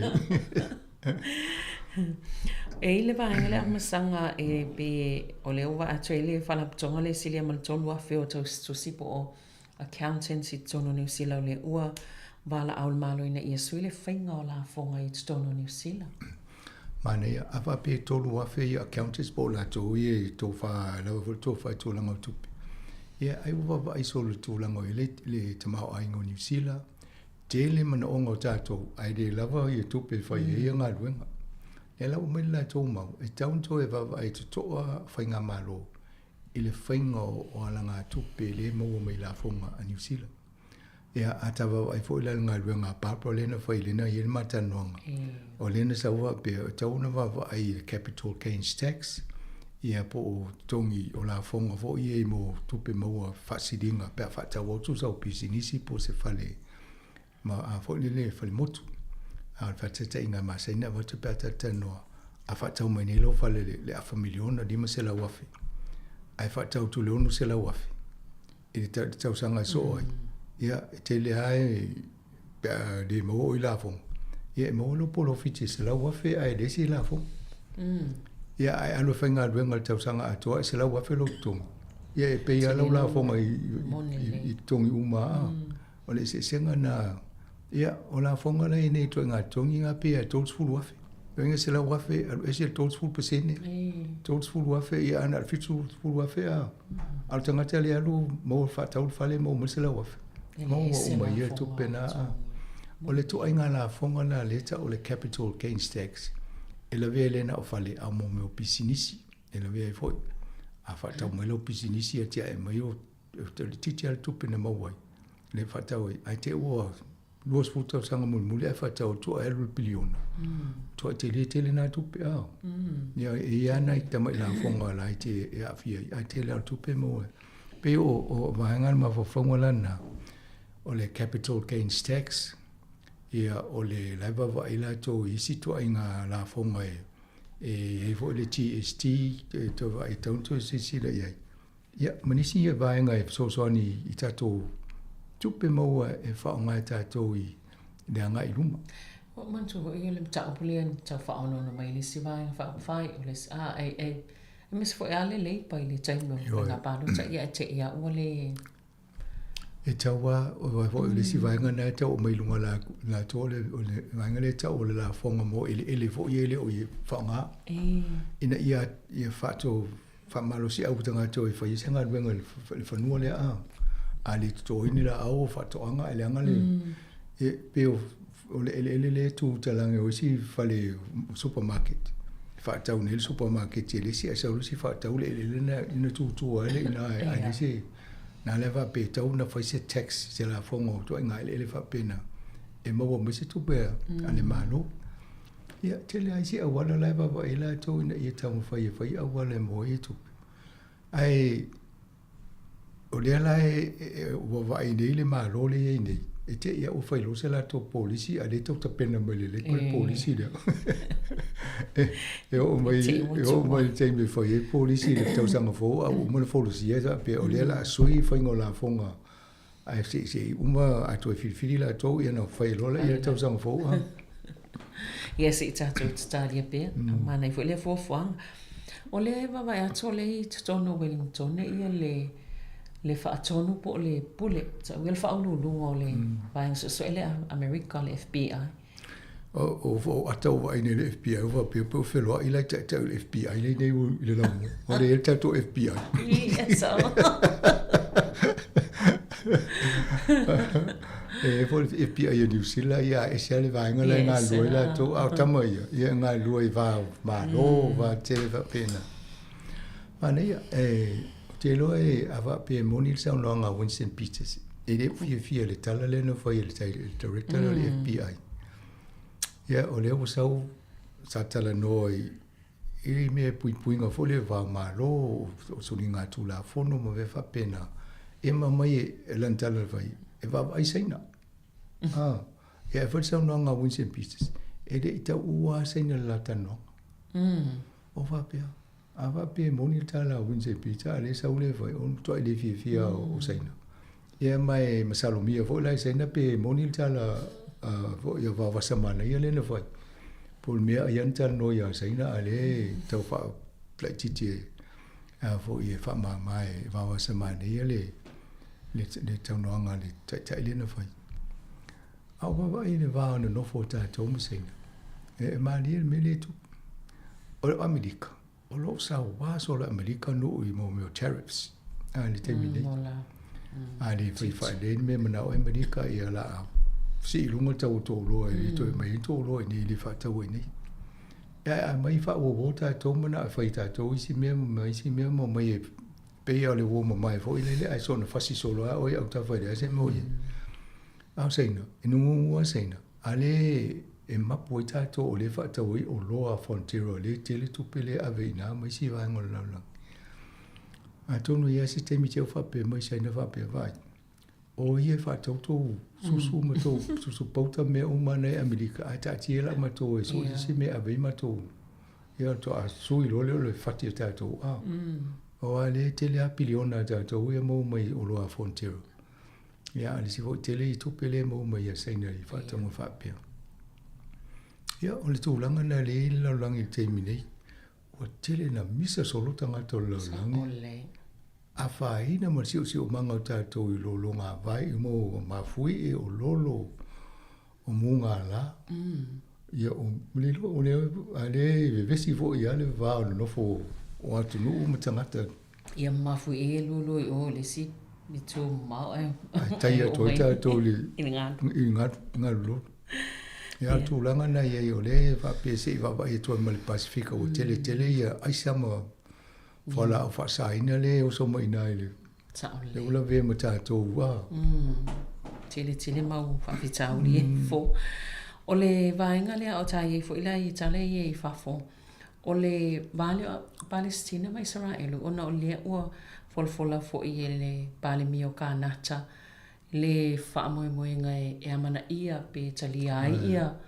Palestina o se stete a il fono tele le a malo o fa tasile sa elena o kanata la wai fo mai sia tonu o la la amatai e falani so o e pe e fo ia peltania ia fa pipi e toi ma kanata io leva vai tato pe o tele lo le Australia termine po fela o to e po ia pe de au tato o le no fa vai tato po la tu la ngai ia le la wo so I Donald Trump fa ia kanata ia la fa sala o to le tariff Nanga na o tō amana ia le Palestina I vaenga le.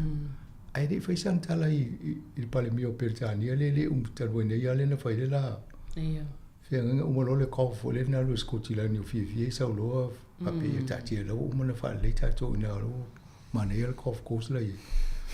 Ia ai pe o leo whaasanga fo le ia kanata. Ia e pe o le tūlanga le Donald Trump o le ale meo so mai lona mawawau le taimi o tūlanga na iei. O le vo ina tu e whaasala ia Mexico ia o mai la so mua o kuso. A le whaia lele whea ngai ngai whaatau fo i o loa. Ia o la tu si ilunga lana tariff. Ia la o la vo o tu ele si vas fulu aso. Ia o le o le mea vo nana whaia Europa. Na fai o la fai to la vole tu ai umina la talo ni ai e tu lulu lima au mai male tai e Palestina o le Union Europe o mona sai ni fe ngai ngo o mali I fainga ia e no volo la I o Donald Trump mai le tele Europa le o mona o le mena ti ata ele na fai le talo se a fa su talo lana e fe tanga ingo o molena amata mana una ia e Donald Trump mane malo Amerika ia no mo lang a me le NATO allies na vangale ina ia o tu le 5% tu pe alu le faingo la to meta E lala vea ma tātou, Australia o le mai tau no o tau le 5% o tau GDP. Ia o lana tūlanga nei, la o mana ofo o manu ulai fa fola fai, au tātou, ia le tolo atu, wai le lawan tātou tōpe, mai se 5% nei. O le upena le lua e le o i tātou Australia fo ile o tūlanga na o vala i tititua. Le ala o whainel tala, tala noa ngā lea ma le European Union mai. Ia ma nei wai, o le o saide whenga ngani. Ia wai tele nei mea tau le la mana oi. Ia e whai Amerika loina le la ala tu mo le te lo tupele na le Amerika wha tau mai mea tau nei a.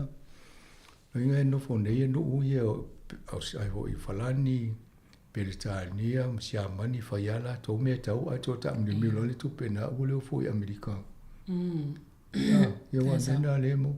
Ia o tātou la, le lopo whio i tātou. Wai ale lu e lofa mai, ia. Ia, nā, mea nei lea pipi peia saina. O le toa ia na whai a saina, mai nisi wa monu na si wa ngā tātou, o leo na paka i tai i le wafu i Wellington. Ia fia la saina talana. O le opasia no na whai taunga mo le pili fo i lea, pia na whaatoina na whai ngā mano lea. Toi sui ia, whaingole, whainga pālota.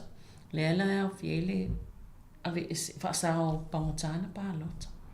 Ioi, o le meu te fia le tula, o lau o mālia mālo e toi whaidi suinga lea.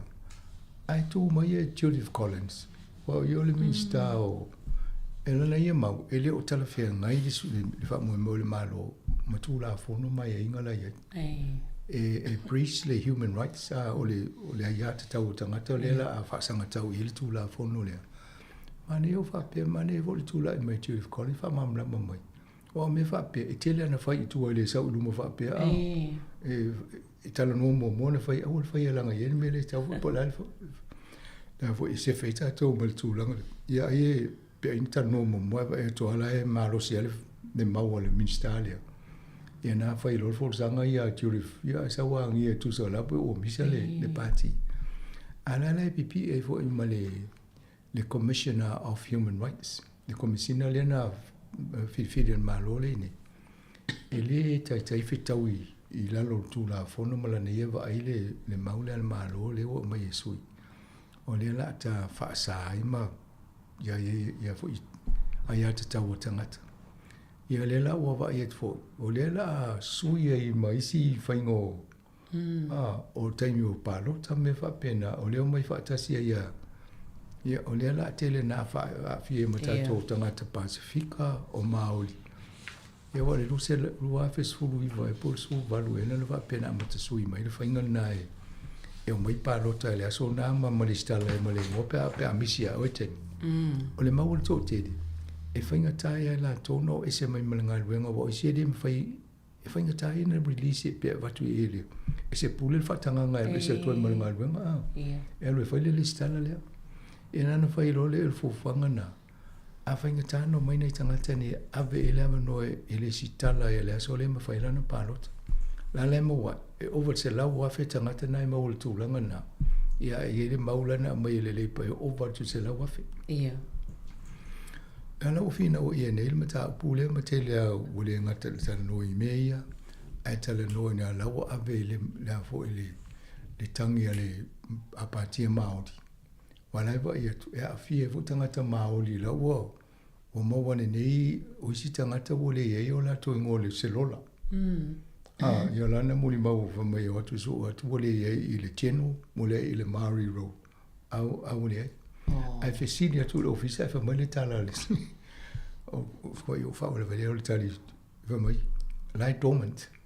Whamai tu sa lai moe le pālo tanga o whiu so e atu e le lopo whio ia ia. Ai a mai ne lau pepa. E lai tu si mai lau pepa le mea oi. A wha pele se me o suia. Au te tali atu. A lai wha mai le tali nei tangata ia. E le tali atu se si a. E lana la wha mai pepa e le wha maonia. Ia. O wha pea. E le me le tupu i wha le tongu ne. Lala e ave le tangi na maoti. Ia. Ai pe o tu langa na la vo iso na whai e le tala i vo ia. A Willie Jackson tono pale mene wha tau le tu lea. O me o mai e tō te whaia o winga ia i au waina i whawhaingo fia le au wala wha democracy e whaia i pālo tā tangata. Te le lopo lai me sui e fua, le sa... A whala na. Lo no winga. O lai whai le awala awa pe la o se lau ia afe tangata e la le mwhaine na palota. Lo no winga. Awa pe o le tele o tangata na tele na palota le Queen ma le Labour. Ia e malo ale tūle e ne. Awa pe o whaafonga mai o le tele le stala mai. Ia. Tato mawhawhau le le vaenga le wai. O le o e le mwhaine toi palota pa o le sumulmuti.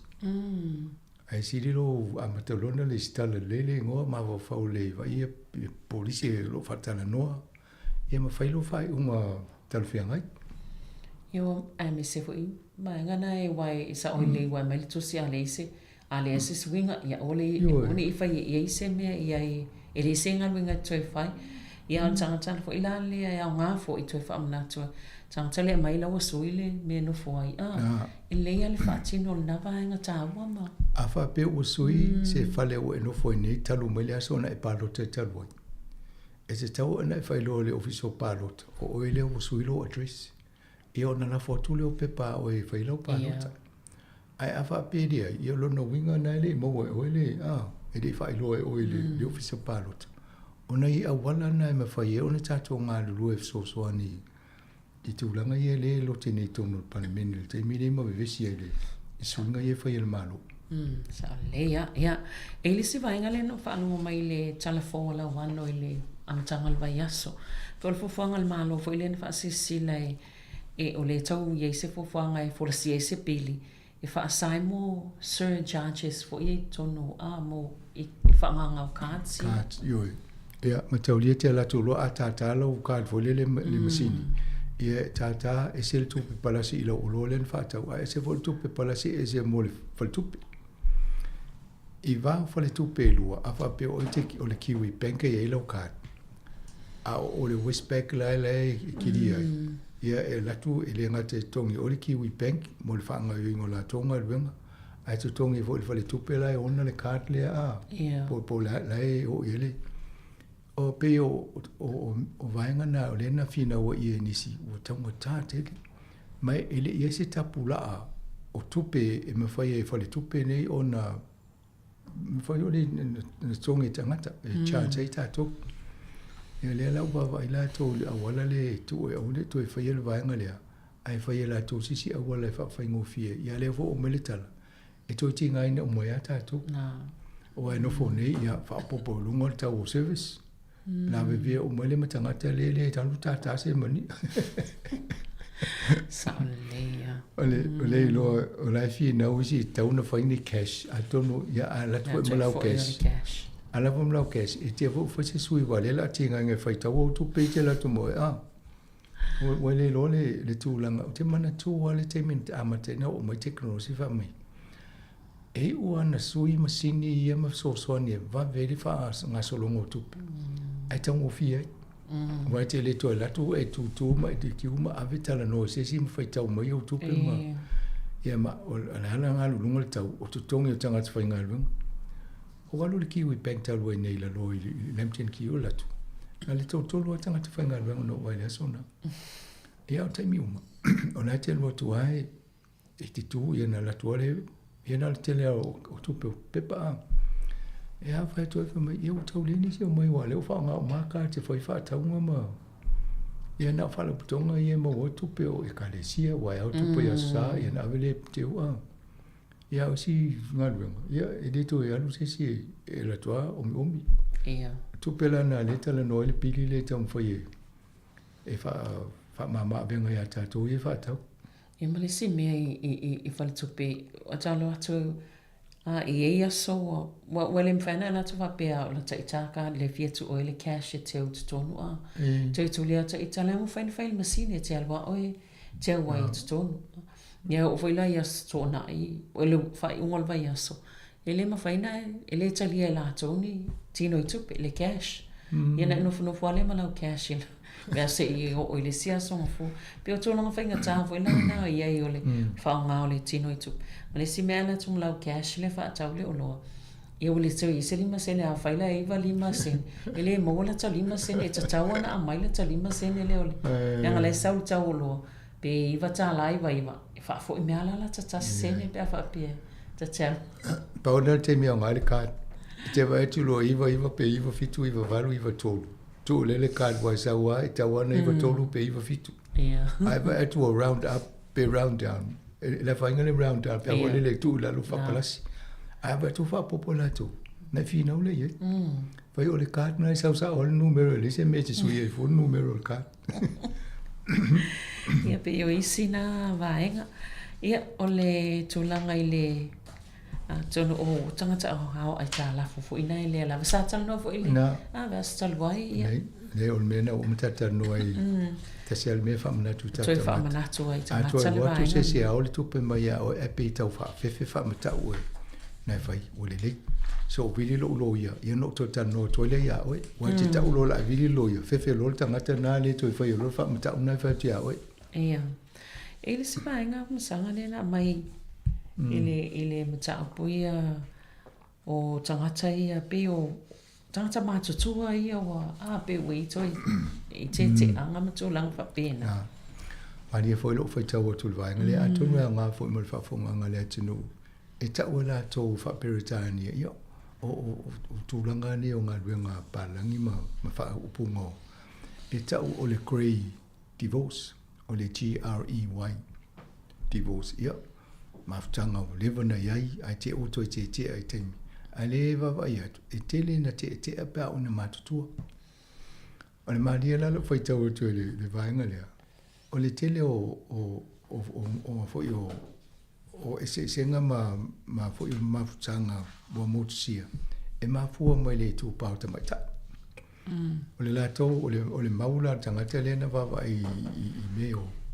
Ma pe fixed full percent o te anga e fai o le e fa mai tele e mafine o le tinapole o la to mau o fia tau sanga o no fole fale tau si tau mai ti fai o le wo le te mu tau o no sa lotu e le to tele tau sanga o to lon sol fuang ale la hado ya fa pe polonga ya la o na una isi le na fai le ma fuanga lo te ya na fa pe e si le lui o e sa lotu o ya e no fo leiva pena ia o isi ma fo ang ia o matori fo e fai lole fai puponga pia yes I do wa fasili mai a te moni ma fa mo io e ia ai o mul ai te o mai lau panga a mai a le u sai se tia mo o le te fia te fao ia va pe si le ma ia o le mo le usta ia la tanto nunga le na tau tinunga le na fai a le o la sui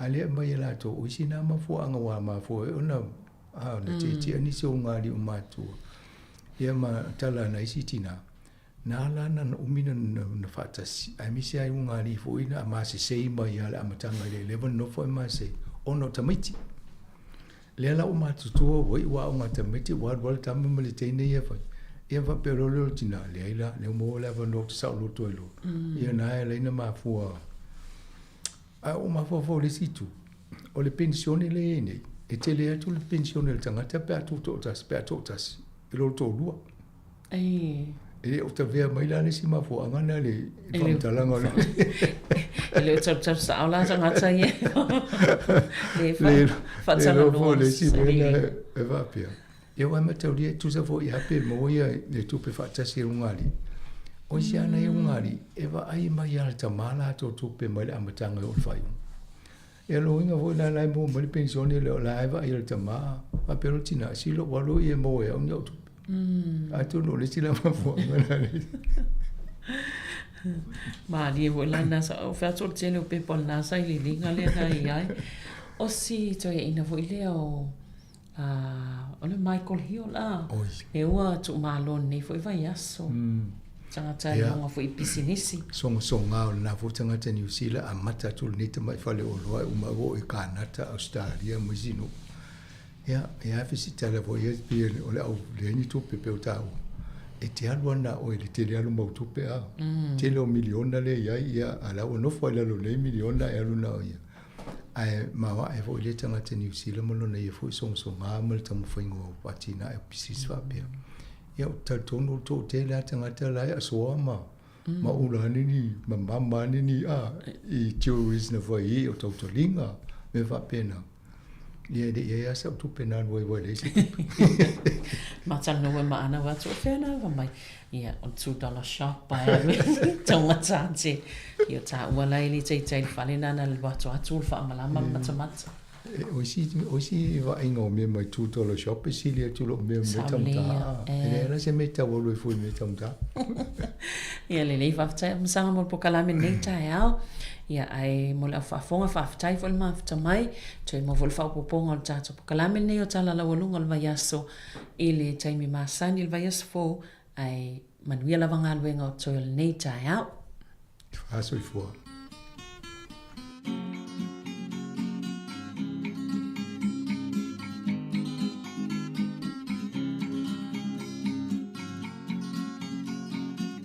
Ia na ua mai el tata porkalame o tala laurunga le vaiaso on fatu te le fionga le pule a famsanga te ala monesi am Savelina Casiano. Ia o te fie failo atu i le tai o nei o le tata porkalame o le asesinga taita ia le sunga i le faifia auto ina manolo pensione Reverend Elder Risati Sone Ete. Ia e usimailoa le whaafonga.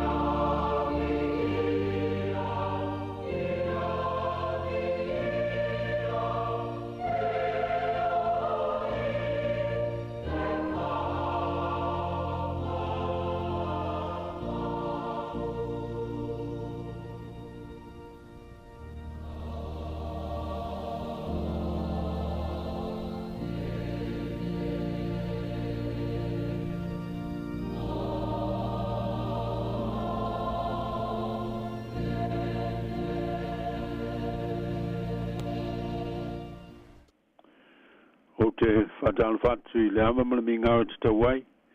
I lua malu leo whafonga ne vutai au, whatu lau I au tau paia o tau Sāmoa whaingata. Te nane le mamalu lau tele o leo whafonga tālu whalava.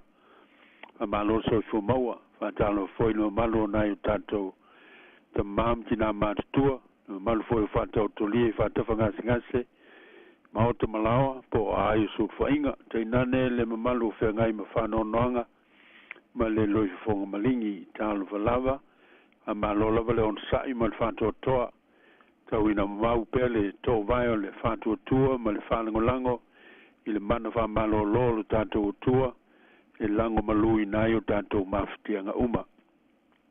A si fonga lava ne o le lau mua Wellingtone, ma lana poklame masani e sfrai le teitasi, o le ase singa I ngase ngase, ma I le sfulu tōru sfulu, I le sfulu maltasi I le taiao. O le tātou tapua I le tua. I vi e tui au tau I le li, a wai le lei lava o ia, a wai whaamba vau lava lo nā lofa. Whaambea lava o e o wha o la ina e le li, o I la tau wha o la ina e le lima o le Sāmoa. Tio tātou titano. Le atua mo manae, le atua le tamā le alo ma le ngang pa ia. Le atua e ou le vi inga o malava, e ou le mamalu, o le mana, o le alofa ma le whamaoni. O mātou ai o iatu mo lo nganga pa ia, na te whapa ia ina I mātou, a mātou tāpo iatu lau fio. Mātou te whawhtai, ma whamanui lo swafa, o no lo alofa I le liliu, ma lo whamaoni e tū mau. O lo malu ti aile so I fua, ma so mātou wola, a whenga iai malu tau ese o le nei o langa. A meise o awhianga I ngase tele o le tino, po le mawhau. Whanono anga foi ma le vāo mea, o lo whapole I nai mātou. Whawhtai mo lo sosani mai, mo lo tausi mai, mo lo whapolo mai. Whawhtai mo ngā luenga sosani, ma o nanga o ngā uma o whaia, me se le official soifua malo loina I ona matanga luenga SS, ngā luenga le leu whatino I nai.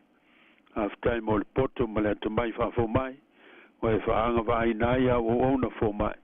Mo tonga fitinga o ngasi ese ma wala mai ai lo lofa la vai. A mai se o lo mana whai wawenga. Aftai mo lo nganga wha mai se ma lo mana wha mawhan whana. Mo lau wha nau wha no o mai le larolangi. O le wha aftai sili o no lo mantou wha moe umoa. E ala ia Yesu Keriso. Wha aftai mo ana o onga ma wawenga o lo na lofa tu noa. Mai se o lo na maliu ma lo na toi tu manu malo mai leoti tu nga mau ma le angsala. O mau ai lo mantou wola manu malo mai le angsala. Tu nga mau ma leoti e wha vau. I le swafa ma malu Yesu Keriso lo mantou li ma lo mantou whaola. Amen. Tanto pese le vinga o le tua.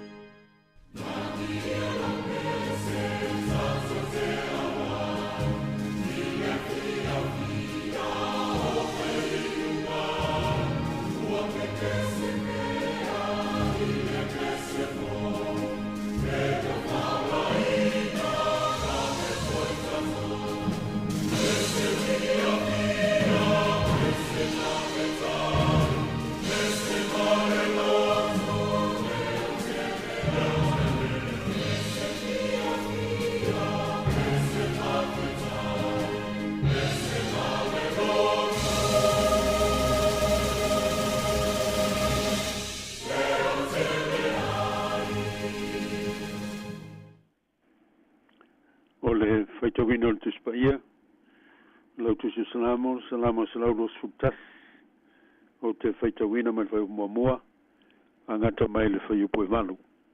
Whafonga maia, o fionga pa ia nei le tua.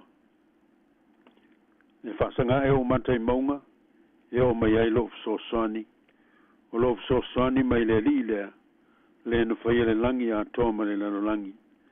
E le tu ina mai e ma peva lo vai, o lo leo le tu le moela vaia. Whauta o leo ia Israelu, e le tu le moia, e le moelava.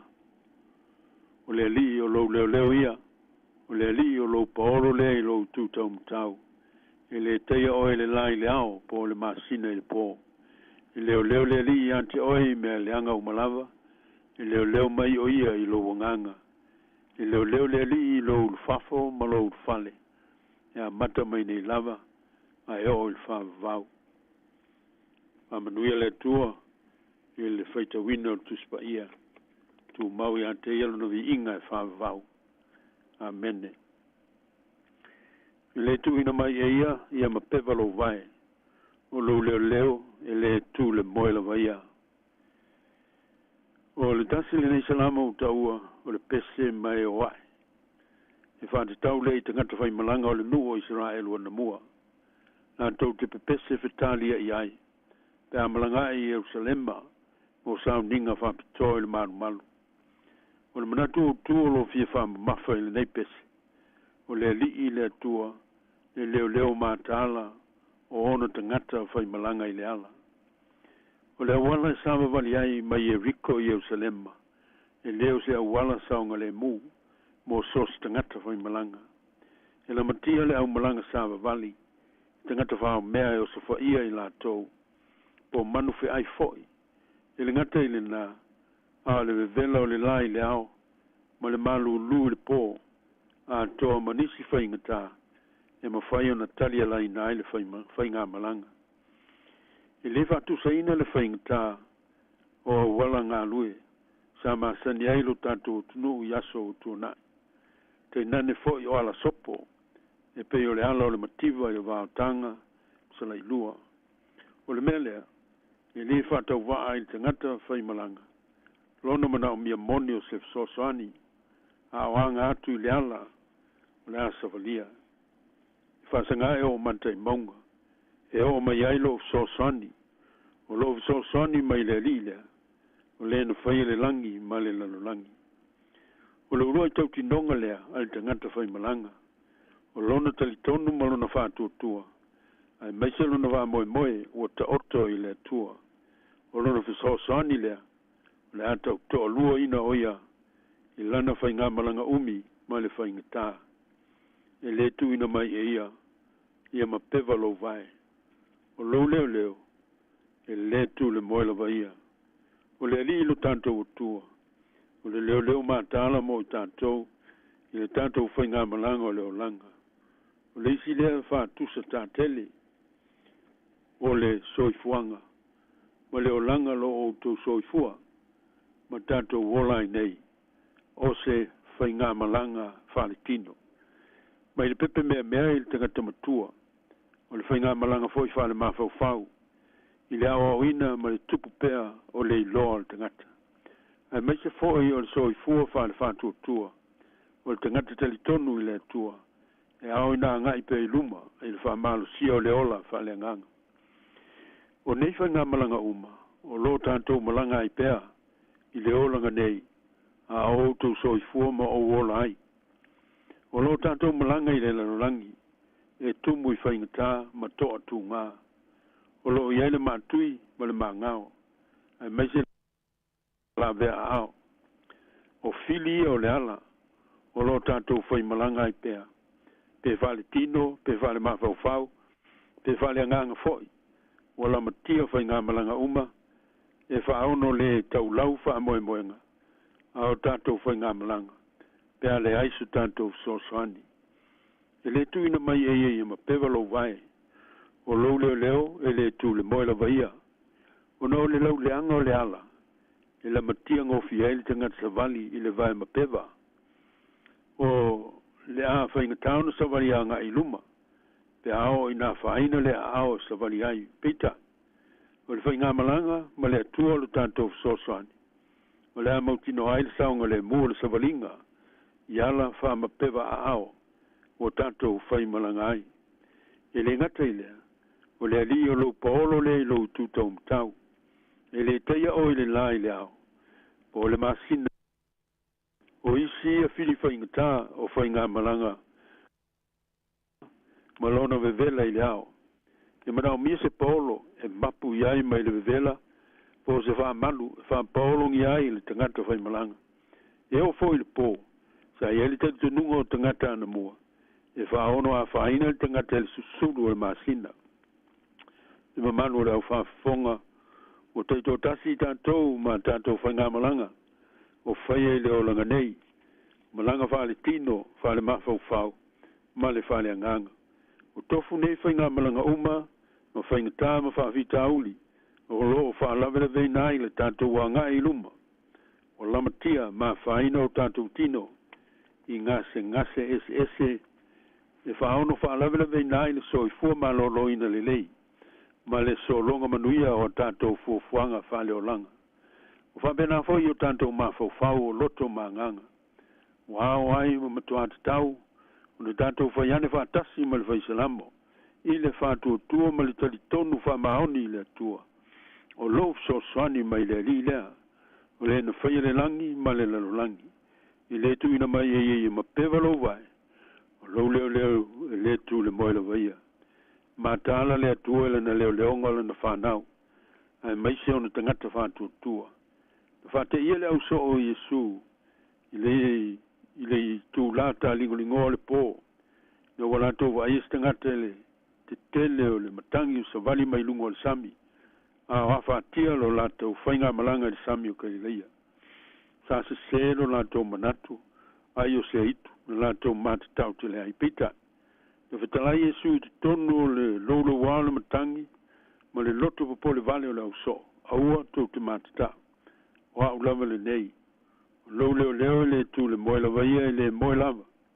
Na mate le matangi, ma toa le au pe au. Fi le mu loto le au so. Ona o le leo nga matala. Alo lato wali i alofa. Leo le li ate oi mea leanga o malava. Leo mai o ia i lo nganga. E ta ua masaunga le mu manuia le tato malanga whali tino. Wa bena foi malanga whale mafau fau.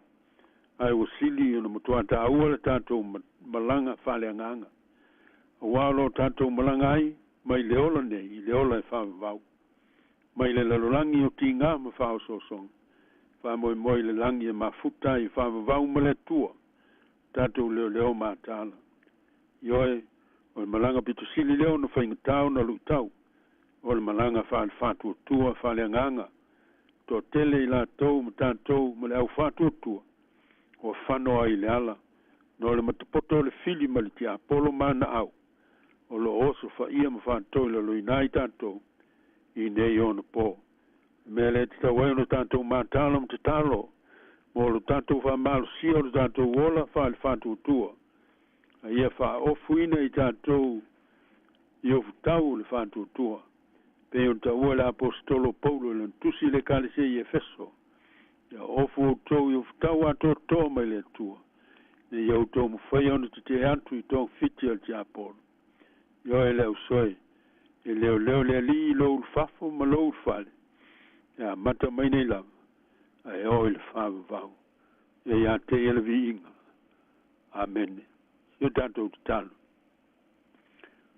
E tu alo whai o mātou. Si atu le vi inga i lo swafa ma malu. No mātou lo mau tino le moni ma le whamaoni. O lo a oi mai whantasi mai mātou. I le alo la mātou whai ngā malanga o lo whai anei. Lo mātou mau aile lutu tele le on sai ma le whamoe moitu pēr. Ta wivi manu malo ai lo mana. Ma lo lava alofa. E tu alo whai le fo mai sili. Mātou si mai atu i au luma. I le mātou te talo le whantua tua i lo mana alofa. Mo lau whanau ma whatia uma o nao ngase ese o le tino ai maise le mawhawhau. Tono mauta ngase po te tono ainga.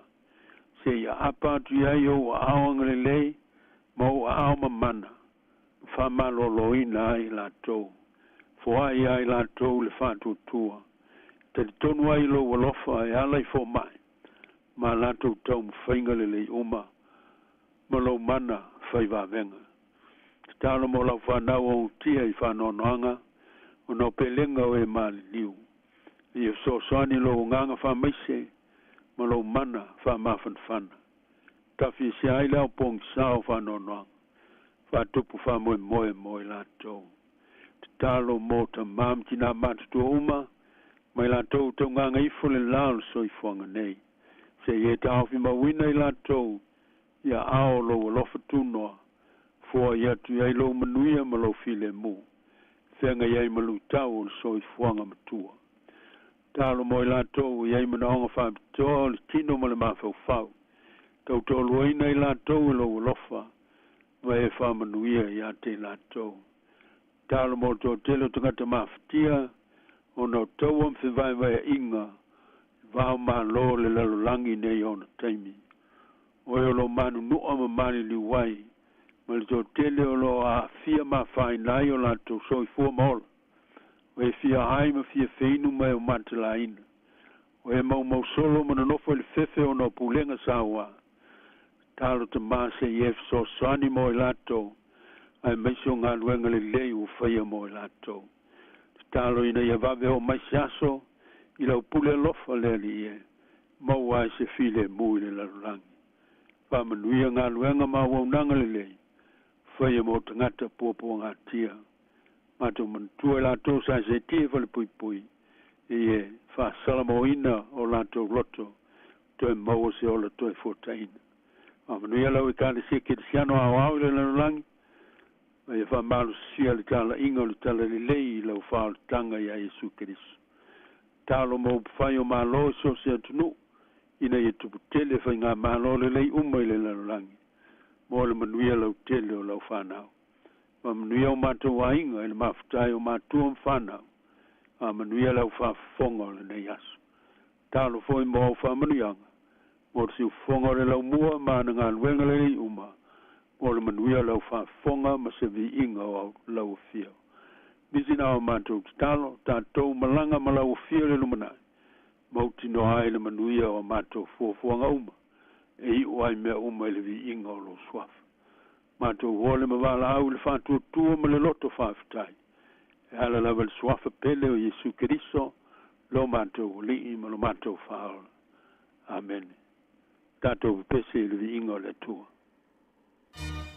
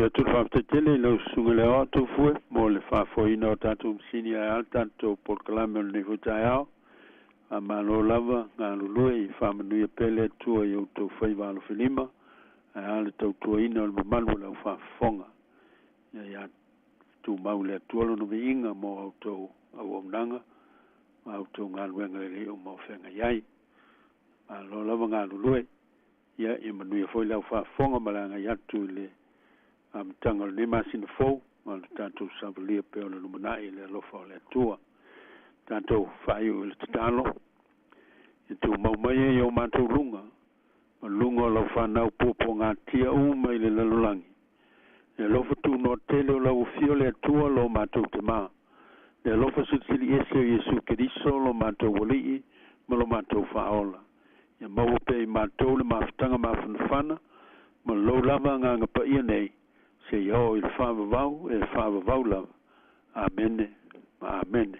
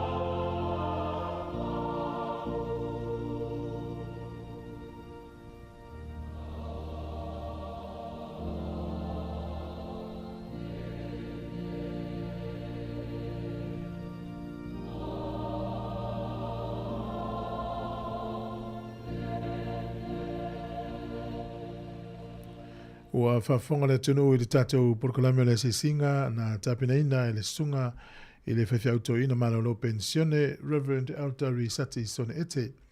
Ia, mamuri atu le whawhtai ma le whamalo, whawhtai mo le tātou porkolame mātango fio le nei tai au, te tonu nama le manatu. Ia, ua whsoso ni tele i whinangalo le tunu, ia, mesina nei vai tau i tau mwhi tālo o whawhiangai ma le tō tele, ia lai mai o le tino, ia, ma whawhatia tā mai o le soifuang nei. Mo le toiva le whaafitai mo le whamalo, i whamanui atu le atua le sunga le toina mo le whalatua whapela i ngali i mo le tele le whaiunga le vai aso whaafitai lava. Ua toi 2 minute ana talo le sifuma le tasi le ua tapena mai le porokalame o le ina ilau o tina mata mai tai whatautai a Savelina Kasiano ia ua pefio le masenia i taim whapenei i aso whareile. Ea le vinga o le atua ma le kolisi whawhaifiau i malua ia a sou le vasa i usi mai al whafonga.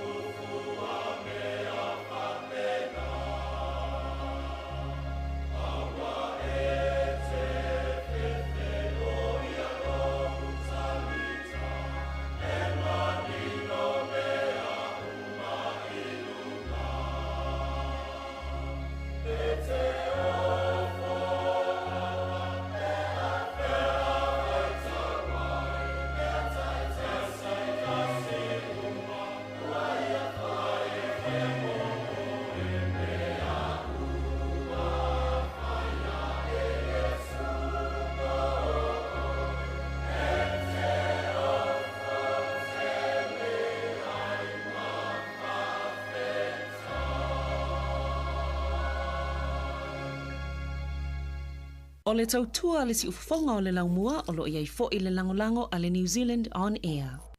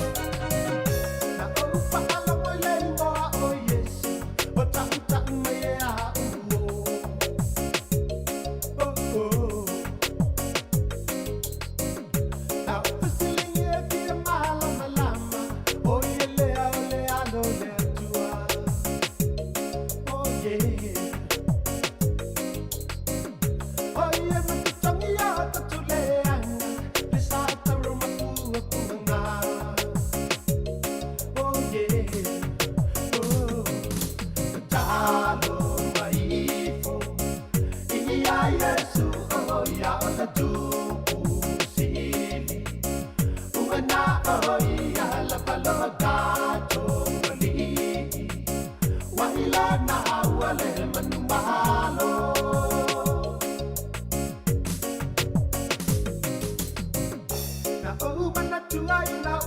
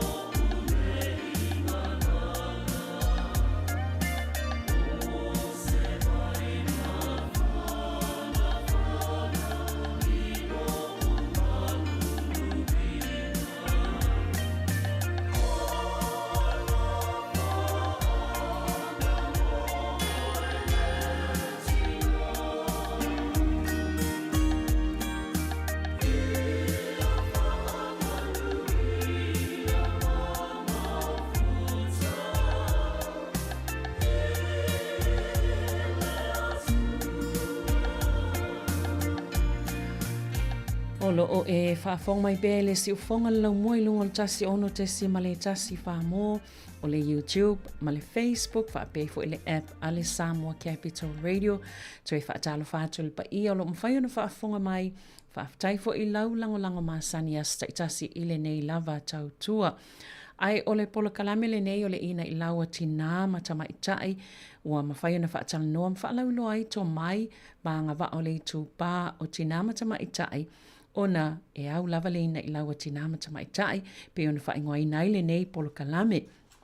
Ai, e fia lai whailo atu, o lea foi ua iei sa tātou mālo o le ama tala no atu, ile nei tai au ila tātou polo kalame, o lea umawha atasi ma se tasi e le to e tau whailo aina, ona ua ilonga i ngā wenga i fsosani o tātou tangata Pasifika, ia maso o se tasi i to tono le nei atu nu o New Zealand, o se tina po o se tamaitai wa te lelo na Sāmoa tātou lava tangata Pasifika, e ala i ngā luenga mtanga luenga al malo sa taitai, ia maolo taitai ei fo inisi o ngā luenga le taimi nei, o lea fionga lea ia tofa sua fole kush, ia lea ua mwhaio na fio mai le tātou le teo nei tai au, o lea mātal tan noa tuai i le tātou po kalame nei o le ina i laua tinama tamaitai, tā lofa malo al soifua i laua fionga tofa.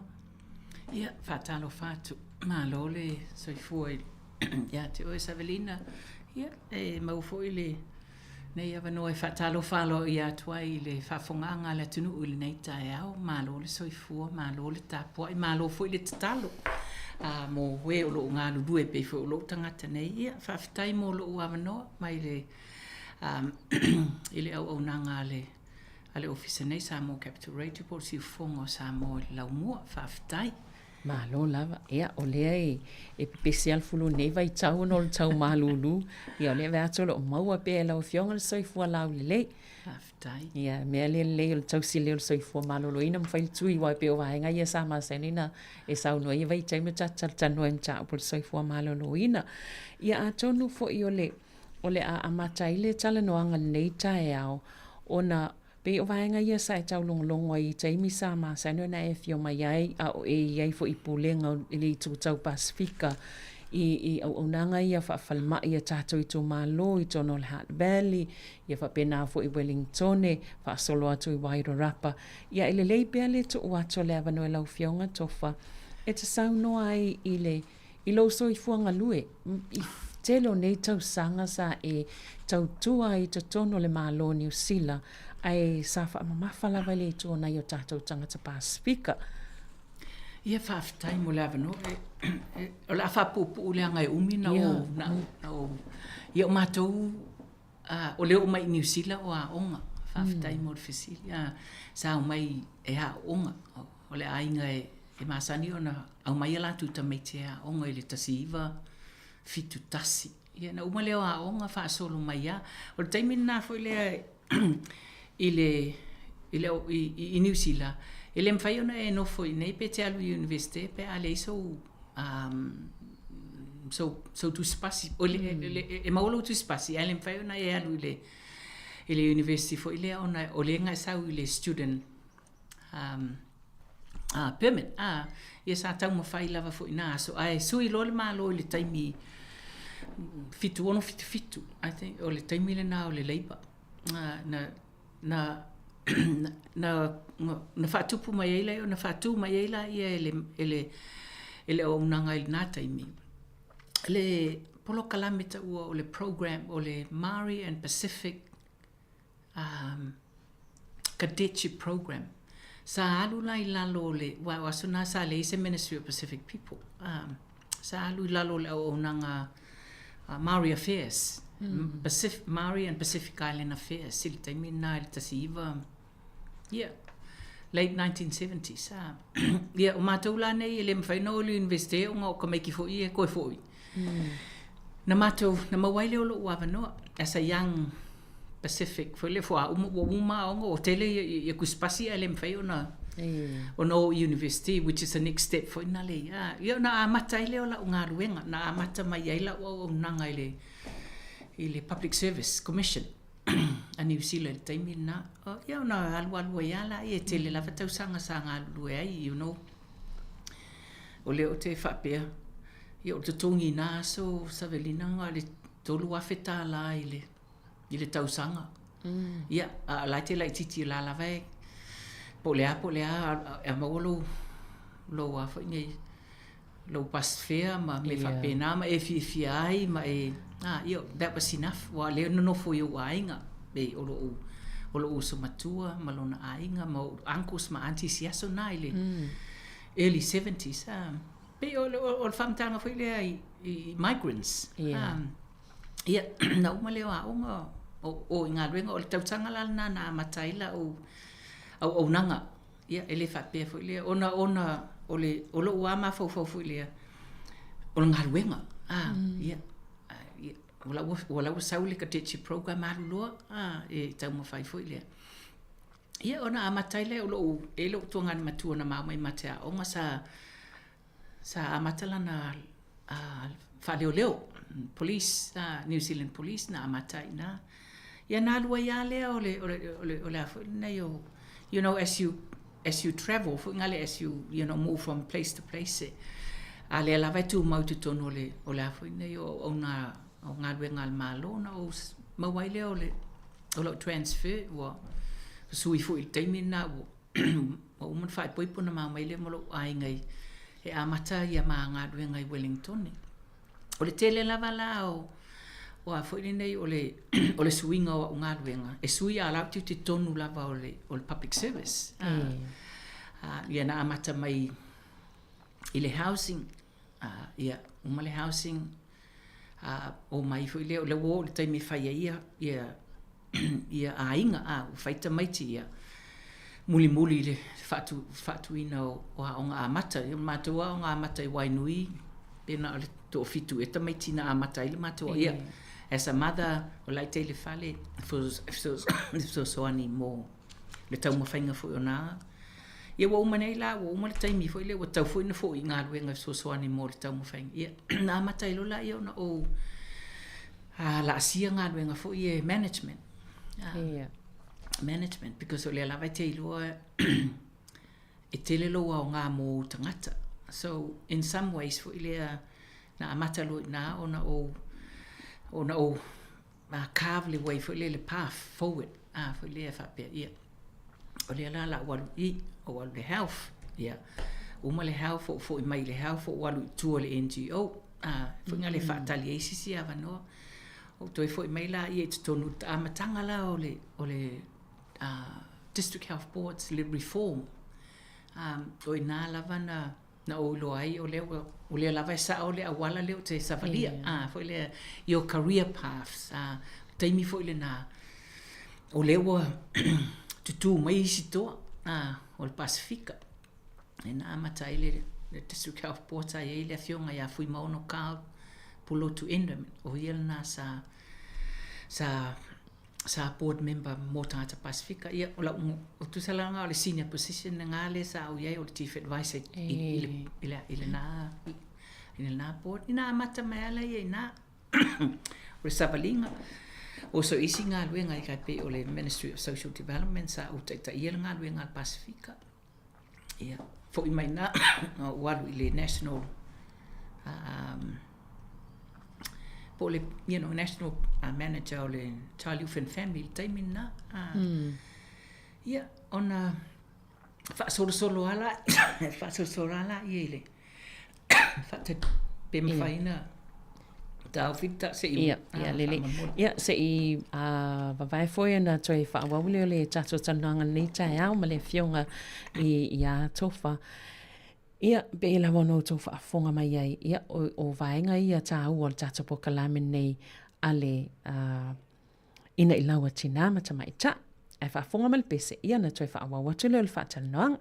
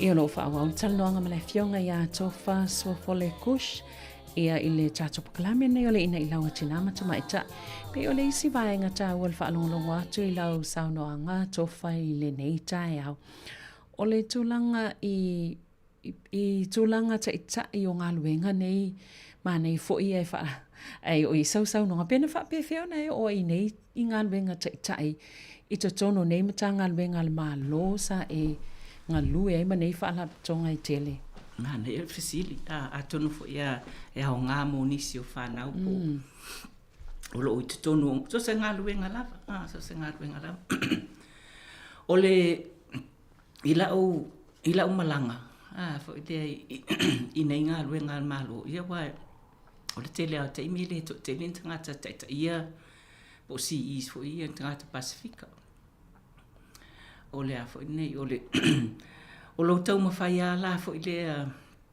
you are visible fo ile e te alu le ngā ruenga e te tonga songa e te whinau e ila le and as you grow and as you get experience your ability to influence fo ile o te ilo lava i lo tangata ma la o tau mawhai o lo strengths le na o lo tau ana wina o tangata pālangi le pule a te awa mela tilo mai le tūle al Pacifica o le to tele o tangata e mamai o le to tele o tangata e o whalpui pui e le o pasi to tele o tamaiti Pacifica i nā taimi awa nā whak taimi e le to o tele o tangata Pacifica i public service o le tau mawhai uma wa le tau te muli uma lava i le i le afo i le tau mawhai fo i maoli you know in the 60s, in the 70s and 80s, ele movement na Maori foi le fa pele for Maori, by Maori, with Maoris. Yeah, on the back of that, like so well Pacific, by Pacific, for Pacific me fa pena.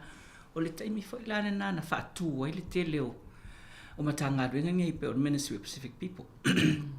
Yeah, foi nei tai o malo il na taimi yeah ola wa sabalinga o le tau mo fai foi le ia e ngalu e fo ile malo i loa le fa matalanga e fai fo ile i lo pule i lo minister i po ai lava tanga te fisilinia o e po fea po le alma tanga luenga e te iai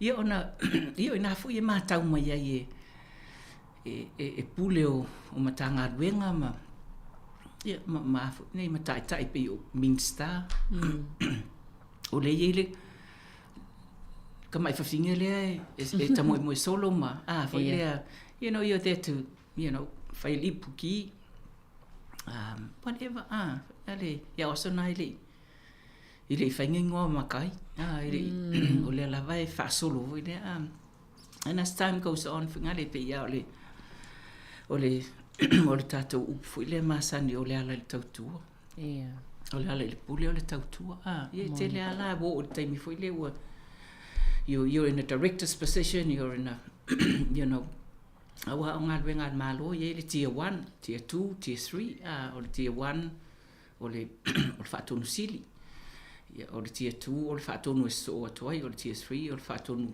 e alwa fa pena foi fa tu me fa pena ya te lo la fa lau o nanga mota na o tu mawala ile area le al Pacifica o wala to na o lo strength na o te fa Sāmoa me fai fuinga leila fe lo foi la nanu me fa pena but your ability to influence ia tangata palangi o lo pule la nga luenga me fa pena ia ole art level nga e mo mai ia tatou nei e tatou Sāmoa foi le ole mata mai o tatou ainga o tatou langa e tautua avel apa fano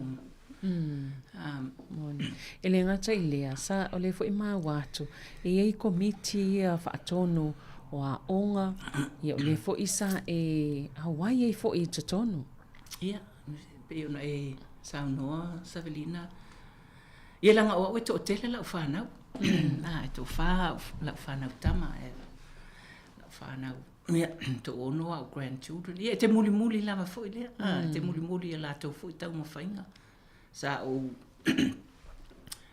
o ngalue ma o serve le board le Wellington College. Ia tele foi suinga ale na o ngale taimina o ia lungo la to board foi le fa pe you know they only did this because you were there. But o lo tau mo fainga ia o le fa ngai o le benchmark al palangi o la fu nga benchmark. O le tangata Pacifica a fa pe e mana o tina palangi ma tama palangi prefect pe head boy la to tamaititi tau fu na e tau fai o e not only just o la fa na pa fa na o Sāmoa pa Pacifica lo ye la o e pe ona ta o te mo ala val na head boy sta maititi Sāmoa e te mina o ye le il na fu mai nga ona o tau fai you know we should have leadership. We should have leadership. Yeah. O le te vai ia ka mo le si le alo afamasanga. Ia matou tamaititi Pacifica mo mua na appoint as a, you know, first Pacific head boy le aonga lea. Matou le aonga lea wa se lau lima se futa usanga. Ia na wha solo mai ala ia na e deputy head boy se ilo watali o David. To tele tamaiti. To tele ale line up le na fu le o prefix ale aonga. Ia. O le tau mawhainga lava. Awa, o lo tangata a manuela o whanau tau fu ni manuela whanau o lo neighbors ma lo wainga ma. You know, your role as a leader. Fu lea tina, fu lea, you know, ia tātou manuia umaile. Il wha manuanga lea tu, il wha manuanga i nea tunu. O wau mauai. O le tau mawhainga nai. Ia onga sa onga lue ai fu lea as a board person or you know, camp mother or me fa pena, you know, la fu la muli mai isi matua. La fu la te lo sa ma ia sa tautua ma. Ia matou ne o uma mai ia o. O le isi vaenga taua toi fo i mai lai i mtanga luenga le malo i faulu i ngaluenga le matanga luenga ale malo le sa e ngalue ai. Ia ele tasi e o pawal me sa uloa u ia le taimi sa tato na o whelo ia tuai lau whionga tofa o taimi e tea whio mai e whai pokalam fo ia soi fo malo loina o e ma ia le tu le ai puleng whawhal mai e tatu tu malo. Ale fo isa ia isim tanga luenga pe o le MST ia i fo le taimi nei lea i si fo i vaenga lava o le tautua i tono le malo. Ia e tele fo i lau to mai malo sila fia i to tonu fo i whaangai o inga o ia ngā luenga i le taimi sa e ngā lue ai. E tele, fa petenga lue le ngā luenga, you gain the experience. Ia ona e alu lai. O le tele lava o la ngā luenga o le te whaita watu pe e lima e pe ono ia government department na o ngā lue ai. A o ngā luenga i mata ngā luenga na e champion Pacific issues. So pe ala o fu ilea pe o le tatala noanga fu ilea pe o fu ilea o le gardener. O tangata fu ilea lu tō la au. E te alu, you know, wa o taimina. Sa le to tele nisi fu i e leadinga mo ngā luenga al Pasifika i tonu le malo i New Zealand. Ia, o Wellington e to tele. Fu ilea. Ai le to tele nisi i le nā taimi fu i e senior leaders al Pasifika i tonu le malo. Ia.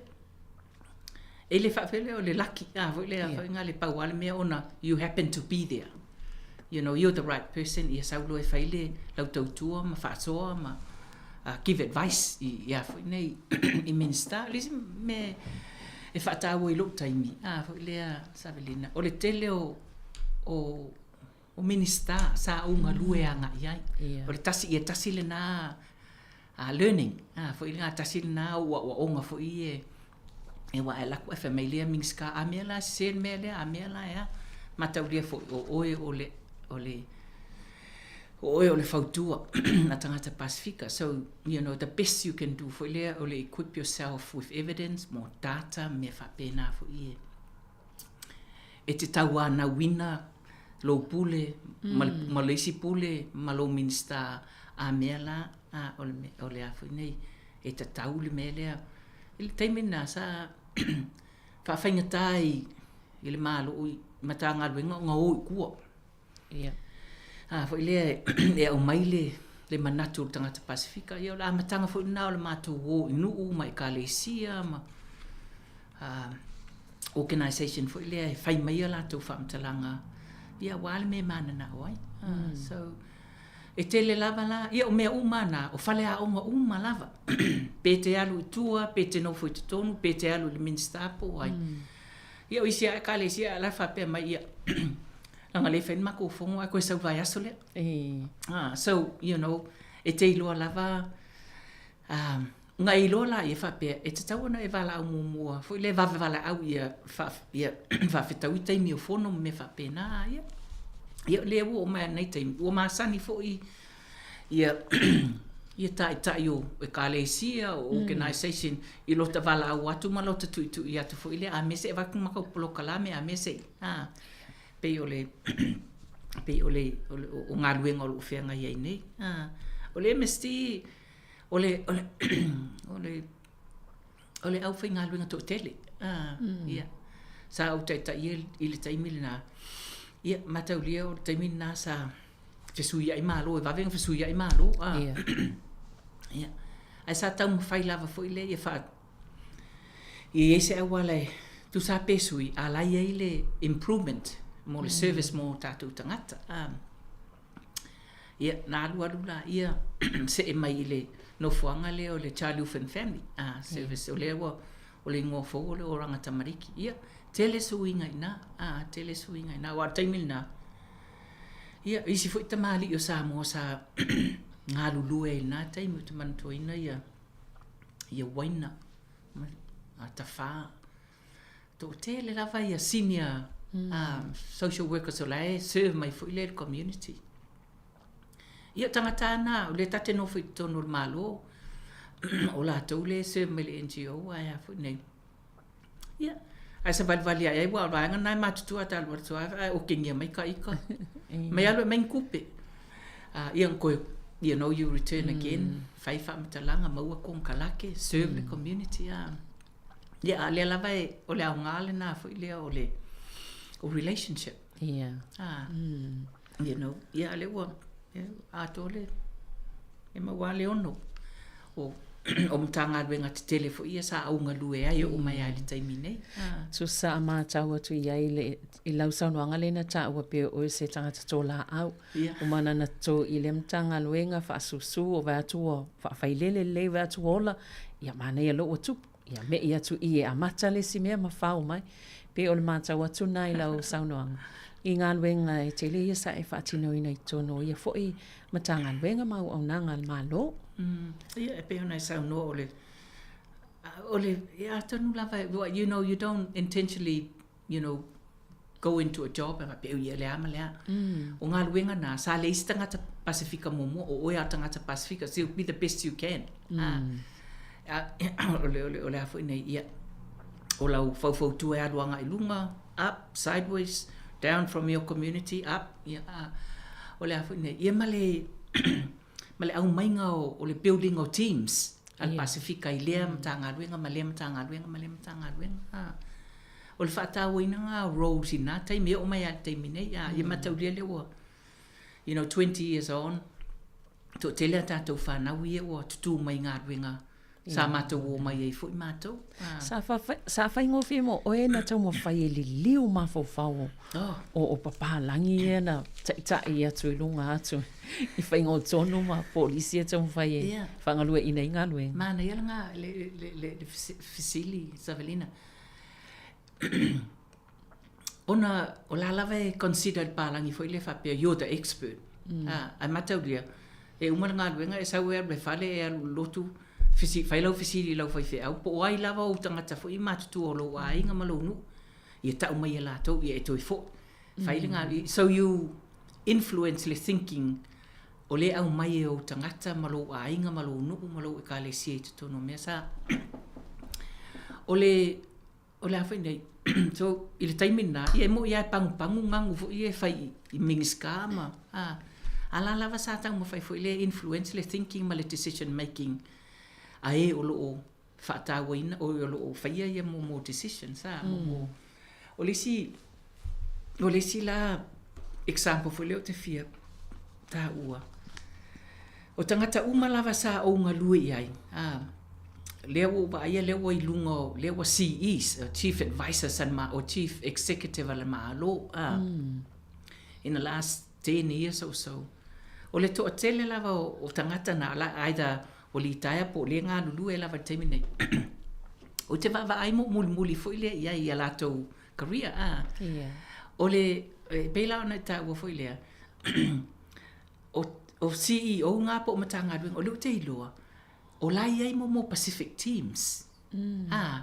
Fo ilea. Ono na winga, o le influence le na fo ilea. Ile taimi na o ngā lue ai ma advice nā tangata wa lewa ilunga nei o moa fo nei. Mo roads ia. Ia, e pei ona o pese whataita inga e ile tamalo, e ile le tamalo na o ngā lue iai. Ia, sau mai lana ngā lue ngā nā sa o IRCE ngā lula i le correction. Uma le correction sau le MPI, Ministry of Primary Industry. A te malo na, ia soa ia o ngā lue iai.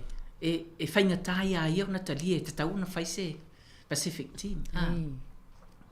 Ia, ma ngā lulue, ma nā fuita mali. Ia, sui alo na, you know, how he approached the world. Ngare.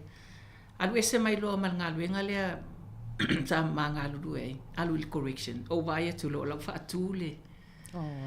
Le team al Pasifika I tu nā grow loa. Vai le wa, tele mata ngā luenga o tele tangata Pasifika wa.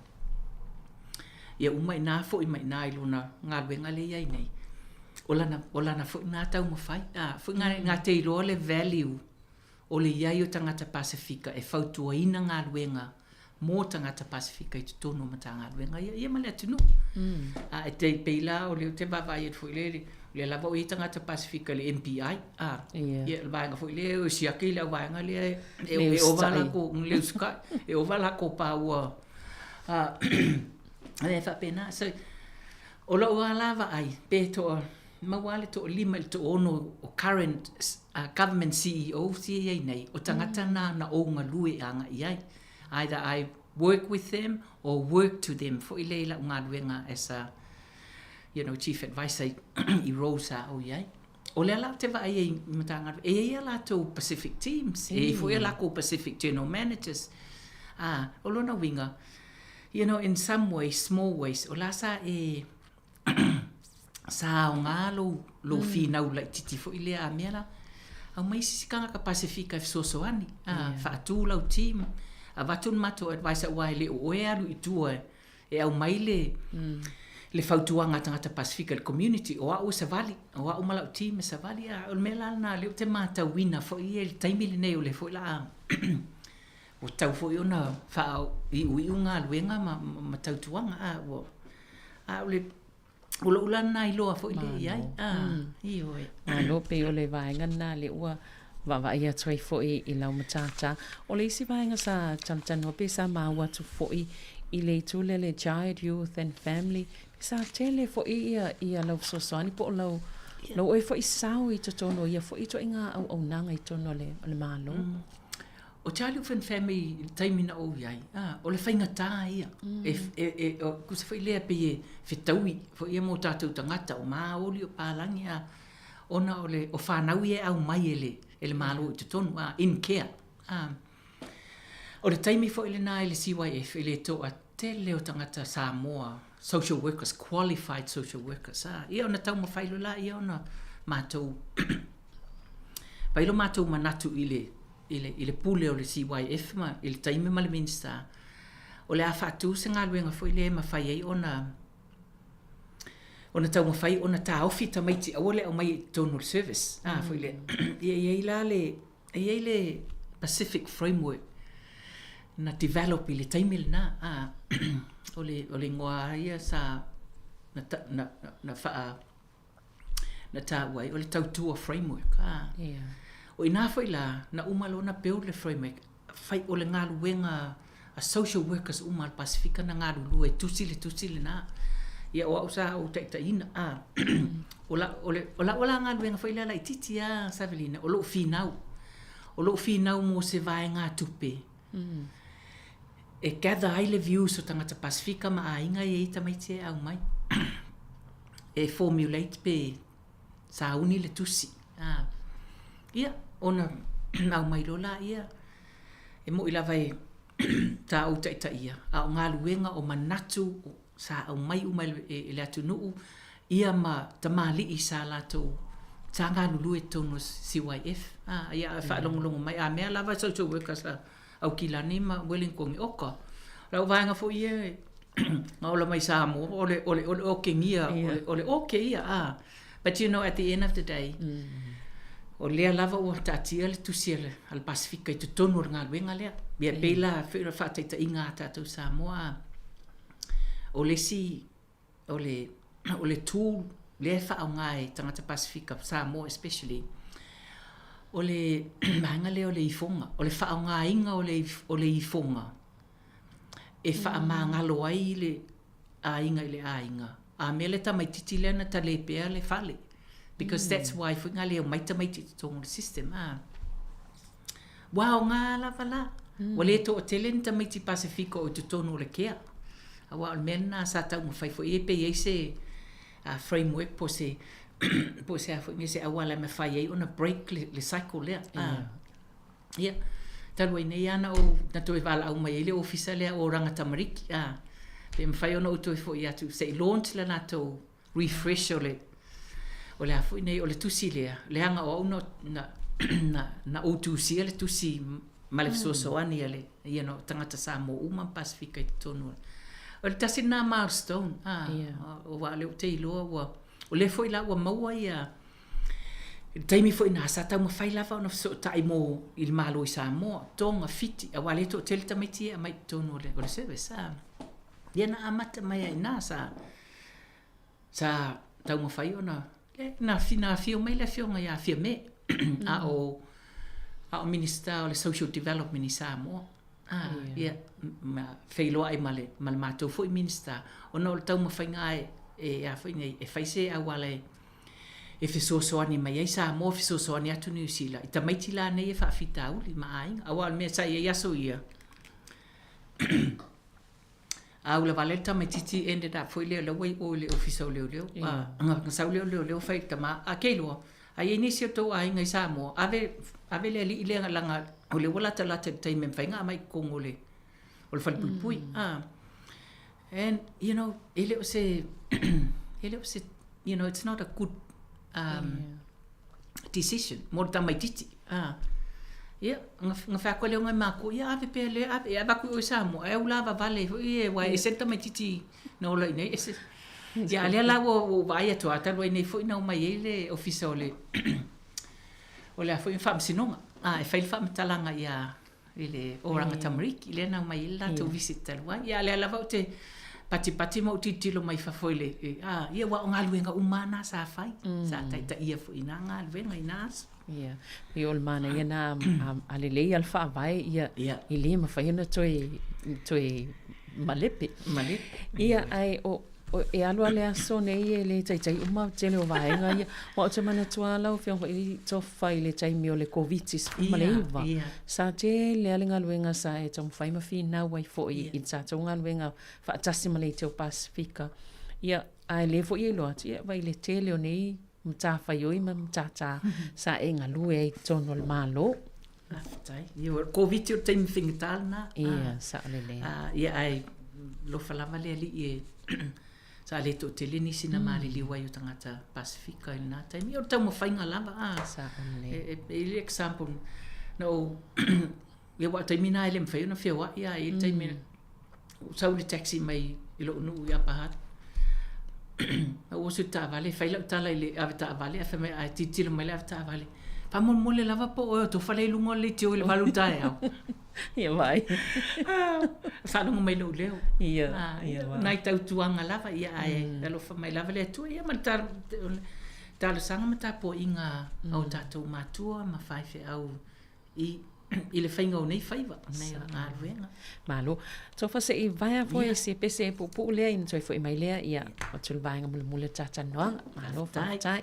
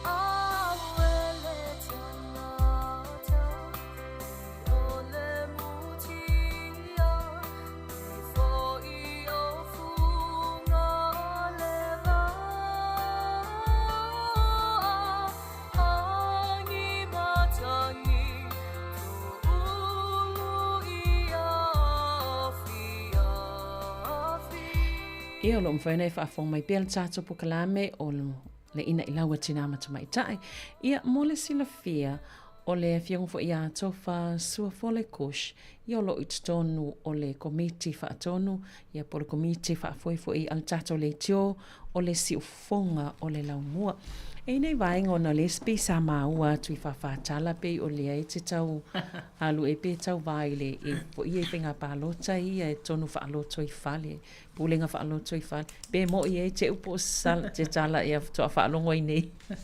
Ia masalo o le au ngāle o le coconut wireless.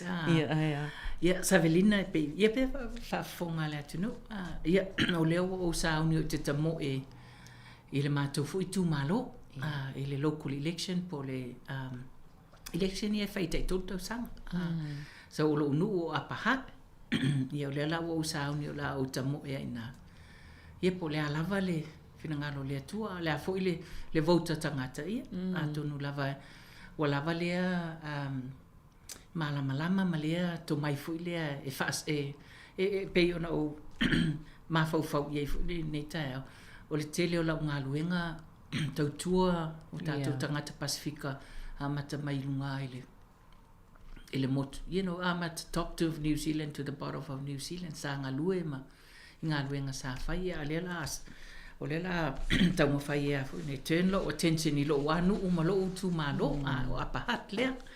Ai, o lela sa uniuni iei masalo e tā nei te fululua a tā puni le nomination yo la wo uma na faila la tusi o le a o wa sa u te ar ia o ani tape nanga o ia me o ai le fa pela na o le stale e tau va ai lo no winga e vo tape nanga le tanga tau va la vai e fai mo ia fa mo ia e te le lava e fo na fa pula fo le e restrictions ma limitations o me ia le fo o te lo e taita o le fatoa o wadwa ilea you know tamuenga ia e pei o le ta nei fululua o ta puni le nomination a fa pe pasis fululua e le to italiana nomination o le fata o no ia e tau ona e listala ia a listala no na wina ele mafai ona e vote fa ko a fa mawala la vote for le special voting ia uma le na sa uni mo le campaign fo ile mo le palota la tu ia e ile taimi te tau ona fai mo interview fa pe ia o lota mata muli fo ile na fa oso se fa matalanga ile ile fo atu ile election po le palota wa ile ia fo nei ile o ile taimi ia o le momo sign fo io billboard sa ia e fo lona fatu lona taimi ele le met fo le mafai ona e fatu ina lau papa i le taimi ma le taimi e tau e fo le taimi e ave lalo ia ona tu le lalo e tele la vai ia tu la fono e tau ona pe la o me na e sia team la itie la titi le ma tau te nga lulu nei le lava o la tu nga o le matai fo le ia o nei ne yanga sala sesi hoile because e afu ne ta o tele lo ia malesi me io lo tau mafai wa o matou nu ia pahat ele to talent ngata Pasifika ia e mawale fast food valu afe nga le tolu afe matou ngata Pasifika ia ile fo i tu malo ale tu malo ai e tele fit fulu on tangata palangi ia la fu to tele growing population tangata intia mai Asia ia ai o le lava ta fai ma sa uni mau tutu fo ia o le taimi ta mai ile longo lawa o sa uni ia o le so finangalo ini me fo ia te finangalo e fai mo tatu tangata Pasifika ai o la fo ile ma fo anga te tawa i lava i tangata Pasifika o na oe e palota o le fata wino o lau palota e beia o le fui whanau longo ma whaita watu i le palota o lo sauni i Sāmoa o lo leo e le anga lo fau tu o lo whaitio mai tua e leo iei lo leo o le drive lava lana foi le ia tau mawhai o tātou tanga tasi ia le stala lua ia e vote tolu ia e manatua lo sao i te tono o mea ia whaatemu kalasi o le whaata waina na e sa tātou leo le fo i lau awa pe o nei a poru e to te leo to io le io tātou leo i lunga o le lau de ia pe ngā fo i apaha ia o mātou o ia i loa hat ia o mātou i le to tele le fo uwa vai atu i le isi candidates mai Wellington e le ua tāuni mai o tātou tangata Sāmoa ia mana ia fo i le awa to tele a il numera o whata waina na i o tātou nei Sāmoa fo i o le stala a pe o misi lau le stala o le utars fululua ia ona e alula ia e fa e a nei facility more special votes ia ona e lava le afa le process you have to follow mo le ai fa ta waina lava lo iai le afa le la fo lau palota awala me nei pe o le ia o le tele a talanoanga o le mele o le rates awa pe toni po lo mo kesi po lo freehold po o se rental se renta you all pay rates indirectly and directly for le ia o le mela na fo ngai awa to tele mele we taumata ai afa pe ala le wo e vote e lo wa no me fai no facilinia le council pa mol lava pe po le ale me wo ma wo ngai la rates awa le ngai vote e tele ale nga you know there's more benefits in being involved le e loa ya me ale wo o le generation le wo ye wo tolu fa generation New Zealand born e tau foi la o le va vai atuna i pepone ta o le wo to tele mai atanga ta Pasifika e o mai i le tamoenga ia and it's a good thing it's a good thing malo allo tele vo mai pe ana o ta o lamtanga ele to e tau fai lo alo fionga to fai le se luatu ai ona le tele o nei anga va ma nei to mai ia o matuala nga te tau wa ia ma to nei fa no pe o ia le aila to a fe tau ia le sui le tau va molo i to malo pe fa pe o le fa fong mai le fa le ta to ia e la wo intia e la wo si e la wo palangi le ia mfaiona tantana noa pe o toa inga so ta inga ma wale mfaiona ona tato lango ai o tato sui a Pasifika nei o i whainga palota ma sa i linga o tau wanga o tau langa o pulenga nei wha alo tui whale ia ai pe ona i sao noa o le tau tua lama o le taimia nei whinga li pe lau whamtalanga ia tonu lava e manuia o le fo ona tautua pe lava o tala noanga male ma to teleo sunga fai fe au le matou fo no la wo umana na longoa ma o le la tamoe o le la tu lava o le pau lava o le afo nei o le tapua i te talo manuia le taimile nei o le campaign wa tele me fai le tu I fale avela tu si e tu lungo TV lungo le tio me fa pena e fa o pu fo il tangata la tu ilona ta un fai pe you know mo leva fo no o ya pahat ia le o lo le ia le shape and structure a pahat fo ile me fai ona me fai ona e finau e me fai ona e finau fo ile me ta una fai me fa arwele tu pe I ma o ma me fa pena ia ai tapua I lava foi le a tonu e manuia il tau mawhai nei fo tina malo ia o te loa e a tonu lava o te loa fo ito tele ni si te ufa pia o te fia lango I volunteers wa te ni i pe e wha lango fo ia pe a tele volunteers e lango i tau whainga i whaingo fia ngaluenga waili whaingo fia a tonu lava ia o lau campaign mo campaign to te lata ta fu la mata ia o tau fai ia you know you sa unga fu ile the right time and then you peak at the right time ia talana you know o fofuanga fu na ia ale la te loe o le manuia o me fa pe e manuia I lo tātou tangata, I mātou wānu, you know, o la fo I lātou fo so ani ma le lātou, pe ona e saunoa. Ai e lau o inkia po le, you know, mātua o lau whanau le lea onga whape, o lea o tofa lea, ia me whape na, ia ai, tapu ai, a tonu lava e alofa mai lea tu e taita ina pea, o mea nei e le sa ona, you know, you don't go in here, whate, fo I lea whape o I lea inga o laku ai kusi eilu, ngo ia malisi mea o le ingo o Sāmoa, o lea la adua ia, o lisi, na, o le o teilo e tai au nei na o au tangata o masalo o au tangata mo Pasifika o le ona mai o le na tamo e mai le fo inu o le mana na e mātou sa ia no foi o le vai le ese tangata Pasifika ia ai atu no manuia ia ma lo la fa tai la mana fionga so fa mole a fa avanua fo lo tai mi te tala no I lungo nei por kala mele ina I lau tina ma mai tai ia pe ol tawana pe lawan fa ilo lam tanga pe ol por kala me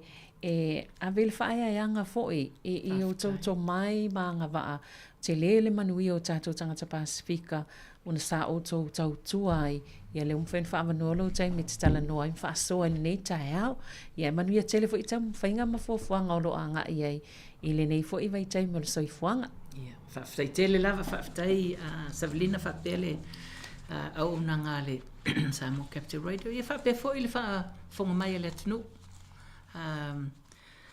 whamoe lava o le taumu whainga nei sa manuia I le to tele ia o lo iei fo I nai taimi o le alu palota ia o aini au ainga ia pahati ia wha longo atu iai ai whaftai mo tāpua ai whaftai mo talo o wale le angatu ngaruenga o lo ia ma le tamu fai fo I nei tamu enga le alua I palo to lumanai ai whaftai mo lo uavanoa ia manuia wha pofuanga Sāmoa amen ia walele whaftai to wha manuia lam fo I ngaruenga o toil neia so ia le tato o whafonga le tato kalame na o le ina ilau tinama ta mai ta ni fo I vaenga o le aso so I mau fol whapoponga I le as whareile asau ia ai whaasoifua ia mo le nei taimi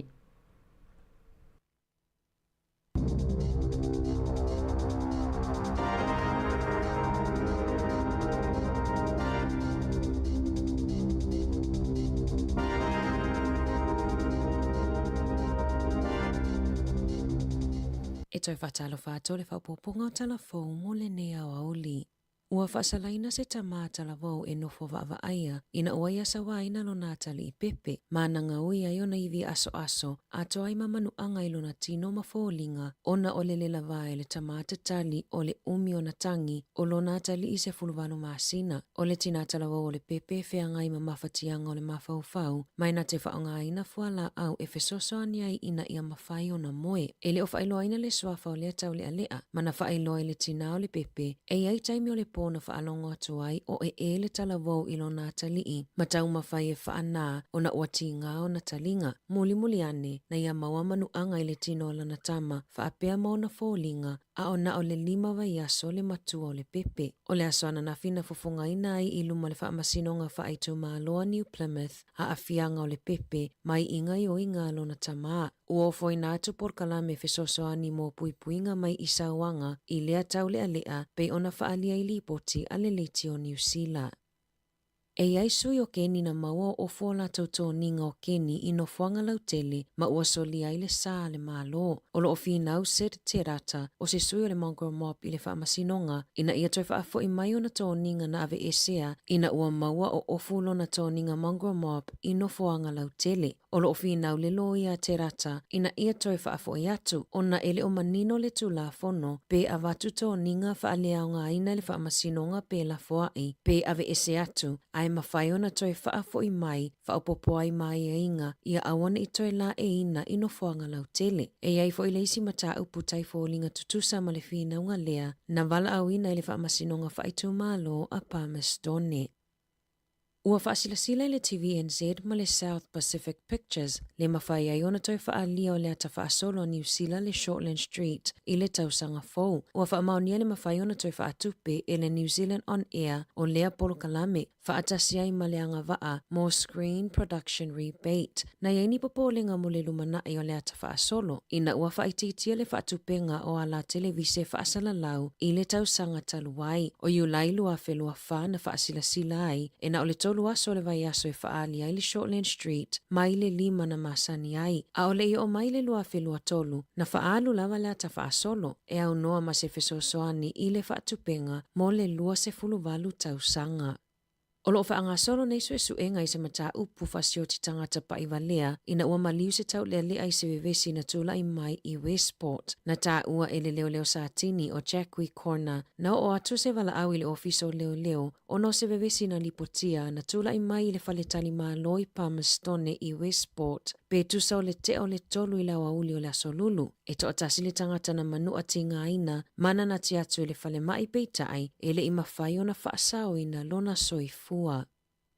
Olo i mata le fia malangona maofa, a o se whaamanuianga i tangata lotu uma le ekalesia a Yesu Kiriso le aupa ia waso e ngata ai, ilana konofesia o au wha ale tausanga ia a perila lua lua, ina wa fofonga loa ia mai il taitai o le ekalesia Peristine Russell Nelson, le fausia ina leo se tasi o na maota pa ia po le malu salo na tolu i tutono New Zealand, i le lau mua i Wellingtone. O le aso to na i le aso le atai au i le itu lai se fulu lua i lau auli, o le a awai atuai nisi ua wala aulia i le tua tusi lua o Kowai Road i Aotea whaafsanga i tonu malkolisi mawalunga o Aotea i porirua nei mo le whaataunu uina o se sauninga whaapitoa masua i na ile palapala mo le taimi mua aile i a mata whaanga solo le ngaluenga i whaamaumaunga mai le ofisa tututono le ekalesia na iloa ai o le tausanga ya feiwa se lauvalu 5 aile i nofoia e ni tangata lea nofoanga na whaatauina i le ekalesia lea o ngā ele e tusa lea ma le tolu tesi ma le tolu 5 eka lona te le. Mo se whaamoemoenga patino i tangata tapua i umo le ekalesia i ala tau sini e le ngata mo leolanga nei ai o leolanga a sau o le fitunga fulu i a Elda Taniela Wakolo o ia fo i leo le taitai e rio le Pasifika ma Elda Parata ua malanga whaapitoa mai mo le whaatinoina o le nei sauninga whaapitoa ma ua wala au li ai fo i nisi o taitai mawalulunga o isi usoa ekalesia ma nisi o sui mai le pulenga anu ua porirua whaapea ma Peristine o Stake taitasi mai Hawke's Bay e o atu le motu i saute la te moli mawina le nei aso taua. Ai o le tala whaasolopito fia lea mole e kalesia. O le lipotina tu whaatasia e se tasi o le au whaingaluenga le si ufofonga le laumua le susunga ia Yeremia tapu maanaia.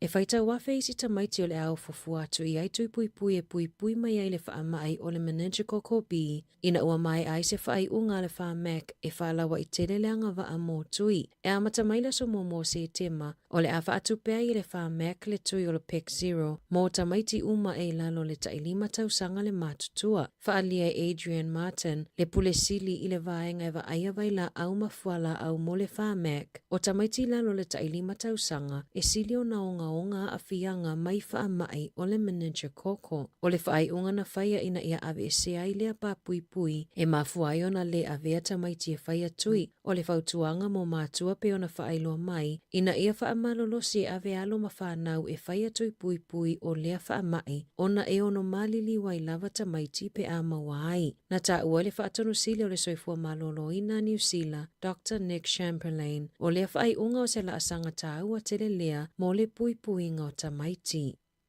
E tolu te sima le 5% ua fuafua e si iti ai tutongi o lau whato sanga. Ato ai ma le lua se lau toru 5 tā la. E tutongi atu pe a mai a mali lienga whai whaatasi ma le Health New Zealand o lea fuafuanga wa whaalau iloa mai. Ile mai ai o le lua se furufai tu lao solo te ele au tausi mai ma whato sanga. Na ta uele soifua malolo ina New Zealand o lea ofo e silia i le lua se furuiva maasina ma o le asi itia le tutongi whaavai o whaato sanga whaau uina whaupopo le tolu afe tā lai o la tutongi. Ina ia silia tuai ma le 85 afe tā la o la tutongi le tausanga. O le whaato sanga sinia e lata i le whaafe tā lai whaupopo lata i le se lau se fululu afe tā la i le tausanga. Whaalia se pepa o whaamatalanga mai le Health New Zealand E whaapea na whaafaingaluenga ina whaatosanga e awhe fitu se lau lua valu, ma ua whaupopo le isi se lau se fulutasi o tangata whaingaluenga tū mau, i to tono o le se fululua masina e o mai a mati o le tausanga nei.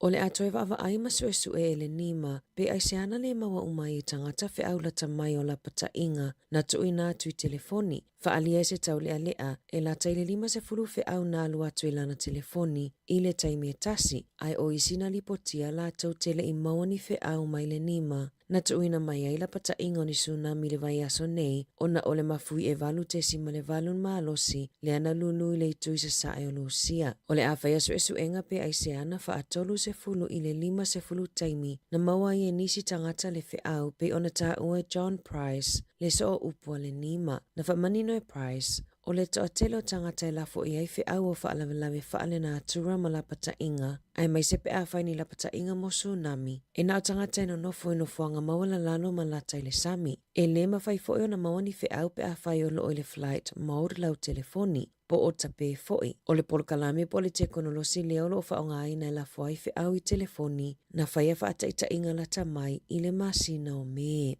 Tala fōia mai le si ufofongo le lau mua mo le nei vaenga o le awa uli.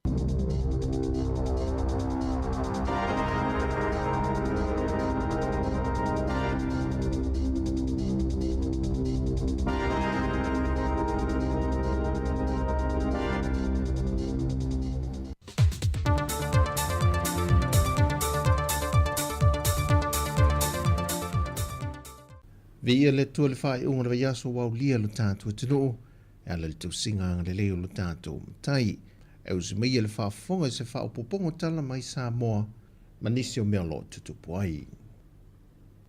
Wa atu le toa whaalo ma whanau le atino, wa mau lato soifua, i a whianga tū ngā o le tenki whiwa po le whiwa po na iwi. O le isi le o toa wha i ai, na wha i loa le sunga le fo mai o le whanamai o whanau, o lungia papare Dr. Tito Kamu, e le iau atu le mota ngase le ata mai titi, o ripoti e 5 aso talu ona mai, ai avane e lona ai ngā mafafoi fo Sāmoa, pe tai na wati ngā ina mato e tiliha ni le mota ngase ulu mato tua o tuai. Ma wato e tui na mai ilapta inga mai le sui officer city o le soi fo maloloina, tanga Law Robert Thompson.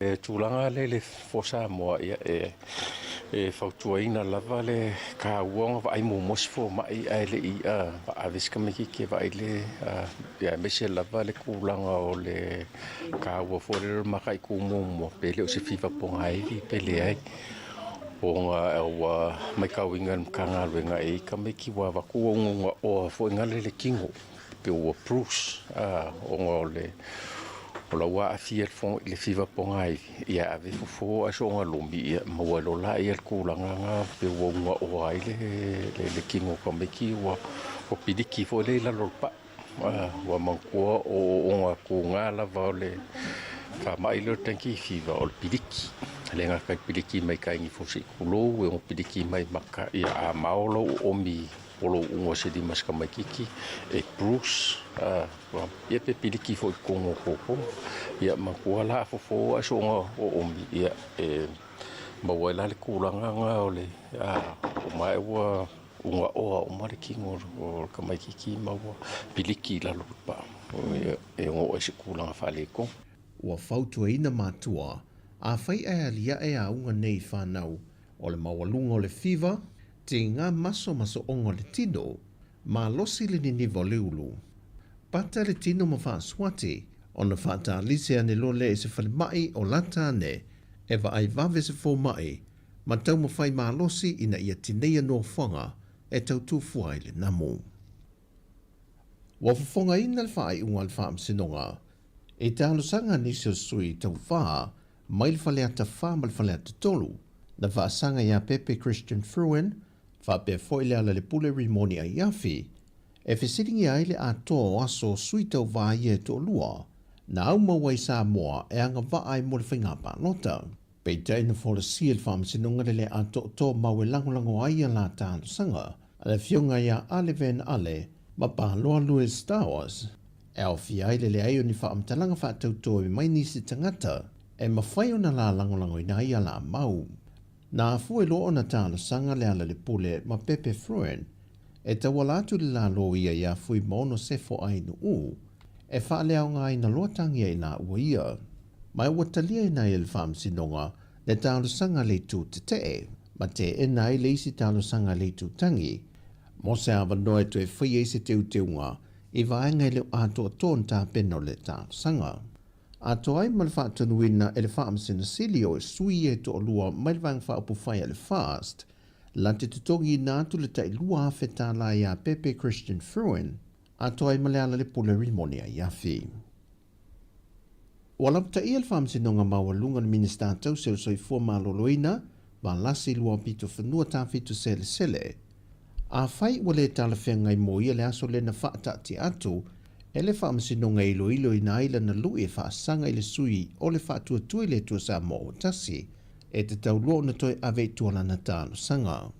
O le whafonga i o le mata opo i la ua toa lua, le whionga wa lasi lua pita whanua tāwhitu sele sele, ma le whionga tuala Josefo Poni Fasio, e toi ilo se teimi tāna whengai pe a fua le uti uti le teimi le olo whaanga solo i whaam sinonga, e na ia mawhai o na whaataunu ina le teimi tonu, a wā le aso se fulma le limo le māsina nei e te tau no o toi ua maea tālo sanga uma. O le tangi tuala Josefo Bonifasio e whaasanga i a wā o ao salu mālo alo fipo, ma whaatulanga i le asonga fua o le vai aso fau. O wā lasi o lo tangi e whaasanga i a tanga loa le ilua tupou afa, e whina ngalo le whaamasinonga i te tau o nei ilo le aso tofi le vai aso fau le amata opu, e se mai le aso se fulma le lua, na whaatulanga le fionga i le whaamsin sili. Peita i o le tālu sanga le loi o lo tula i mo wālasi, ia fui maono sa rona poni whaasio, e ona yeise fite na ingo aso o whaatatia mai, ma fuafuanga le sui, o na wa whaatatia le lato polkalame le pāti, o le aso tonu lea e whaia i le lato whaalau i loa i lona i tuma lo. Peita i e le italia ngō fie le fionga ia vui Clarence Nelson, pe o neia wha ai loa, e le whai ngō fie le fitu na inga waso, wa tu i nā tumale teimi uti le o lo tau mawhai ei ngā ruenga i te tonu. Mai o lo wha ngā solo fo i le lui e le fionga i a le atinu Wayne so ialo, e whaasanga i le isi sui tau wā le vāinga wha upwhai le fast, ia mua au wha lele Mary wha whawina ta eu. O le lui e le atinu, o lo ia fsilingia i nai le montanga wha le ka le sia ma le nuu, a mua au wha lele, e manatu le atinu, e leo ato atoa montanga a le suita wā. O tala i mo le wha iunga le neiva yaso, wha mnuia le atua i lo tātua tino, wha soifuia.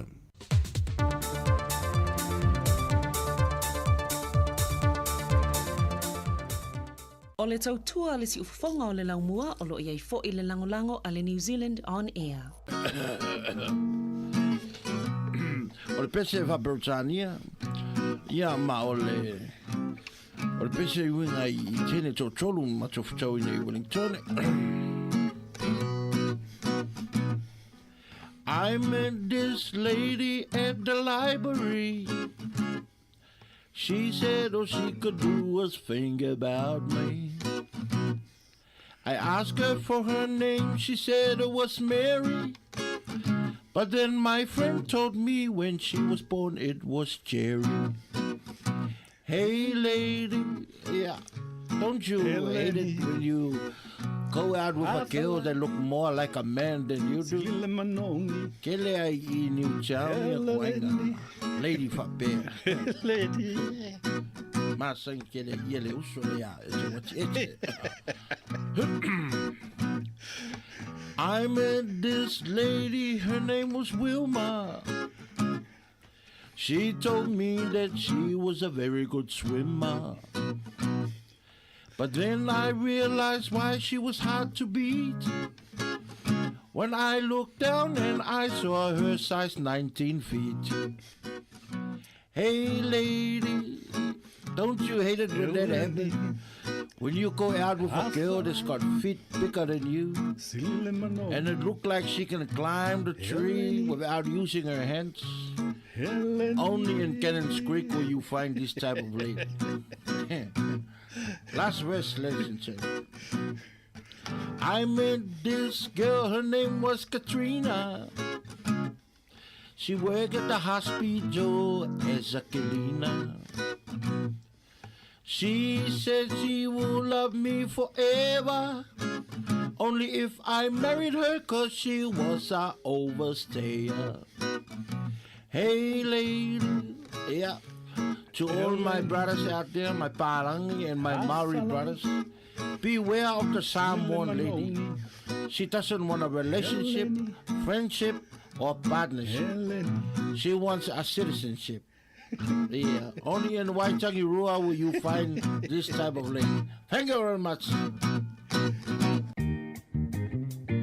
O le a whaia se whailo inga I lātou o whaamoni e ina e ala I kōses po a o onga mga luenga e ala mai le porokalame a tamu. Whaia I le aso tofi I le aso fitu au kusolua whelua sifurulima I le ono I le fiafi. E wala ua tuai ma le nganga whaalo alo tātou au ai whaatasi e whaafofonga. Ma moli mawina le nei tau mawhainga tā ua. O le a mua fo I le avanoa e whaamala mana mai avanoa skolisipi mo whaidonga tike ri whaafaya onga wa onga amata. O le isi tau tua a tamu. E mawhaina la tau tusia lau CV. Tala anga o lau soifua onga ma le soifua lui. Whaapea le whaataita inga o se whaataltal noanga o se avano whainga luenga po o se mock interview. A whio mai loa, tala mai ao masu mai. O le tuatu si isfurutasi le se furufitu ai Himo Street Porirua. Aso tofi le aso fitu au kusolua whelua lima. O le taimi o le ono I le fiafi. Mo nisi whaamtalanga wala au RNA I le o lua fitu, lima lua iwa, lua valu iwa o. O lua fitu, lima lua iwa, lua valu iwa o. Po le isi telefoni o le o lua tasi, lua ono valu, lima tasi tolu o. O lua tasi, lua ono valu, lima tasi tolu o. Tātou wheloa ia I le aso I le alofa o le tua whaaftai sa inia e le porokalame a tamu. Musika o malo longa matau mawhitanga o leo au li si ufofonga o le laumua.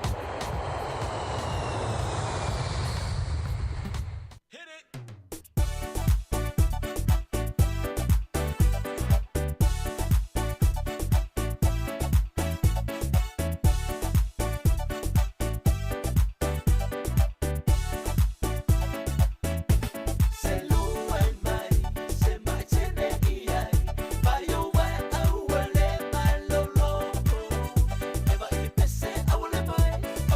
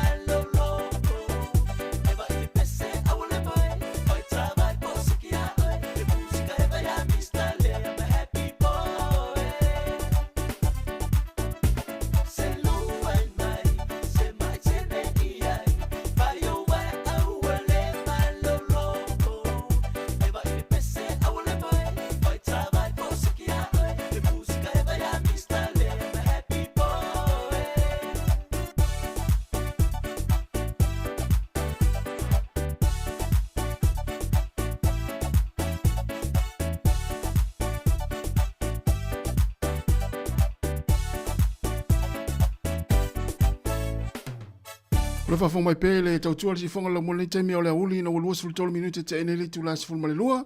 Ia o lau mai atu fo i le whauponga o tātou talafau le yaso ma le ia uli. Pe ona tāpeneina e le tamaita ia ana wha solo i wha pe fo i tātou tala mai Sāmoa le toi whasa la wina. Tau tua le sunga ia tā sesa lem Sam. O le toi kuate le tu lai whai le fiafia nei. Ia ona toi whafonga le lona toi whasa la wina. Toi fa filo ima toi fa talo fa tu tata o tinu le temi o le uli ma lo lava le on sa inga luenga o lo fa o pe le to telo le tata o tinu ia o nisi fo ia le o ma lo mai wa ia tau maftanga ma lo longa ia o lai tau maftanga pu fo ia wa fo ma lo longa pu ona toi amatali fo longa luenga le tu la tasi i le uli nei fa filo ima fa talo fa tu tonu a inga ma o tamalawa i tata matua asina sina o le tinu o lo mafuta mai ai nei taimi o le tātou proklame, ia ma nei vai taimi na nei vai ngole aso, ia ma lo lava le on sai ma lo le tāpua i manatu na o lo whaasolo solo i tau maftanga, nisi ia i tonu nei taimi, ai mai se fo i tonu mo tangase ngase, o ma o tangata mātutua, ia o to ese ma whali pui pui, whaatalofa ma whaafelo ia tuai, ia i le tātou atinu, i rato fo i o lo whaupea ngā luenga, ma lo lava ngā lua nei taimi o le aso, le wa veta vale o lo whaupea lato ngā luenga, ia mana tua le saunga le mulunga le awala o whai asi mase se o le taimi o lo whai fo ima to ulu mai ia timunga ia i mātou nei Wellington e Polirua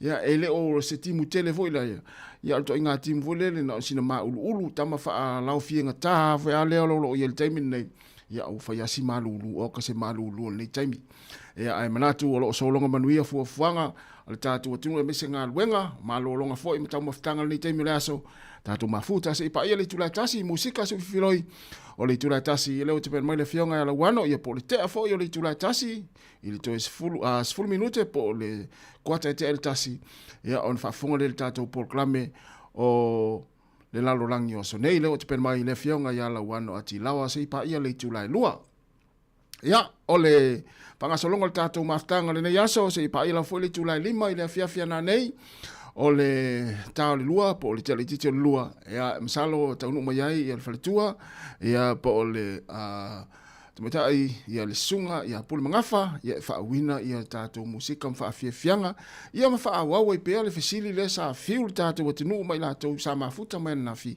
ia e tali, pole ale tali o le fesili, ea a whapea te o taunu mai, ia le sunga pule mangafa, ia ona whaawina leo le tātou tautua, ia ma tali i fesili na o matua pasole, ia le au tali fesili e nafi, ia le pei o lena moe mai le toa mai an nafi, ia a o le pole te ala lua, ia ona toe whaawina leo le tātou proklame na, ia ma se i tātou mata i tū pole ale le tali o le fesili, o te rei lo le fesili, ia ona le whaletua puli mangafale sa ngalua nafi, ia ai o le fesili na, te o fisili mai te o meri mai tu po le tali ia o te le lo tali ia na ia le to kwata le tu la fa fonga le tatu te fa salino telefone tala mai Sāmoa ia ma le proklame muli e fa tini ai foi ia nga luenga le neva yaso le tatu tu si fonga la mua o pesenga mo tangata matua se pa ia le tu la lima ile fia na nei tu le mel tatu te mi lua se fulu minute te nei le tu la se fulu lua ia la tatu oi musika ma nei la val fa la titi fa la iti au tala litas e fa tele tatu musika o fia si va ma fia fa longo le tinu ia ma fa solo fu la tu ma fa fonga le ia uli ia i pese o le atu ino atu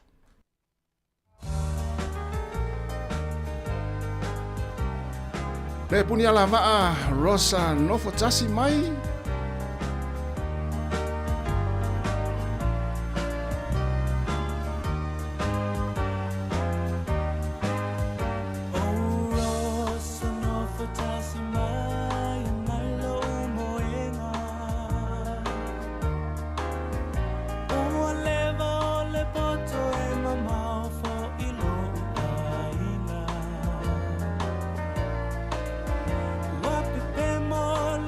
Time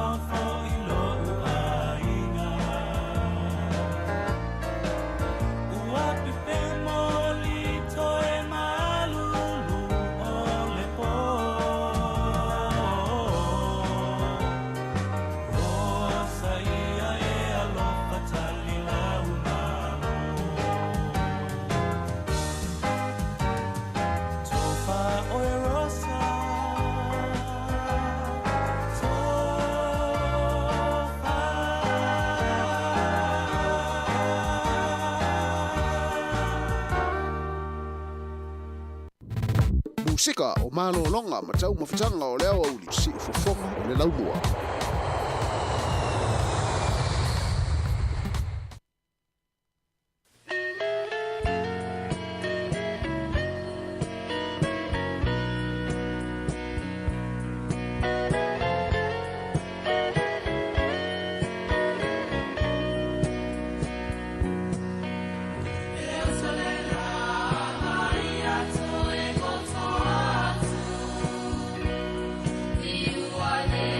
Ole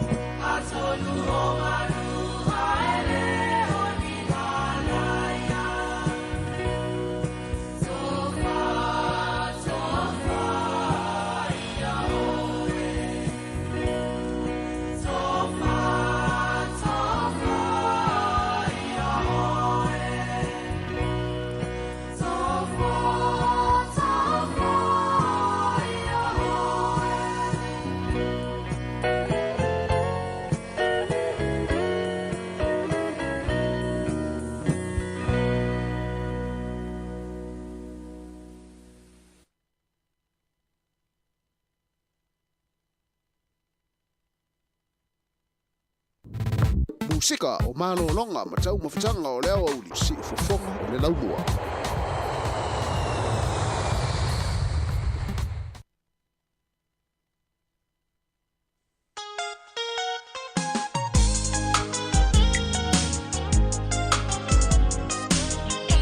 Ia taina tu tato pesa nei mo ila tau lo kuka ile nei uli pesa kuka fo i mai ana leila ile malu tai ao nei tato matua ia fa pe fo ile nei uli le ua te la fa sulua malo le kuka malo fo le tofo yo se fai mai po le tupu po le masiofo po ai lava mai ulunga e te tau lava ona na tofo mo le kuka esa pese sa wa ale tofo le kuka ele leipe ele lo le kuka la fa ia mo ilato o malama sa kuka ma ai mua ia ana leila ma ana nei le uli alo fatia atu tato proklama ia toto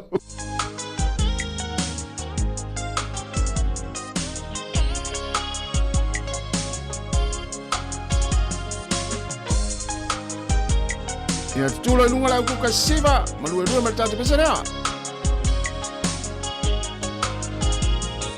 tolo le peninsula mai molino le tai tu pito ia pia si o utau la manaya e fe pula fi mai le sau o ata uma o petu o le lani e sulungi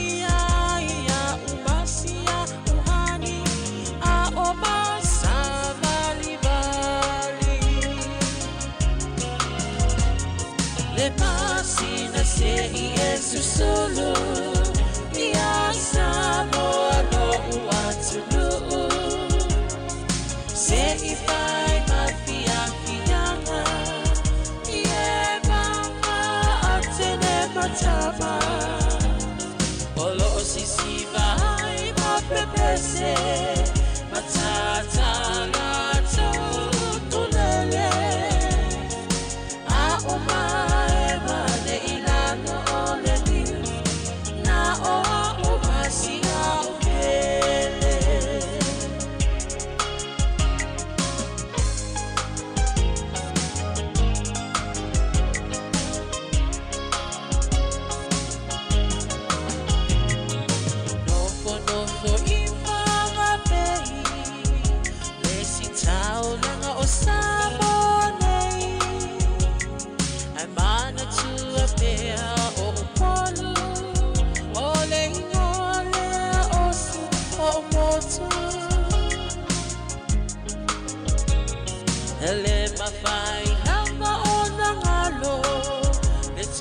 tape mali o mai singano no ai tine matama yunga lona awala lau papa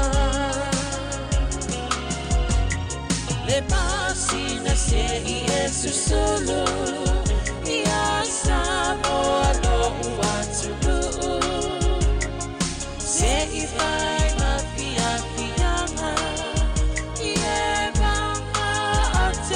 matama olo sisi vai mapepese matata lato tulele a omae mane ilano ole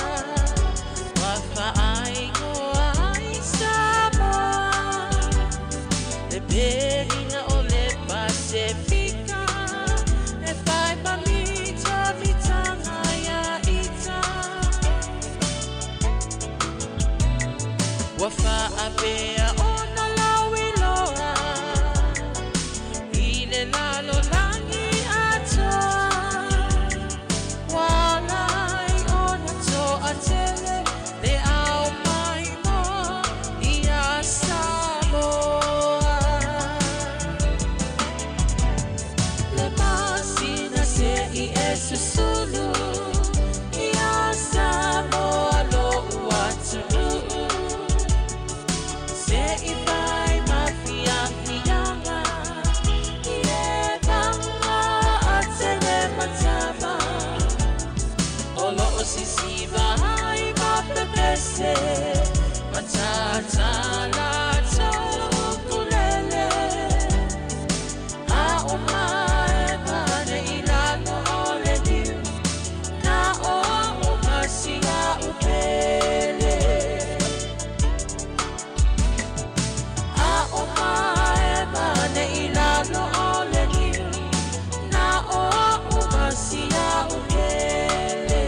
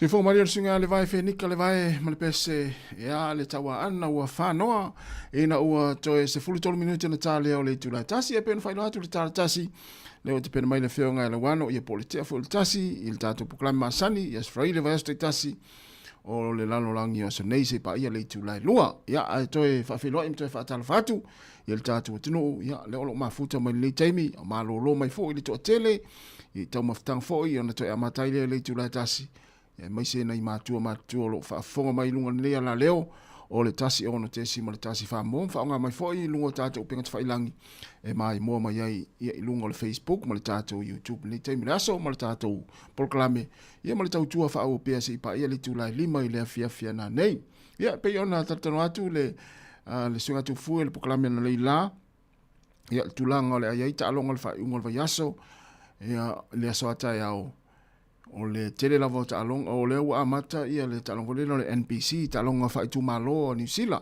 ia le na pa long men le la le sa tu ina tu fue na talo ta along le ta ni la ia me se au ia ma le tu lang le ia ta along le fa ungol ne va yaso le NPC ia ai o le ta au fo ia le la le awala le luma tu ta ofisa i man Kevin ia o te lore a tumu fo i tai ao i ono o ta longa le va o le Liona Wellington e male au malosi mai Kleistete ia Canterbury ia le fa atu ni no ta longa nai le tulai lua i le uli le paka le anof le ma o tum tatau Jerry Collins i le tulai lua a mata ta longa no winga e o tai ao le taimol ta longa ia o matua tumu ia luma atu le tata ofisa e ta e mautino lava e o mai luma atu le tata ofisa fa solo atu la lo ia i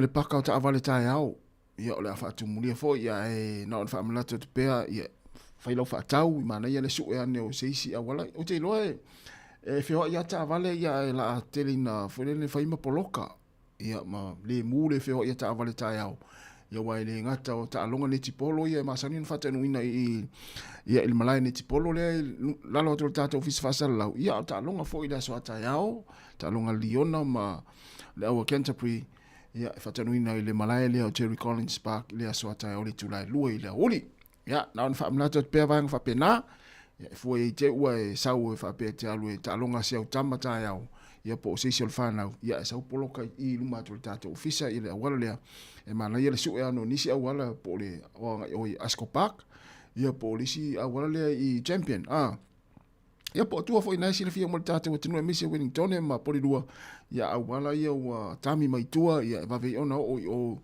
ia ni ta longa ni sel fan le so ata yao ia nai va nga fa mla tua tu ni taimi ia o le ua to se full minute na tale o le tu la tasi ia fa o pe fa fia nga pese ia pe ona to ma futa mai foi mole sunga tu fueli ia wa on le la ia si pa i mele ni taimi ia le fo ua usau sui mele fo wale fa wino le tatu tu le yaso stem foi fa tsi mai ni selo fa inga luenga fa wino le tatu tu si pa ile tu la lima ile fia na nei mantua ya le proclaim muli lava o pespesenga mo tanga tama tua mai le tu la fa si pa ile le lima ile fia na nei ya o le pesen nei ya e ta fa apitoa tu mo pa nga malava wai lava wo fa so ina le tatu Facebook ese lo fia ma vai tu le tele ani se o tatou pa anga mai la to muli tai le tau tua e fa so ina le tatou tau tua ile aso male aso o le mana ia io vai va pena ia o e we fa so ina le tatou Facebook le aso o le tatou pese nei mo to ia ma so o malama le te tango fa so pe share le tatou Facebook i lungo lau page lungo lau Facebook ia le pese la nei e o lo fa to i tatou fa fianga musika nei auli ia uto malava ia o lo faso ina tato Facebook ia to te mai mo ia ile aso male aso to eva minuto na talia o le tulata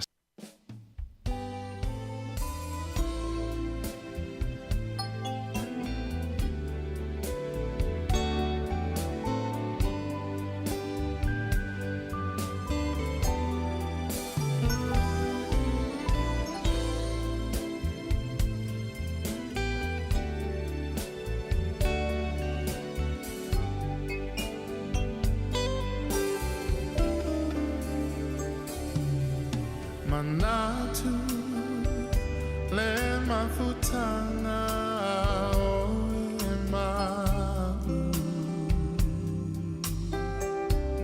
o ema Ana tua maita o tu mauita I lo fatu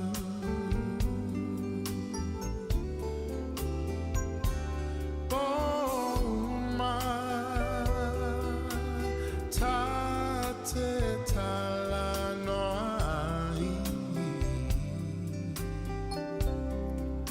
Momo sao se haso Sao se aso tato e fiava ai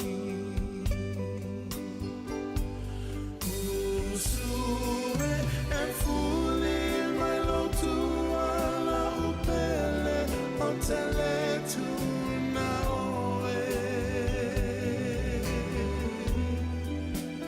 Tamo sao songi o lau fusi Mana tuai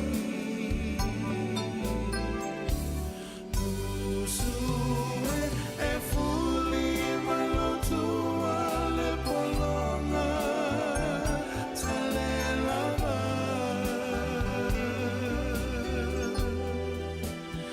Afai olea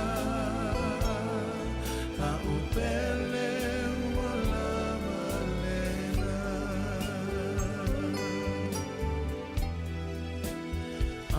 Fai olea la upele wala malena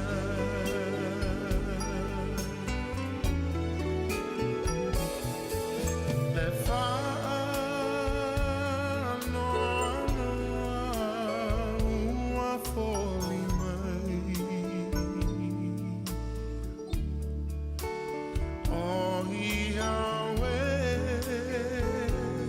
Lo ufatu ahulu fiai Lengao sa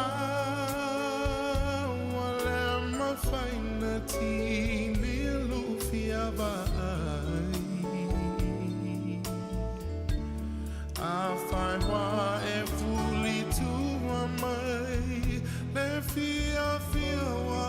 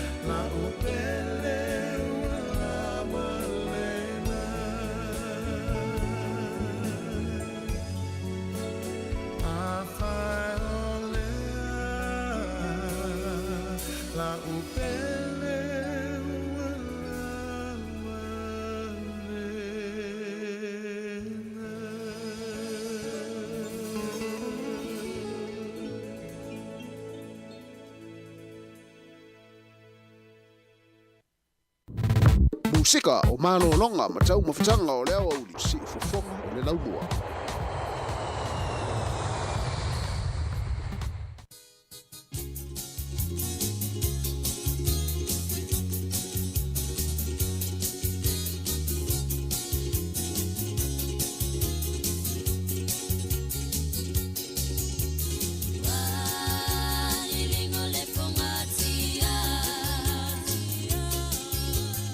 Ua paule tu amao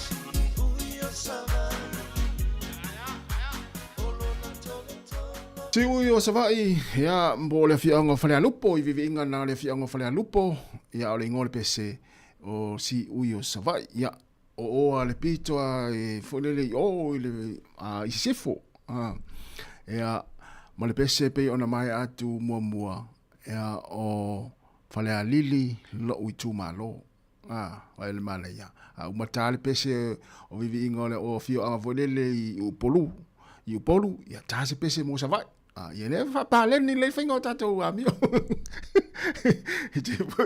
te voi fa pe ni sole ese fa me fa pitole li le otas ta me ana o pese o fio anga le moteri sala fai ai le ta mai pese o pot ia na o tatou fa pena fa palen ni le fingo si tatou pata upu te vo vesi tatou ia le se me la no vesi o le timu te fia si va mo fa pe we mali sole ese le malu lu ni o Iyo, mana le lale tai au. Ia, awa apela na te maaliti. Ia, nga, mena le tato, I tato pese ia siva Sāmoa. Ia, te tua ni ai lunga afa, tua ai lunga afa pewa e maalili tele tono le fale. Ia, matua ki lunga lau le tio, pe matua ki lunga le TV na e watu le tato Facebook.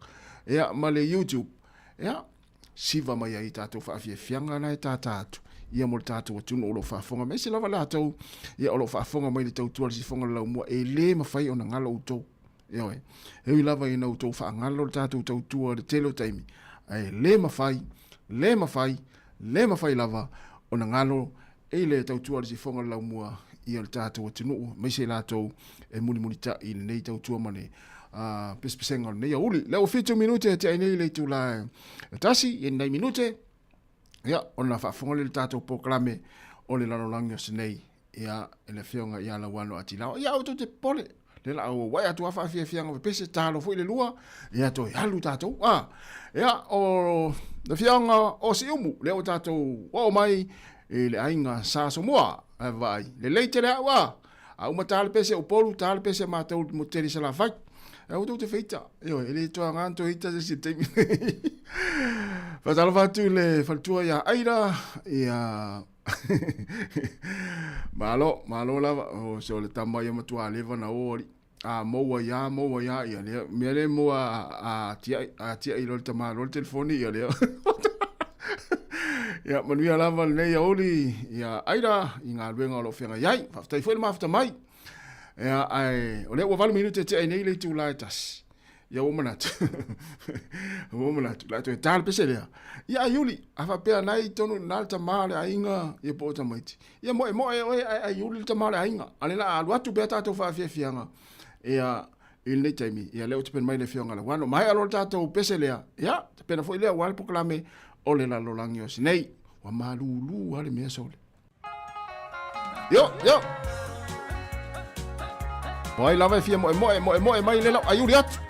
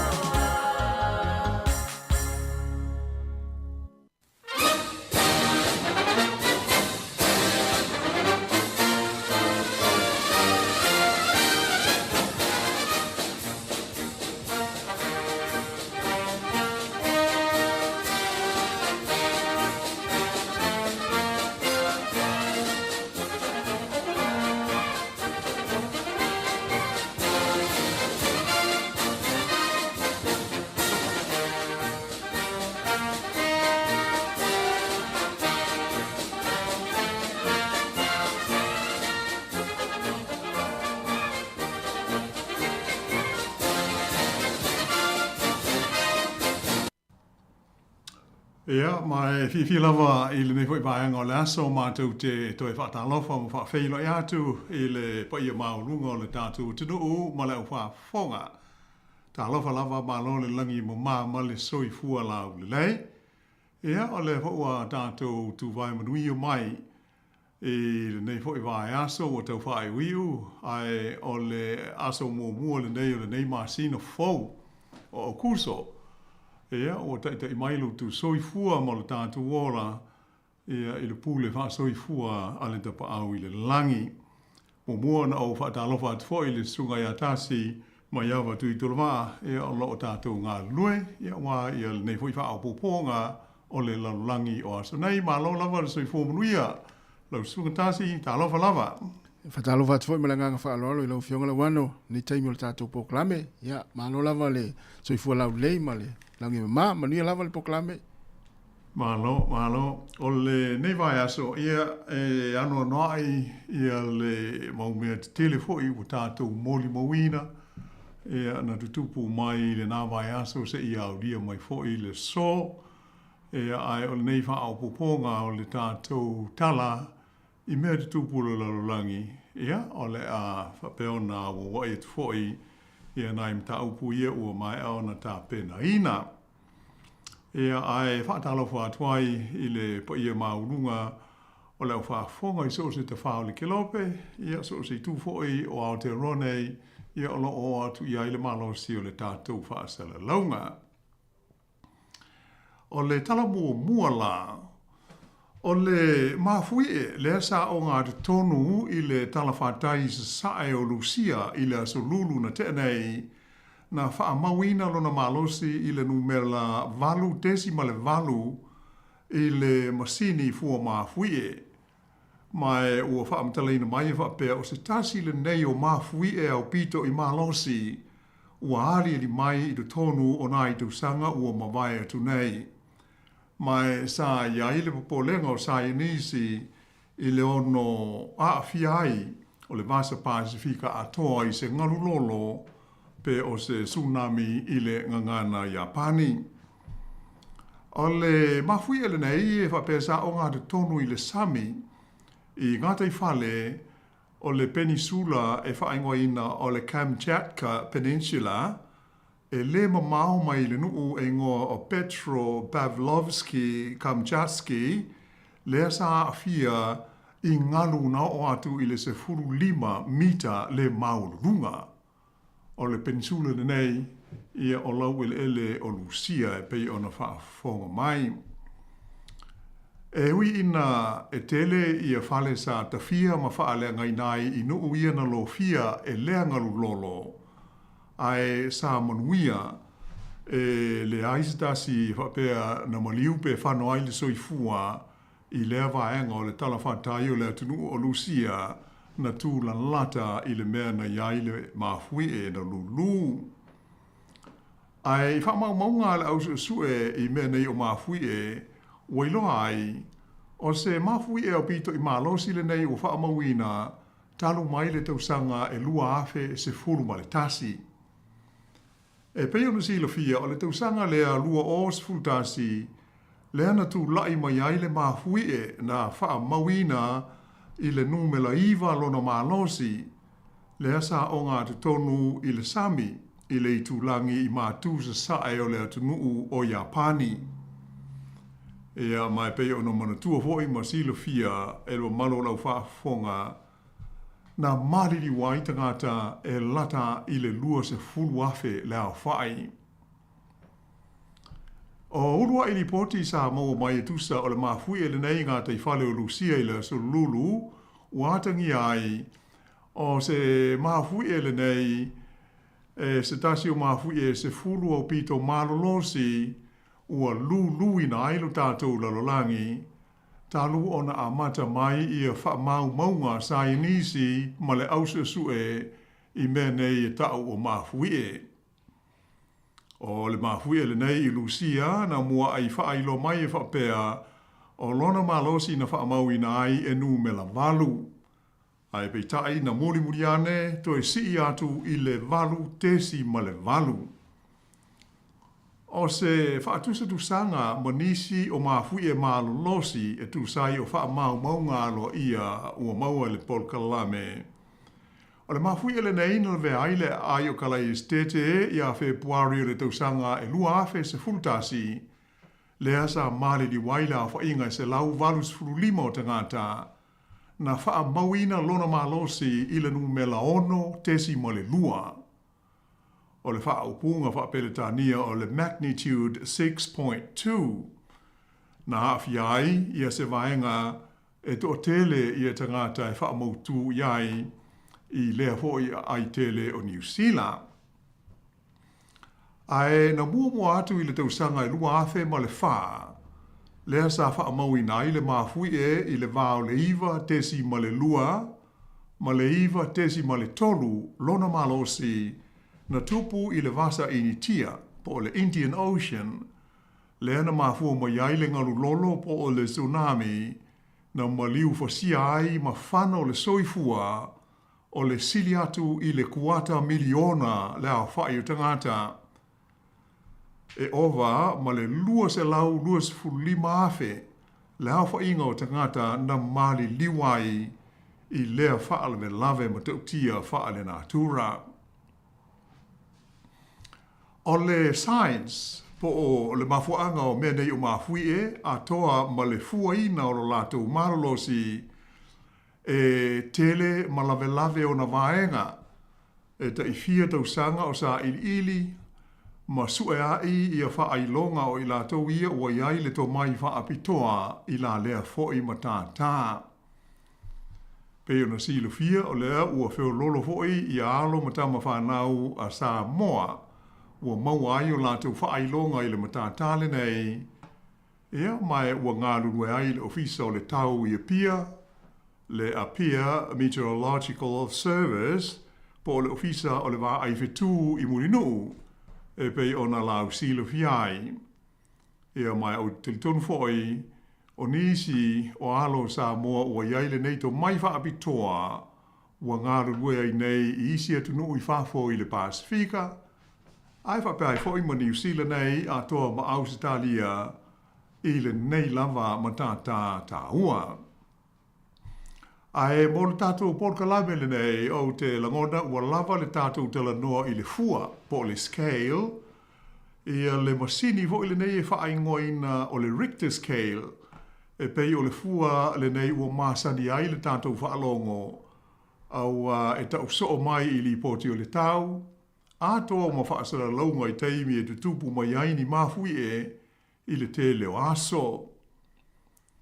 A tonu o se whaapunga whaingo fie, o le masini lea ingo o le Richter scale, o le masini lea e fuai le maro losi o ni mafui E ui ina ua tau le whaonga ina tele i le teimi nei, ia le fua lea i ngā ruenga scienisi e whengai ma le nei matata, e pei ona sa iai i aso uatuna ai o loo whaonga ina pe fuai mafui e laiti ia e tutupu maali e mai i loto i whale o atunu u te tasi.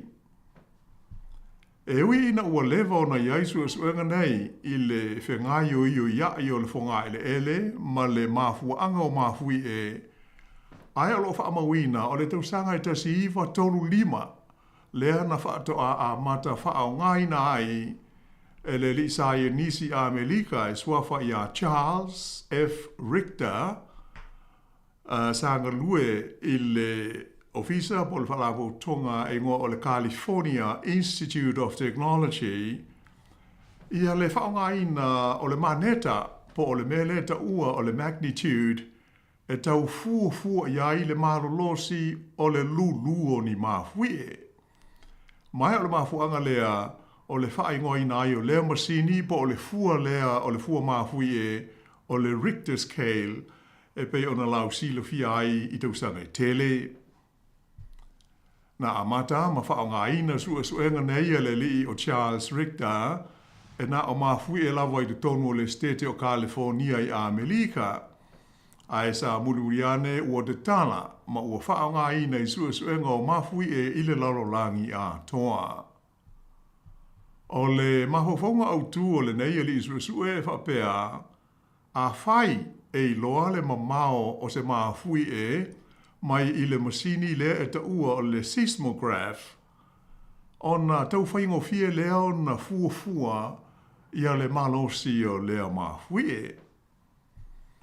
Ai bitai o nei uno pō masuinga ua iai o na o le fisuisu iai pēo o le teknolosi ma le sila fia o le tangata i awala e whaatino ai sa ili linga whaapitoa nei e pei o le ala leo le tau le tā ua o le fua tuai le nei sa wai i aso e tele ua tunai le Richter scale i taimi e tūla i mai ai i ani mafui e. Ai pei ona tā ua mua o le mafui e le nei vai aso i ngā teifale o Lucia o te tau o nā fia i le lisi o mafui e au pito malolosi e se fulu e pei o na whaamawina i tū ese o le tātou lalolangi. Mō le sila fia o le mamaru lau whaafonga o mafui e au pito malolosi e se fulu e pei o na whaamawina e numela se fulu ia le mafui e lea sa fia ai le motu o Sumatra i le atunu o Indonesia i le tausanga e lua afe se fulu male lua o tasi lua. O le nei mafui e sa whaamawina lona malosi i le magnitude valu tesi male ono 8.6. Na ta ua whapea sa ilonga o na ngalulu wai le fonga ele mai ui i na tele i a mea sa whaalengi nai, ai ele i matua to tele na ua i a tangata na malili wai.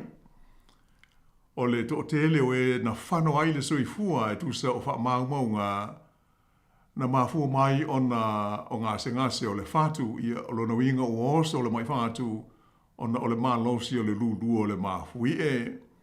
Salo o le atua tuwale ma le whaate ia o i la tau i le malosi o le lulu o le lau ele. E valu tesi ma le ono le malosi sa whaamawina o lea mafui e i le tausanga lea e lua afe se fulu ma le lua. E so atu mai i le numela iwa i le lisi le nei o le mafui e lea whapena tupu i le setete o Arunachal Pradesh i le atunu tele o Initia. O le tausanga tasi iwa 5 o afe iwa se lau 5 se fulu na whaamawina le malosi o lea mafui e i le numela malu tesi ma le ono pe o le magnitude 8.6. O loo whaamawina na ilonga o na ngalulu ma maha vai ai le fonga ele ma tele i na iai i a solo ele ma i vaenga maunga o lea i tū malo o Initia. Ma le ngata i na tele me to tino sa whaalenga i nai ai na whano ai le soifua o tangata e tu sa ma le fitu se lau valu se fulu le a whai. Ona so atu lea i le numela valu i le whaasalonga le nei o le mafui e malosi i lea na le vea ai atu motu e ta ua o le Rat Islands i le vaenga e whaingoina o le Aleutian Islands i le setete o Alaska i Amerika i mātū. O le tausanga tasi iwa ono 5 o lo whaamawina na la vea ai lea vaenga o Alaska i lea mafui e malosi e numela valu tesi ma le fitu e pe o le magnitude 8.7. E le o maua ni mea sa whaalaing leanga i nai po o nisi na whano ai le soifua i lea mafui e malosi ai o lo o whaamawina whapea na mafua mai lea mafui e se ngalulolo po o se tsunami na o le maulunga o na ngalu i le tolu se fulu ma le 5 futu. O le nuinga o le matua maulunga lava o le ngalu po o le tsunami na mafua mo iai. O le numela fitu i le tātou lisi, o le mafui e lea sa hawhi ai le nuu po o le ai e ingoa o le Esmeraldas i le atunu o Ecuador. Lea e tua oi ma Colombia i Amerika i Saute po o South America i le tausanga e tasi iwa o ono. O le malosi wha mawina o lea mawhui e valu tesi ma le valu, ia po le magnitude 8.8. E tele ni mea na whaalenga i nai lea fwoi mawhui i lea a aimata ngō fie o le nei e tino, mai sa mawhua mo iei fwoi se ngalu lolo po se tsunami, na whano aile soi fua le tusa ma le afe 5 se lau le a whai o tangata. O loo wha maui na fwoi le o atu i le ai o San Francisco i Amerika o ngalu mai lea tsunami na mawhua i le mawhui ele nei na a fia ai i Ecuador. O lona ono i le tātou lisi o mawhui au pito malolosi o loo wha maumawina i le larolangi a toa. O le mawhui e lea na la vea ai se tasi o ai i le atunu utele o Chile i le tausanga e lua afe se fulu, lua o tasi o. O le malosi fo i o lea mawhui e tusai o wha maumaunga e valu tesi ma le valu, mai sa autu pe o ngā te tonu i le sami i ngātai whale o le nuu e ngoa o Quiri, mai na whano ai le soifua o tangata e 5 se lau lua se furu tolu le a whai, ae whaalea ngai nai, ma le siri atu i le tolu se lau fitu se furu afe, le a whai o whale o tangata a toa ma company mo PCDC i lea vaenga o le tunu ule nei o Chile. Ona se eifo le i le numela 5 i le tātou lisi e pei ona talanoa ina nei, o loo whaatulanga mai ai i le mawhui e na tupu i o tumotu i sau te sa sae o Lucia. Le vaenga fo i lea le na tupu e nei i le mawhui e le Sululu, le Kamchatka Cry, i le tausanga tasi iwa 5 lua. O se mawhui e losi tele lea tu sai o wha maunga e numela iwa, magnitude 9. O te motu fo nei o Lucia, le nāni e mai le mawhui e le Sululu o le vaia sa nei, pei o na mawhuai, o na tātou tala noa i le nei mata upu i le tātou polkalame i le so.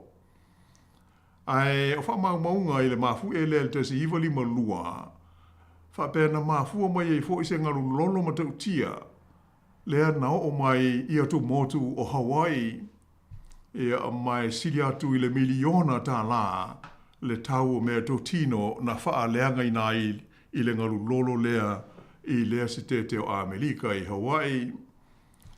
O se urua i mawhui e fo i le nei, ua wha mawina ua o atu i le iwa i a lona malosi i sue ngā sae nisi ma le au sue i mata aupu tau mawhui e a fia ai le lalolangi a toa.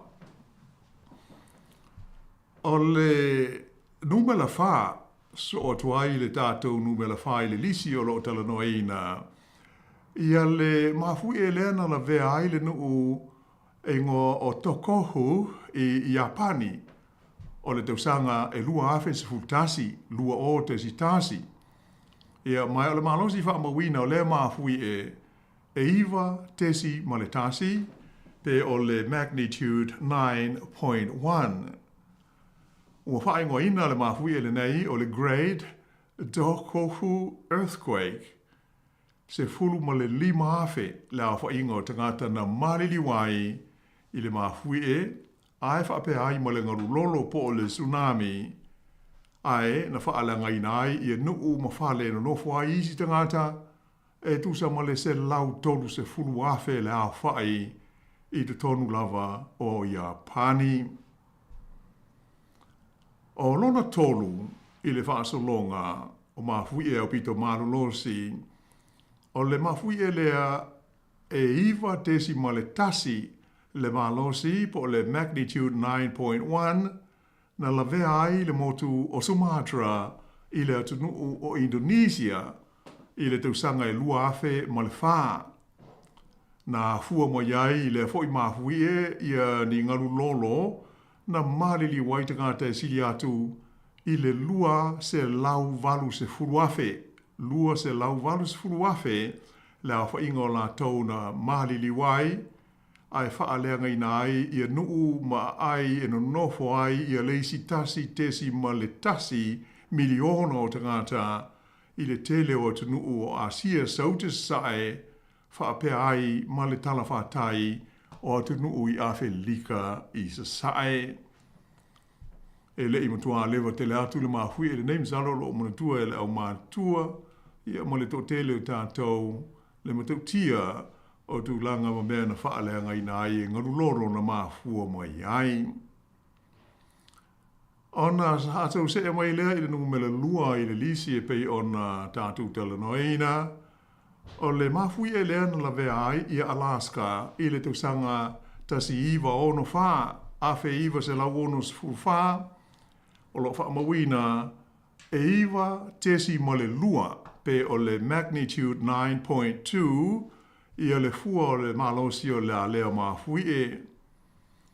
Masani on ave ia le whaapunga o le mafui e le nei o le Prince William Sound earthquake, ia po le Good Friday earthquake o le aso na luluai. O lo whamawina e tusa ma le se lau tolu se fulu le au whai la tau na maliliwai i le ngalulolo na mafua mai le mafui e le nei. Ia mafuafuaina le tau o meto tino sa whaalenga nai na o atu i le tusa o le lua tesi ma le tolu piliona tā la. Ai o le nume le tasi la i le lisi o mafui e au pito malolosi ua wha mawina o le mafui e lea e ta ua o le mafui e tele o le Great Julian Earthquake i le tausanga tasi iwa o na o afe iwa se lau ono se fulu. O lo wha mawina le malosi o lea mafui e nu me la iwa tesi ma le lima. Pe o le magnitude 9.5. E tusa ma le afe ono se lau lima se fulu lima le a whainga o tangata na whano ailo la tu soi fua. Ai 2 miliona isi tangata na whaalenga i nai o lātou whale manuu e no nofo ai ona ole ngaru lolo mai la lea mafui e mānosi. O le mafui e le nei tu sa wha maunga, mafua mai ai le ngaru lolo matautia, lea na awhia ma la matia ai nuu tu mata whanga o le Pasifika, ai wha pe foi Hawaii ma Japani, a to ai ma New Zealand nei.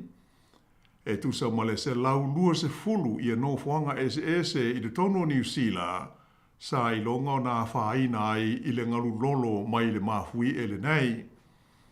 Ai o vaenga sa au pito i sili o nā whaina o nuu e amata mai le tolo i Cape Rainga, wha solo i whai i sifo le Bluff, wha pēa le motu o Stewart Island.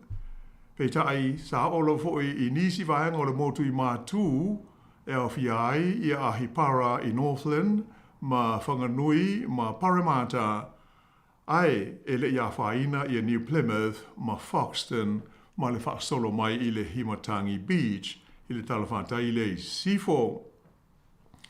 Sa whailo mai fo e whapea o le ngaru lolo le nei mai le mafu e le i Chile, na mafu ai o na whaavaina i le tausanga tasi iwa ono lima i New Zealand nei, ia se polo kalame whaailo ilo e i loa ngō fia ai i ani ngaru lolo po ani tsunami e ono a ngai mai i le atunoo. Whailo mai ai e le li ofisa su e o le vaianga o sa ililinga o le vai ma le sio manga, e swafa ia Rob Bell o le niwa.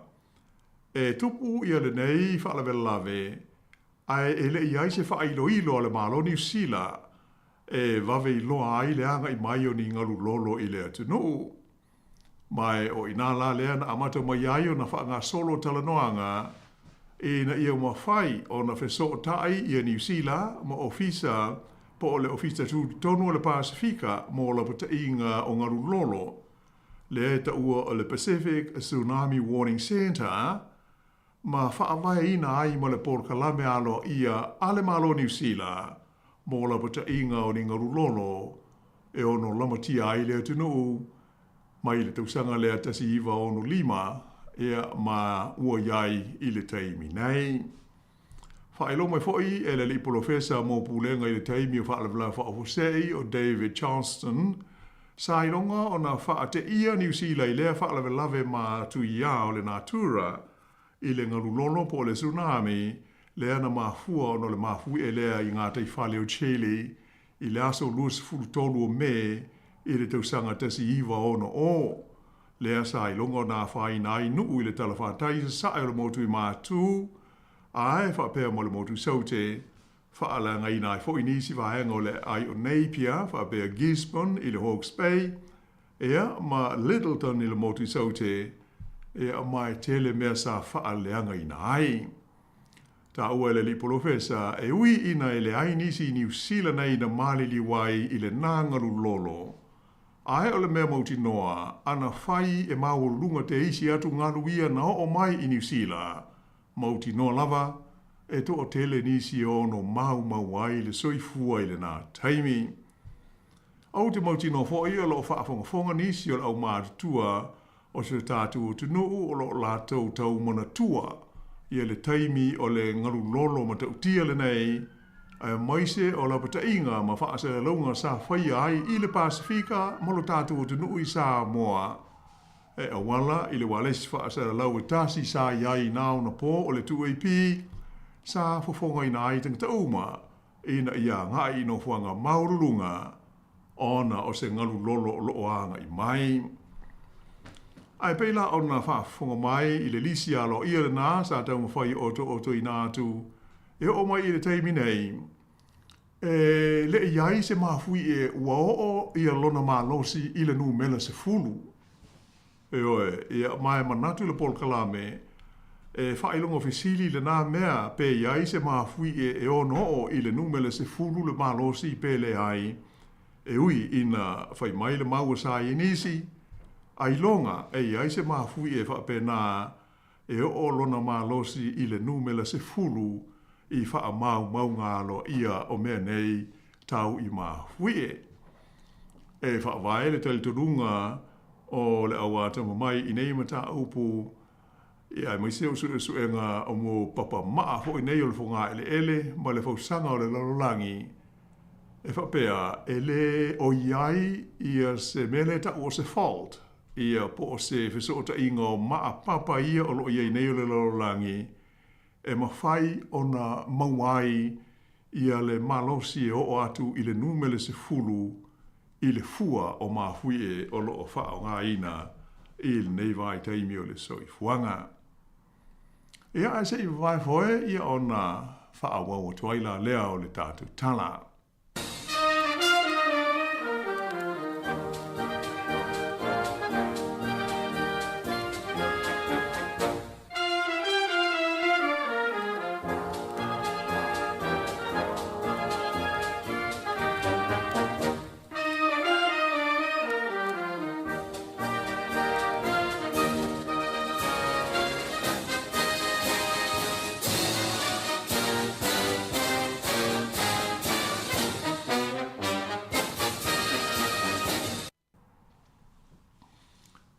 I le whaawawina la le tātou porokalame e pe ona whaafonga mai ia e tele na uale mau whaafita auli wa lamati ai le soifua e a maise o le nofo le lei o tangata ia manuu mātunuu o le larolangi i le nei vai tau e le ngata i mala wha le natura ia ai o whaafita auli e iai swing o le tau ia mai se foi ia taua ma fe vai a inga ma fe ese inga fa upu fai o malo.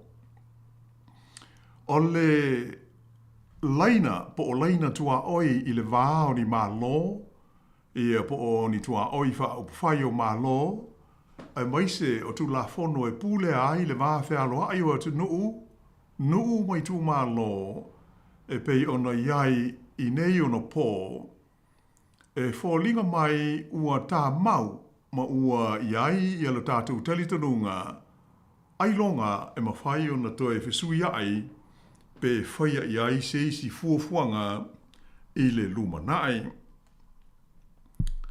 Peitai, a sila lei I le tala whaasolopito ma mea ua tupu mai o tātou lalolangi.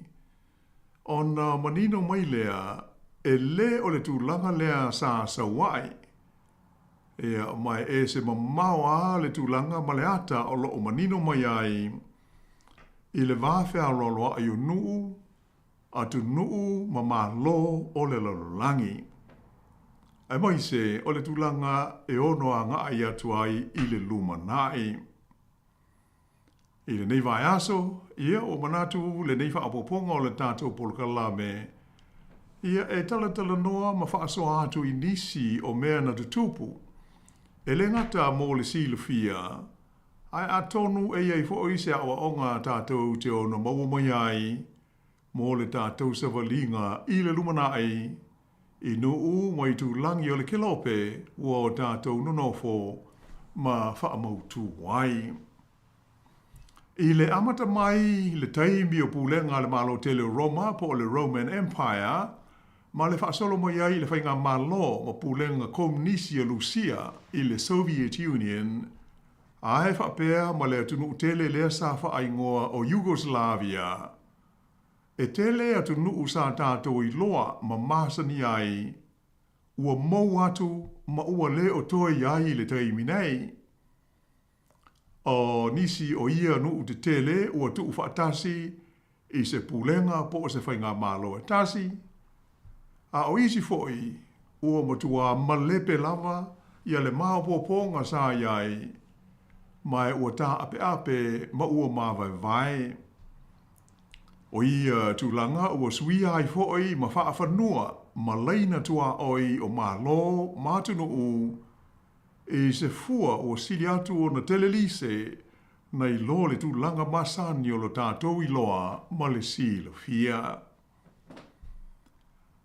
E le tūlanga lo matia ai o ele ma lau whanua tū matawhanga, ato ai maala manuia e whaalangolango i ai nuu ma atu nuu uma, ona o swinga o ngaonga o le tau, ma le whaasolo atu ina o ia o le tūlanga mautu ma le mausali o tua oi, ia sa tosi ma whaatu langa i le taimi o pulenga whaakolone. Ona o whaawhita auli tau upawhai o malo, ma mana onga o tangata patino i nuu ma atu nuu nei. E ma whai ana whaapea, o nisi o atu nuu o loo iai le taimi nei ilo tātou lalolangi. E ono auli atu leisi lima se furu tau sanga o lumanai nei, ua le o to iai ia ni atu nuu whaapea. E po o se whaopunga tau whaawhaingo fie. E o atu i le taimi, ua mau, ma ua ngaloma atu e le toe vaia ia nei atu nuu i le whonga ele. O le nei tūlanga whaanoa noa, e le o se tala ole, ia pe o se tala whaangongo, ae, o se manatu e whaavae i mea moni ia ua tutupu, mai o lea ua tātou moli mawina i nei taimi, i suinga ma tautia, ma whaina o le sio manga, ma le tau o le lololangi. Ae mai se foi, o suinga te tele wha o whai o ma lo, ua ilonga o nā whaina ai le nofo le lei, ma le to a file mua tangata, i tu langi ese o le kelope. Ua tā pena inai i suenga le awata mamai, ia se lisi o nisi o tenu o le lololangi, ua masalomia le aafia ai i ia tu langa le manuia, ma i wai ina le to iai ni a tenu u whapea i le lumanai. E le whapela o le atoanga leo a tunu uola matia i tūlanga e pei o na tā ua, o na o mala whaale nātura, o le sio manga, ma swinga o le tau o le lorolangi. Ai maise ai fo i o mala i e mafua i le fia pule o isi tangata, i mea tō tino, ma lau whanua o isi tangata, nuu whaapea mahatu nuu. Ai pei ona tā ua, e au ngā hoilo tātou manino iai i nei mea aua a whai tātou te le i o iai I nisi o ia atu nuu o lo o la vea i le lisi le nei ua wha amau mawina atonu o se taimi le leile nei ta pena hoi mo fuafua e awhi i aise ta whaunga wha ale ainga ia e se hala au mātu tua i o malo loli taia mai ngā luenga ma ua fia ave ni malo longa e malanga siasi atuai i isi i tu langi o le kilope o lo tātou wola ma soi fua hai.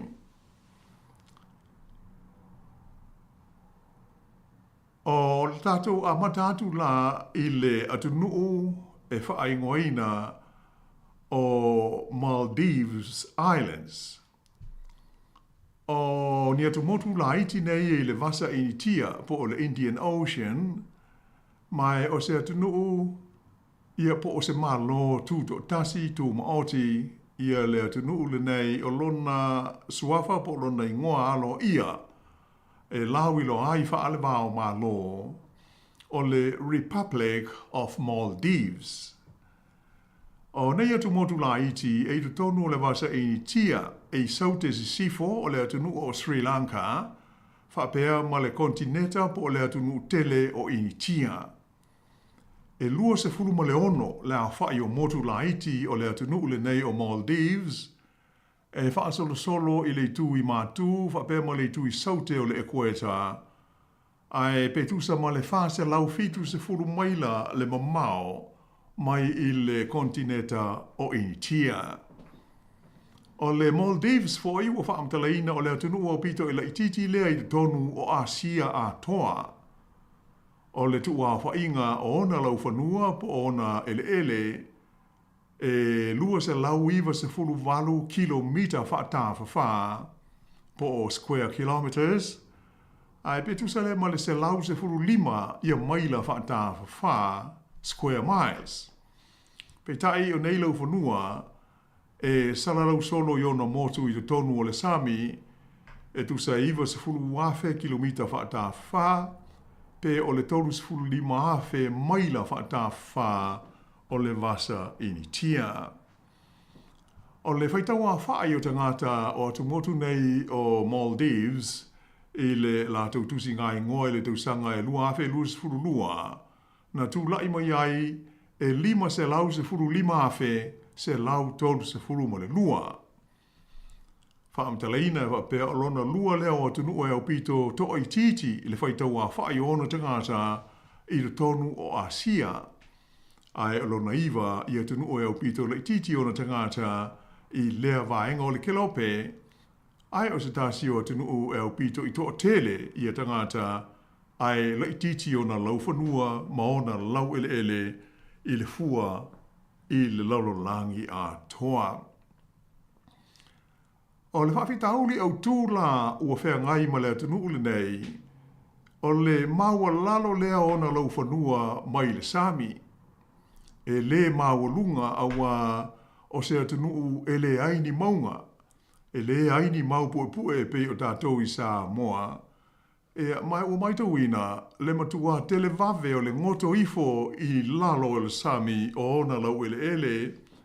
A o whaatu solo ai ina si e pe i lunga le fua o le suatai ona o suinga onga o le tau.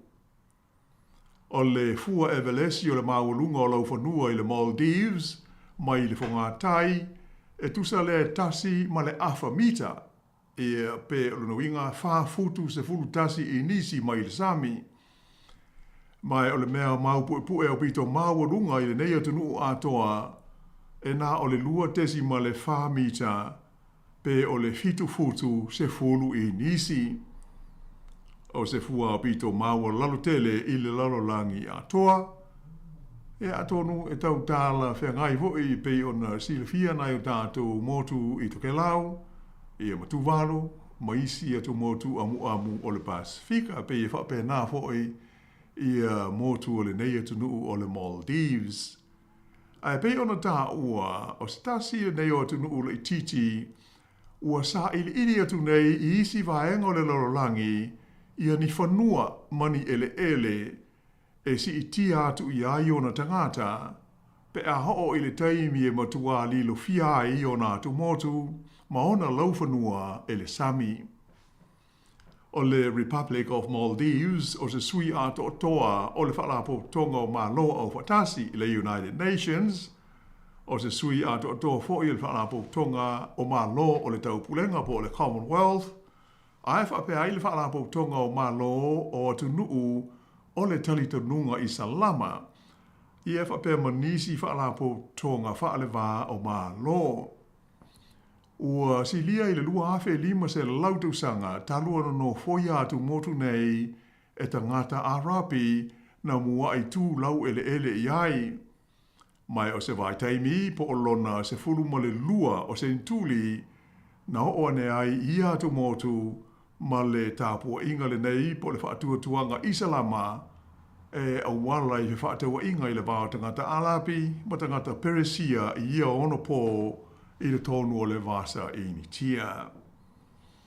O le senituli e sfuruono na amatai na malosi a afianga o pulenga whaakolone mai Europa i le tonu o nei e tumotu, ma avea ai ma tumotu e lalo le puipuinga, ma le tausinga a le malo pereta niatele i le tausanga e tasi valu fitu, ia ma whaaso solo mai aise ia o ina mauolo lato malo tuto tasi mai a pereta nia, i le tausanga i tasi iwa ono 5, lea na whaavai nai i le tausanga i tasi iwa ono 8, i a lana whainga malo whaapale mene e wha ulu i le tofi pelestene filifilia i le pālota.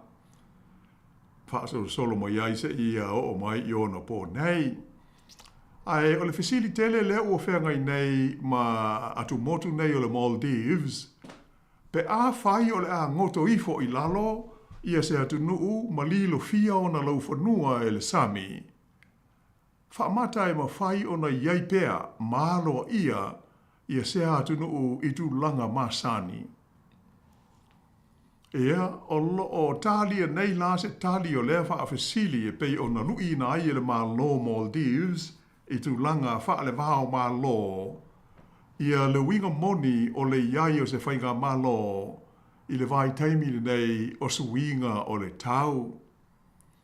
E pei ona ta ua fo i stasi o tātou por kalame la tau mai nei, o le tunu o tu walu i le tātou i tu langi le Pasifika, le o ta pena i tu langa wha tekonolosi e wha asau i na ai mea uma e tusa o lana whainga malo malo la tu o tunu u, ai maise o lana ngangana o tu maanganu e ta pena ai mo le taimi, e le toe wa ai aio na lau whanua pe a o ina lilo fia i le Sami. O le ea ua sa ili atu fo i atunu i whafo, i a nisi lau ele, e wha se atu i aio na tangata e no nofo ma wha mautu ai. Ma le wha moe maurunga, o le atu mau pea o no lātou pūlea, i a le Sami, ma le vaenga o le Pasifika o loo iei nei, i o lātou atu motu. O le tūlanga lale nā o le fōi wata pena i aia tu motu nei o le Maldives la tau, awa o le o mauti noa o se tasi le nei o te nuu e le maalofia le ngoto ifo o ona lau ele i le Sami i le tonu o leisi 5 te sanga o lumana i nei. O le ati na e o whai ngā whaiva o le poutu leo le tamau ainga o lea te nuu e so atu i ai ma le ati na e o tu lisi, au wa o se tasi e nei o atu motu mātango fietele i atu langa o lona tau, ai maise o na lau whanua, ma whalitari malo, ma vaenga e whaato sina atu i ai, i a tangata ta whao mai mo mai whafo, ma e to tele, i atu lisi e fia asi i ai i tau sanga te itasi. O le tasi o atu nuu, o loo la vea i le lisi o atu nuu nei e ono leiloa mai u ina mau ma ua ngalo atu i leisi 5 tau sanga o lumanai. O le atu nuu lea e ngoa o Belgium po o pele seuma e pei ona tātou wha Sāmoa i nai. E ese la ia le whaafita auli o lea fo i atu nuu tele o le lalolangi. E le o awhaina la tau i swinga o le tau e pei o le Maldives, i a pe o tu walu foi, a tō maisi atu nuu lahiti o le lalolangi, Ai ese ia le tu ai ngo whaafita uli lea ua whengai ma lea fo ia tunu tele o Europa. Lea ua manatu e ono tula i maiai ia se suinga onga i te tonu o leisi limo se fulu tausanga ua sawa lia nei. O lea tunu le nei o Pele Sāmoa po o Belgium e le tulangi i mātu sifo o Europa e iai ia lona tupu ia po o le tau whaapelitania fo le nei o le meo le Kingdom of Belgium ia mai o se vaenga tele o le nei atunu o ni laufanua e ta ua o laufanua mawalalo, lowlands, ia ta ua o low countries e tua oila ia Belgium po o Pele Sāmoa i rona i tu i mātu ma le atunu o le Netherlands ai tua oi i le tu i sasae ma sia mani o le tunu o Luxembourg e tua oi le tu saute sasae e tua oi ma falani i lona i tui saute ai o le vasa i matu le North Sea i lona i tu langi i sifo. O Pele Sāmoa o se tunu tele o le tu whaatasinga o ona ele po lau whanua e tu se le ma le tautus furuafe ono se lau waluiva kilomita whaatawha po square kilometers pe tu se lea o le se fulma le tasi afe valu se lau whaiva maila whaatawha po square miles. O le whaitaua whaai o na tangata e tu sai o whaamau maunga o pito lata mai e sidi atu i le se fulma le tesi ma le valu miliona. O le fua whaatau tangata malau ele o Pele Sāmoa e tu sa lea e tolu se lau valu se fulu tolu i a tangata i le kilomita whaatawha e pe o lawinga e tu sa lea ma le iwa se lau iwa se fulu tangata i le maila whaatawha e ta sipo le square mile o se fua e nu mela lua se fulu lua i le laulangi atoa ai lona ono le mawalunga i le tonu o le atu Europa a toa. O le lau mua o Pele Sāmoa o le aitele lea e ngoa o Brussels e pei ona silafia e le mamalu o maua la vanoa e malanga ia maasia tu fo iai i lea vaenga o le larolangi.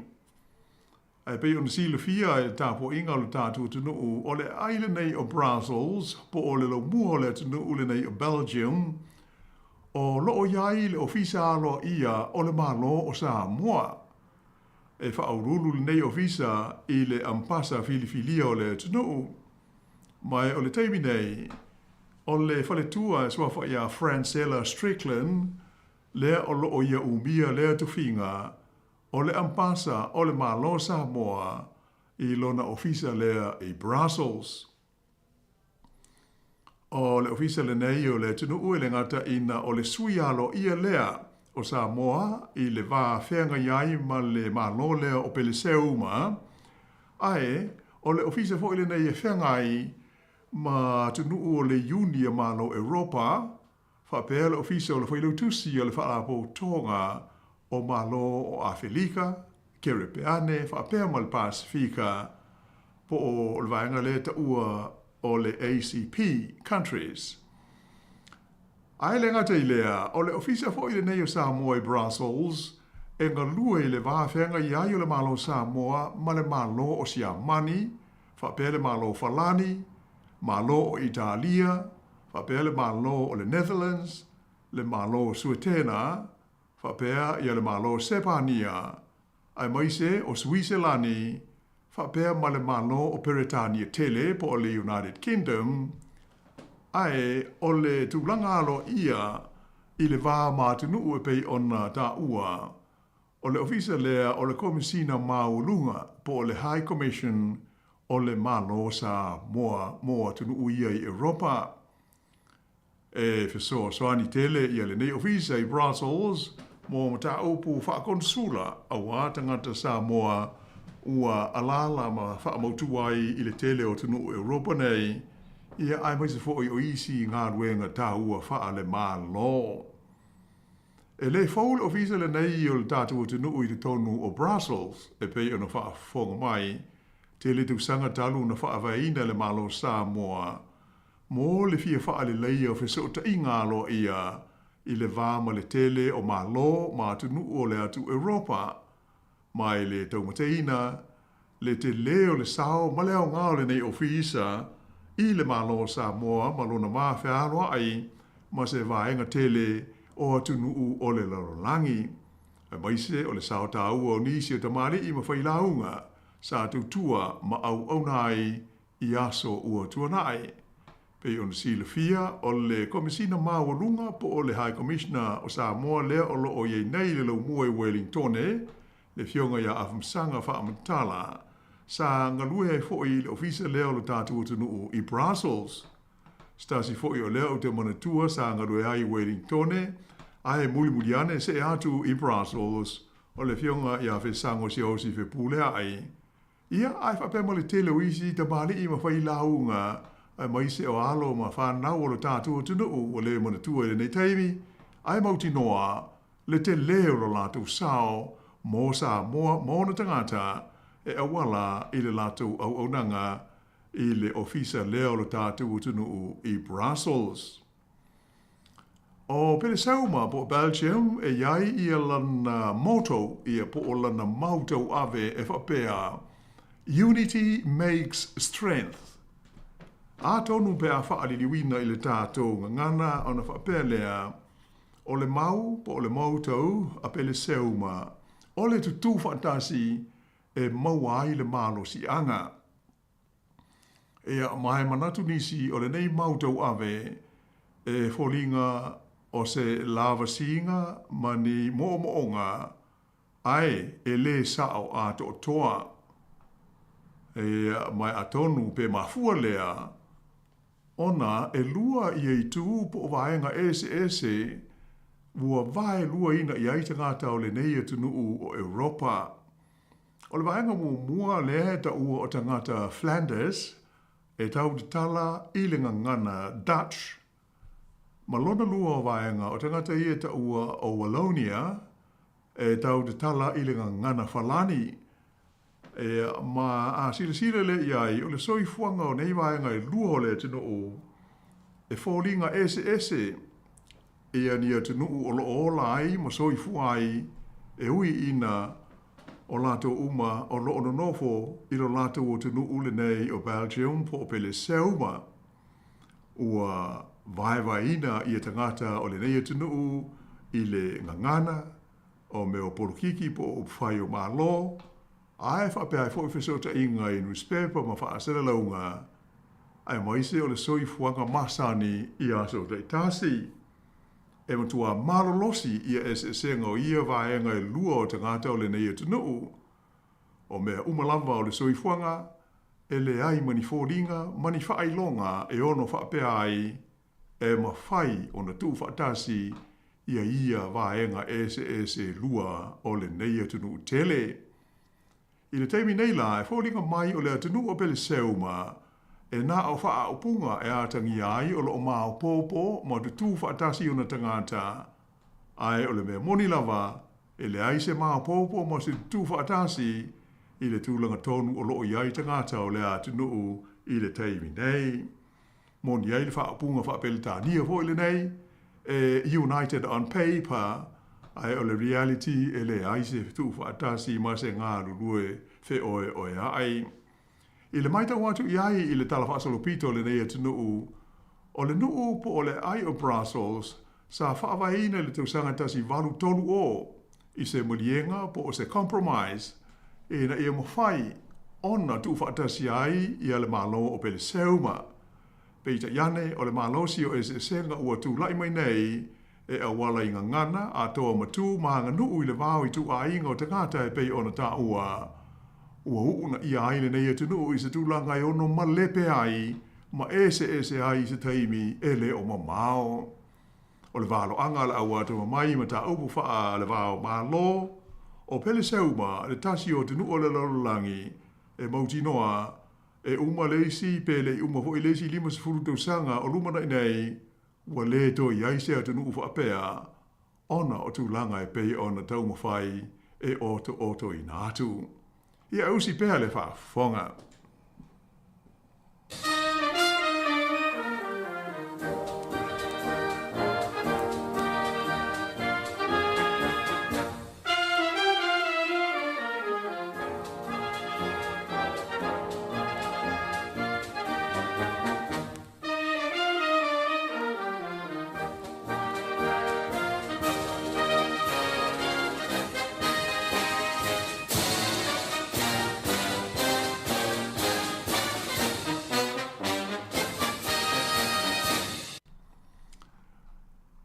Ona so tu le tātou tala. O stasi le nei o atu nuu i le Pasifika o le atu Kiribati po o Kiribati pe ona ta ua le nei atu nuu i le Pasifika po o le suafa lea ua alo iai o Kiribati le teibinei. O stasi o atu nuu ua lamatia ona o tūlanga o suwinga o le tau. Ta ua i stasi o tātou Porkalame le i mau te le atu o atu motu nei o Kiribati sa ingoa mua o le atu Kiribati ia ma elise teimi lea o loo tu whaatasi lalo pulenga whaakolone a pele tānia ia tu motu nei sa ta uai o tu motu o Kiribati ma elise po le Gilbert and Ellice Islands motu sangai tele. Ai o motu lao Kiribati pei ona ua iai te binei o lona ma lotu ma oti ua whaingoina ia Kiribati ai o motu elise ia ua whaingoa ma ua ta ua o le malo tuto tasi o tu walu.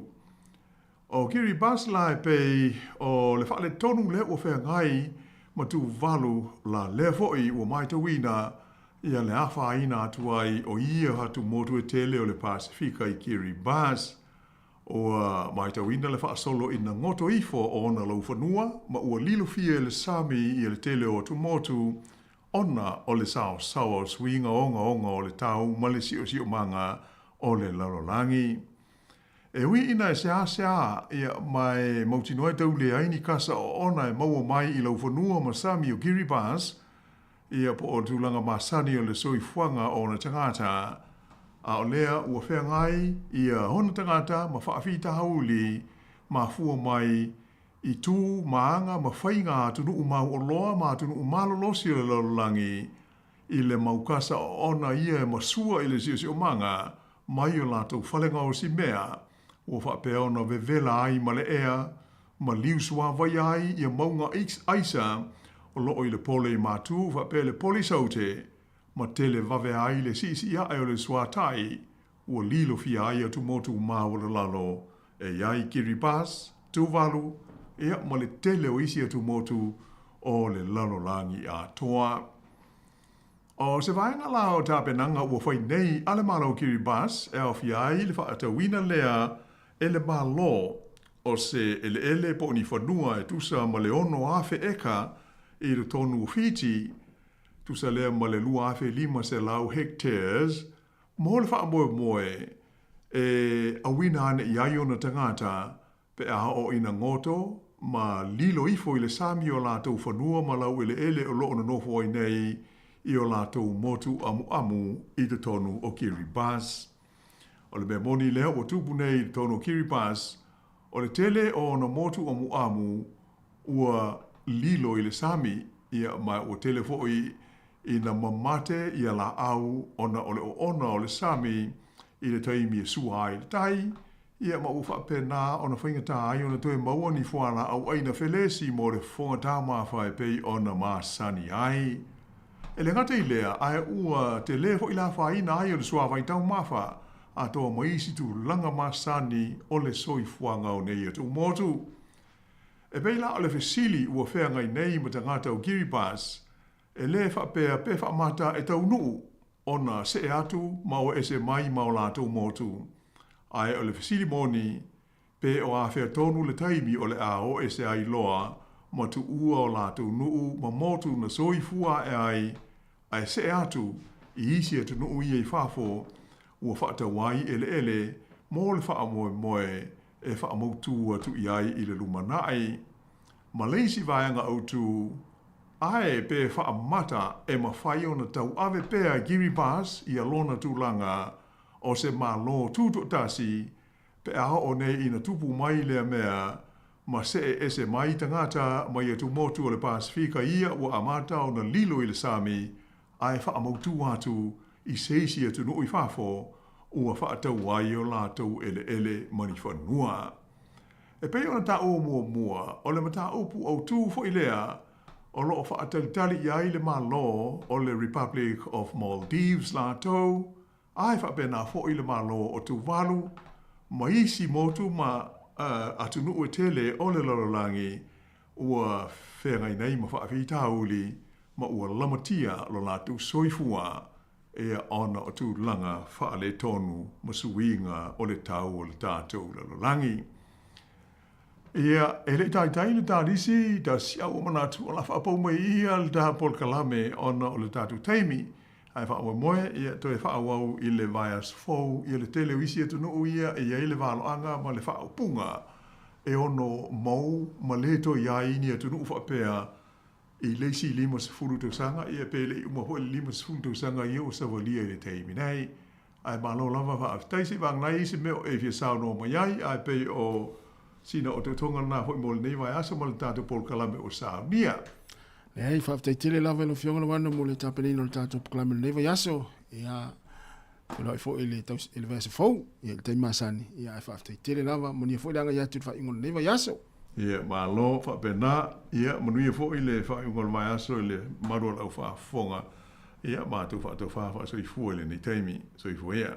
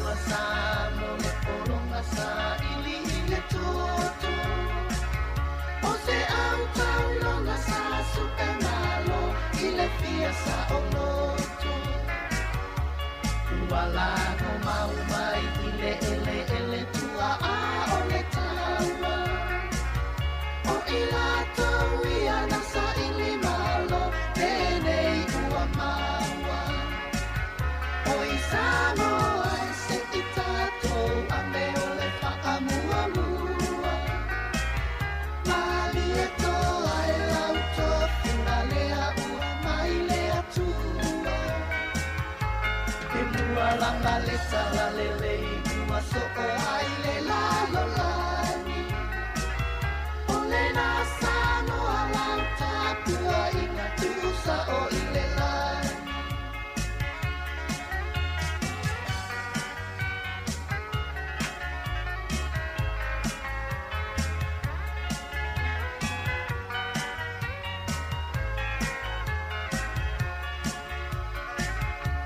le manu Samoa o le toa Samoa tasi o maui moa a o te ire tua ua toa tasi o e i le masala loa mai si lava o ta alonga wai loa ai o e Samoa ea ua ta sapi ai ne tau fupa lea wa tau aloa oi Samoa se i tato a me o le whaamua mua mali e toa e lau tofu a lea ua mai lea tua e mua la male tala lele ua so o ai le la lo lani o le na Samoa lau tapua inga tusa o i le lani o le na Samoa lau tapua inga tusa o i le lani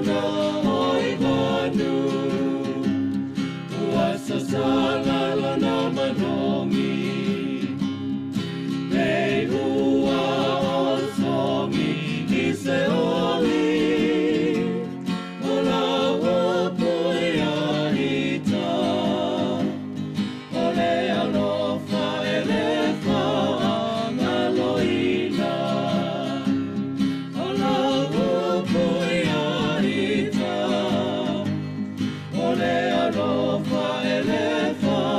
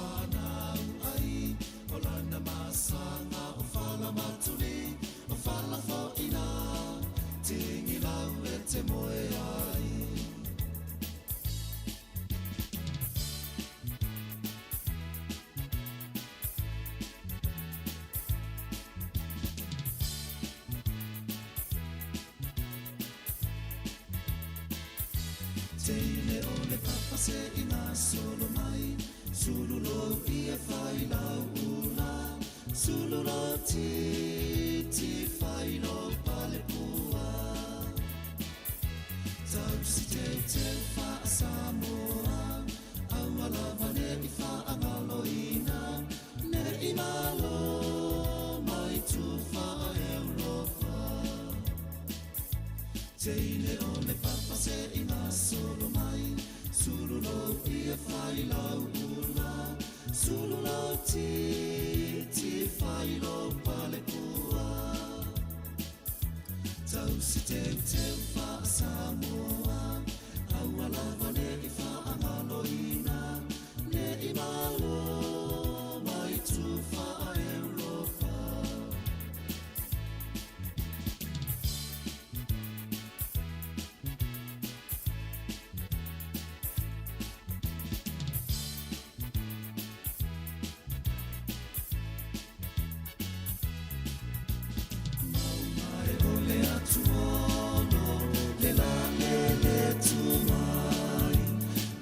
Tolo iwa e luanga Le la le pito I tai Alo whaanga o sia upele Olo o mae vane ai Whasabili le whale mai Pe mai mo I se tala vai Auro e manai O le lupe mai manue O oe ona o se rosa Tau mai tumu tumu e Oe ole wha maoni Ole moe moe ono taofi Ola ume o whai tupe Goodbye pia la upele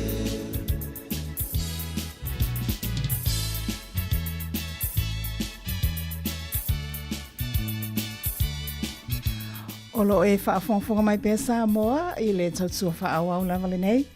A le si ufonga le lau moa mai lona ofisa hautu I porua nei. Ia o whapea ona tautua ina lo o tau pa ia ma lo o tau malu. Ia si o mai fo le nei vaenga o le awauli o le asa wharaile le nei. O le asa moa o le maasina o au kuso. Ia ioi. Le ua tau nu mai ai le wholaunga. Malo le wholau. Malo le pale. Ua sawari mai tatu taimi o lea wato e luas fumale iwa minute. Ia ona talo leo le tulai tolu. Tingi lau e te moe ai. O whala fo ina. Tingi lau e te moe ai. Ia maole fo I ua suia le tatu no foa. Ia mo sina lua fo I tula pea. Ua mai atu fo'i ia le tātou porkalame pe ona tautu antoi le fionga ia la wano ia ma le sunga ia tasi a maiava na o loo faisa na malolonga. Ma faisa na tali suanga o le auli le sunga ia tasi ia a mai a fo'i ia ona toi fesu ia I fo'i leo a pe fo'i ia o le taimine ia o la auto ona puli mga whatalatalanga tu mo le motu asimilo mo oe Sāmoa talofa lava ia mai toi o whalofa atu le whaafunganga maua le atu nu uli nei vaenga le auli o le auli le neo le asfareile whaafeilo I atu ma le fia tele ma lo le wholau ma lo le pale ia ma lo fo le tāpua I mai mo I la tau o lo whenga I mga luenga le nei fo I auli le toi titi fo I le wa afa le asfareile ma lo le wha ma lo losi ma lo le ngā lulue La tolo o mafuta mai tono a inga, tato tua asina sina, ia mai la tolo o whengai pēr ma nei lama tiute o le tausi matua, ma lo whaafitai, whaatalo whaatu, ma le fia tele.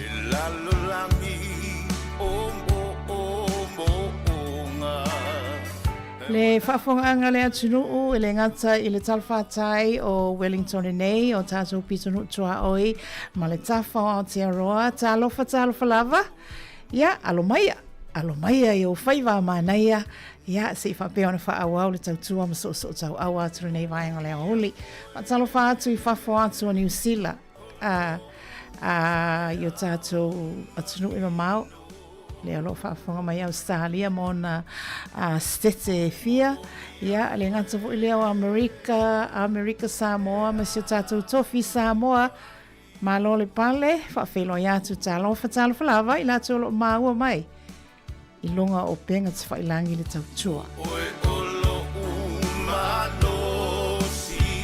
ia o le whaamanatu lava ma le whaalolo tele ma le fia lava ia tātou paanga, ia mai lātou lava lo fia e whaafonga mai le tautua le si ufonga le laumoa.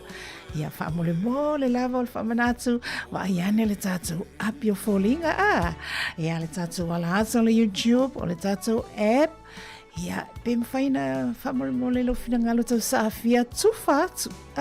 Matuai o omile share, tufa atu. Ile lalulangi atua. Ia, wafo ile tatou tautua. Ioi.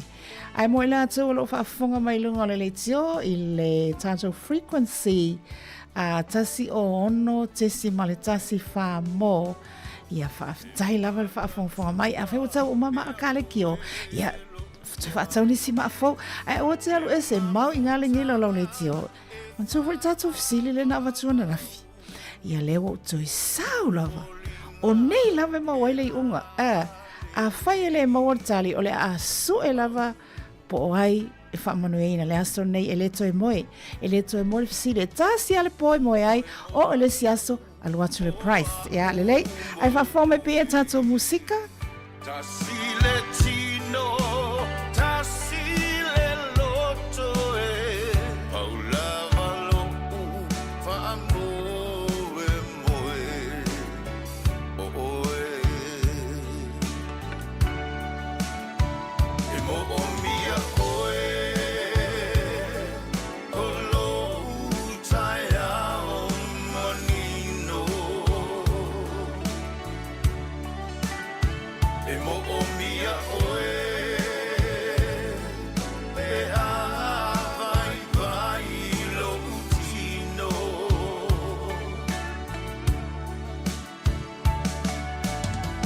o oe o lo umano si anga a o mai o aso leanga paulava lo whaamoe moe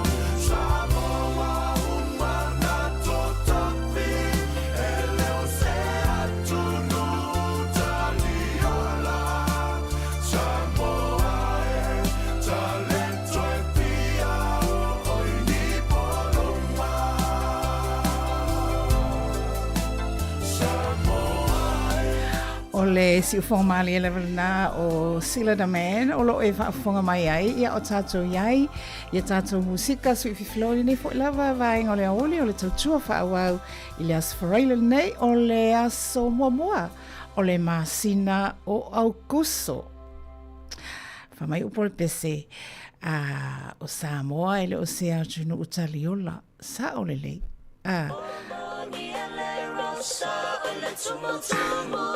Au le la ua o mai mal pesele a fale ula o le rosa o e tumutumu. Au le taimia ia o le ota mo e o tu esfuma 5 minuti ona tā leo le tulai tolu. Ia le whaafonga ngā Sāmoa i la tolo whaafonga mai tono whawhenga anuenga tu tono o lau ta avale ma tu tono o lau maota. Ia po fea lava o e maua mai le tautua whaawau le nei. O leo le ato e omi mali e atu ma omi atu whaaniu ale le tatou fisili lea na matua i polonga i lo mawhawhau ana nafi a tonu o whapena fo i le polonga o nau ta inga ina ia fia mau le tali e Sāmoa leo le ato e whaawa watu mo le isa se fuluma le 5 minuti a whai e alu se suanga o le tai e le maua lava ia o le asu e loa le tangata manu malo i seisi tu mantua o le amatua tatala umapuna vai tatala tatu telefoni tatala le Facebook tatala le ala asa o le YouTube e whaasau o mai tali ina ia maua lava whaasau e lo tali na ia maua kako price a o le whainga la o tatu telefoni le la whamatala le atu le whainga o telefoni tala atu tātou leina. A whapea e au mai ale tali lunga telefoni, whatala whātu i ale seana, tasi le sui whaipule na matua polonga le son nafi ai selan tali. O mai o ele seana, ioi, e te tala tātou telefoni wala au mai e mai lau tali, ia e te tala fo ia tātou wala ata, YouTube, Facebook, app, ioi, ia pa o mai malau le tio, whasau e lau finangalo. A alo anua o tapuni lor feita toa o tale taimi tale longo o tapuni a uma tali uma aile i mau ale tali o na whaapea lo leo le whainga le o se tatou whaiunga. A whaita wala au mai de telefoni. Caller number 1, caller 2, 3, 4. Tasi lua tolu whaharima a whai ato o ono pe to o fitu na wala au mai de telefoni a o whaalu le tātou fisili. Nau inga e te wala au mai ta o mai loi ngoa ia topi la lo tusi ia mai tusi a tasi mai ava kola number 1 lea o sina kola number 2 o sione a whapena ia la ia lea a o e loa la whairifilinga la su e po o ai o ila tau ina wala au mai telefoni ina ua le maua na le tali o na whailo leo le lulu o le a sei mai le kola tu whaatasi o tau suafa kola number 1, 2, 3 ai su mai le komisina o lulu le sunga ya tasi e sei mai le numera lea o le numera sau ilunga a whai o le oio le kola number 5 o Naomi ia o nawinga o Naomi o le amawa inga le tatou price ea Ioi, e mana ia le nā ina ia uma atu le nei weekend o malo lo ta mafau lo ta polonga lo ta alofa o polonga lo alofa tia au tau whatalawa tia ana welese tasi le sui fai pule na sau na fele e mora tali mano soifua ia o lela o le ato aluatu tato sili o le whapena vana o mata alia o le o autilo telefone po aile omi mai o utoia mata hala atu i lunga le tato computer po ai leo fa se mai lan tali ia ona halu au vai atu lo ma le tali ia ona fa pe atu le mamalu le tunu e fia lava e fa silsila atu ia o leo ma tali her tau filo la ia ese le la tu not le la what tatu sili ai mo la tu le fa fonga mai la tole na tau whai mai anafi. A whaina e sila fia na e tali mai anafi o whaape atu. Le ai, nai le ai o nai o sao. Awala to e mai alau tali na, to e mai alau tali na, e sui. Koe sui Mrs. Filosefa. Koe switch back and forth, up and down, so sister for. Ioi, o le nā la ea, le lei. A whai wo e whaafanga mai lena tali mua mai ei lesi al nawa ua tu atua e tali mai tu e saule upu e tasi ia. Le la atu alu atu. E sea ona o tui whaalua. Pe sea fo ona o sau whaalua. O te taia a ova a iatu ua a taata mai, wavala mai le manuia, e vave lava ona o matua o fusi ia te ia. O te taia fo i le ua mea a o vivela. O la watu se soson lai titi. Ai tanga ia i leina nai tolu, a whai au mai lau tali. I wha mole Sāmoa si o watu no upele, mana ia upaanga, mana ia fans. Ia feso o tai le leila o lau tali nai au mai, malaina o mai e tolu. A wha pete whaateta inga, a wha pete tali mai o le alofa. To o telen tali mai o le alofa nafi, whaafitaia e se tō alo lofa, ma le tauso o le alofa. A tanga ila ile leina moa. E sea on o tui whaalua. Ea, a manso voi o le alofa, e te alofa nei, alofa taia, alofa lesi aso. Ti ngā na whaalango tālau tama, ai te alofa ai, ti ngā fu ina whaalango tāsi au toia ina, ai te alofa e lona winga, e wrong le alofa, i le saola le alofa, wana ile o so tai ma le leina mua, ioi. A o lela, Io lela wa a mata a mo lo tali fa saulo fa salawa tia ana wa kale mo le leia tarfa ya ana ya tu matala tu mata tu leina ya tu fa fa tasi ma ya e se hasa on o tu fa lua a ova ya tu wa ata mai pe va vala mai ata le manuia e vave lava ona o fusi ma opo mai ya te ia ni tu sola o te taia fo i leu a mea a o vevela. Mansua, o le vatu wha palo. Vatu le mal sosohani lea. O le tali e tāsi lava le upu. Ai o lea fo i upu. E maasani te le ona e tala noa ai. I si au whanau ai to tono lolo toi fale. O le upu pe i te wha lea mana ia. Ai a wha anga i oi ma wha atino le upu lea. Oka ni manuia e lau sa mai.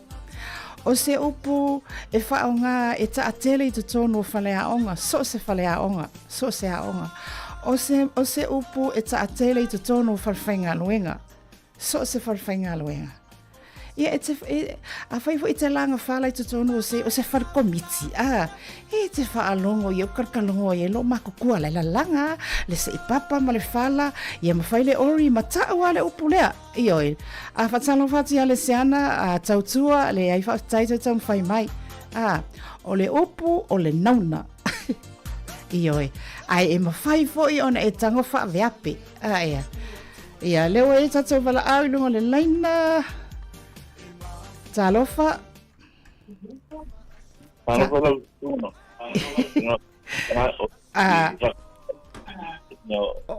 O ele suafa fa mole.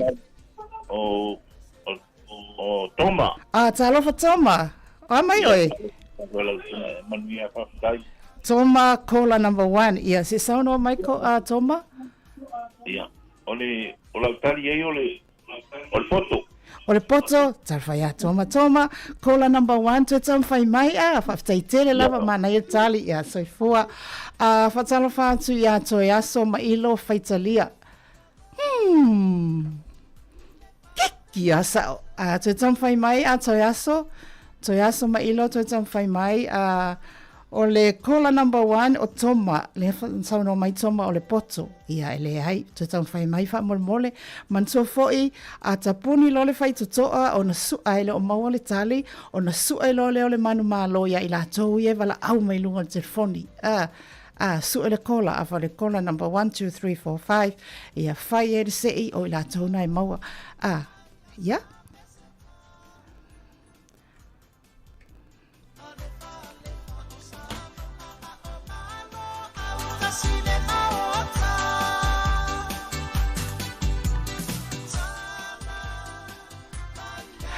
Talofa tato wala alo na lua talofa. Malo soifua. Ia soifua manuia o le soafa. Fa mole. Oi? O soli. O soli, le sauno mai o soli o la tatali. Ole onsai. Ole onsai tarfa ia o soli i to tamfai mai kola number 2 fa tai soifua. Fatalo fatu ia si anava te vita si anava, whiriwhiringa sa o loto. Awoi, koe kiki ha sao. Te tamwhai mai si anava saulanga o le fia, le ai whaftai. Le ai whaftai te tamwhai mai. Ioe, mantua e tasi ale upu. A ole nā upu. A e tango i whaatino.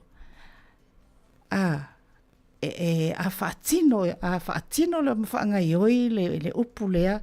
I le whaatino ngā lava e au, i lau whaatino ina. E lau sasaa mai manuia. Loto whaitalia. Le seana e ka whaia le seana. Te tau whai mai wha mole. Ai ua lua tātou wala au mai lunga telefoni. Wala au mua o toma, wala au luna lua o solii. Ai toi wha amana atu, a whai alu suanga o vaitele e le maua le tali mai lunga o telefoni po lunga o tātou Facebook, ma le YouTube. I ona wha amalia ina lo leo le mamalo le atunu, o le a sua le tātou prize, ia i la tau leo o tamwhai mai lunga o telefoni. A whai ate wala au mai atunu i whafo tātou telefoni. Ai, e ke iaia le li o le talo fatu i wasa poni whaasio o le manuia. Le ai whaftai i wasa, ai whaftai wala o mai. Te tamwhai mai atu i wasa, ana wele se to anga, te tamwhai mai ana toi aso pule. Te tamwhai mai toi aso whaftai lava, whaftai mo tani manaia. Whatalo whatu ia Bosco Cap. Oi talo whai ia Bosco, o lau tali ole ona sai. Ia, whamalia tua ea ole ona sai na sau whaase lau ona sai na whia te tamwhai mai. Now hang on. Le seana lea o le ua tali mai le whapiritania. E mwhain wha Sāmoa mai lau tali whamolimole a le seana. Whaaliliu mai le ngana Sāmoa le tali whamole le seana. Ia, le ua tata wala au lunga le leina. Talofa lava, o iso afa. Maria, ia, sauno ia Maria, o le asta tali malos. Whaalo, tarwha ia Maria, mana ia tele tali, ia, ai tuatam whai mai, se o tina foi, ia, soifua.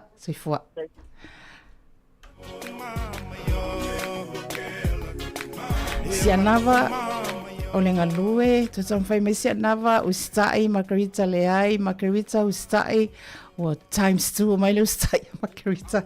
Whaftai tau pati mai Margarita, e tuatam whai mai, whamolmole.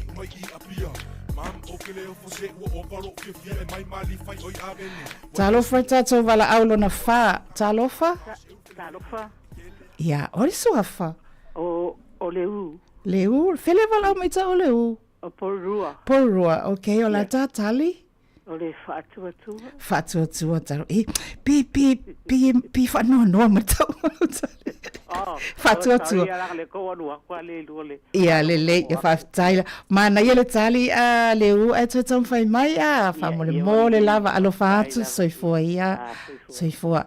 Whatalo whaatu ia Bosco Finau. Finau. Whatalo whaatu ia le seana.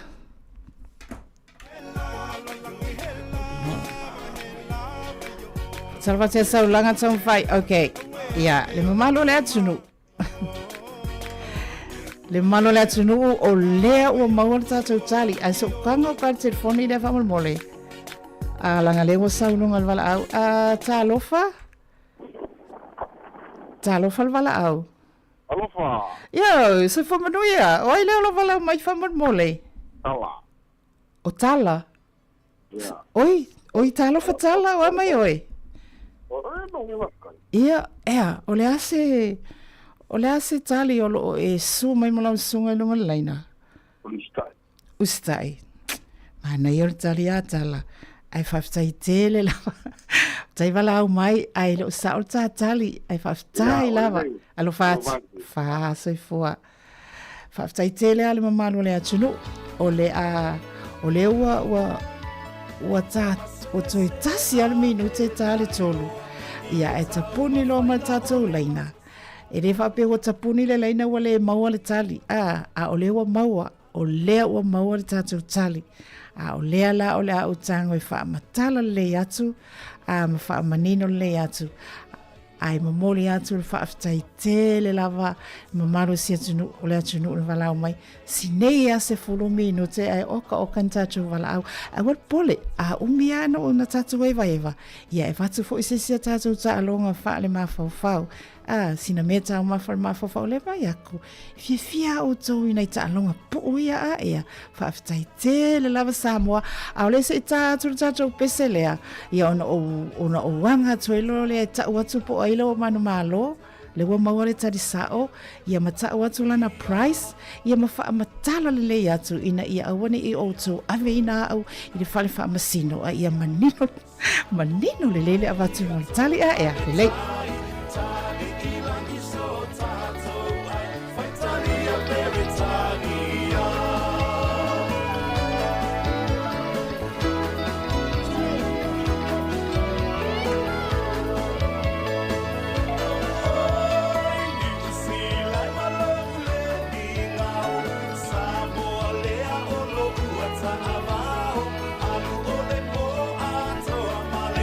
Sa ea I solo I le tonga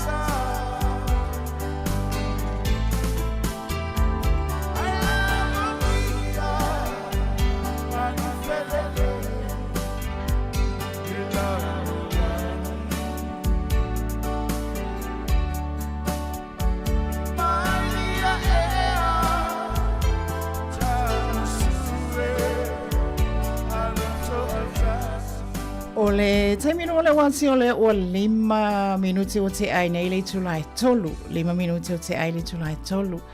Ai moli atu whakataitele lava i le atunu ole sa taumwhai mai le tātou fesili whaftai lava o loa lava tau pati mai. E le fusia o ngā o le mātou pisa o atu lunga i nei. Ai le isi si o whaafonga mai. Ai mamoli atu whaftai tele lava Sāmoa. O tuu lava isi o tiute maasani. Ai wa e tau mawhai lava e te lango ia ma e vala au mai. Whaftai tele lava. Ai o le tātou tali. O le tali o le fesili le nawa. So tanga tu e lau momo atu. E sea ona o tui whaalua. O te a ova ai atu ua ata mai le manuia po atau tau lelei. E vavea ona o fusi a te ia. No inga, pu e mai a oane i toi mau atu. Le winga leo leina lea. O te taia fo i le ua mea a o vivela. O le tali Sāmoa lewa maua mai e le sunga ia AR Leseana. Na Sāmoa mo le tali a Leseana e whaaperitahania. Ai o tele i tau ina atu lava a me o le tali lea no mana o lava ia maua le tali na saula na tali e whaaperitahania. Ai na tue saulo le tau mawhainga lo na lua. Tau mai lo le tali. O le tali o le o ava noa. Opportunities. Ava noa. Ava noa le lau maua. Whaafonga mai foi la. E sea ona o tu i whaalua. Opportunity seldom knocks twice. Tasi ala wanoa, maua loa pu e loa. O nā latu e lea ma le silaina lona loa. Whai mai, a ova ai atu ua hata mai, le manuia po ua hata mai, tau le lei, fortune, talia loa. Pu e loa, opo mai le awanoa. Kango aku le opportunity au mai ne i te iwa toi sola. O wapi misi lo le awa noa lea. A oina nei loa, le lopo le awa noa lea. E te maua ai, nisi wha manuianga, tātou te le loa. So, get the opportunity, grab it. Ia o le winga na leina lona lua, leina lona tūlu whai mai. O te taia fo i le ua mea a o vevela. A fiso o tai fo i la awa noa opportunity ma leina lea. E masani antal noa i te leo o whailaunga ma public speaking. Le fo e tala noi tono a onga. A onga mwhai a onga ma tono whainga luenga. Strike the iron while it's hot. Maua loa, whailoa. Whai al teimi nei toi sola. Ia le nāla o le tātou talila na Sāmoa o Awanoa. O le asia o ngā. Se ale au ngā o sia upu mo o e maa uile ne yaso. E le lau maua Awanoa. Awanoa wha auroi le lau maua. Ai maua lo le Awanoa. Ne I vale tu ulima le Awanoa lea. O na mai mau ai lea. Whai loa. E se le au ngā ia I whana wā onga. Au ngā fo I tono whawhainga luenga. When opportunity comes. Mo apalai mo ngā luenga. Apalai mo skorasipi. Maua lo le Awanoa, tono a inga, e talatala noa ia ta matina. Ta matina I whanau. I le upua lea o Awanoa. No whai atu fo whalkomiti. Tata noa fo ilo mātutua tonu whalalanga. I o tātou tali na lewa maua AR Leseana o tātou price. Se tātou a tātou pese lea si o tanga tu telefoni o no le tātou wala au a wha mole lau.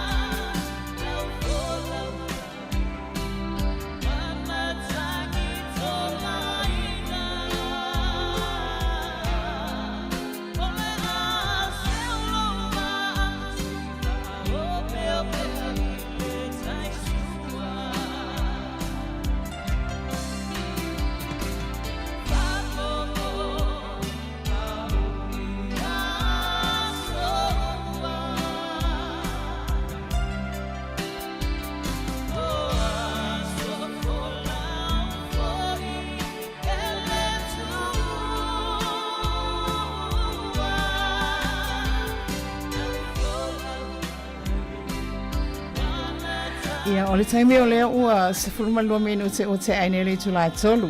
Ia toi aso tua vai malu i puenga i mamanu o tātou whaafongaanga.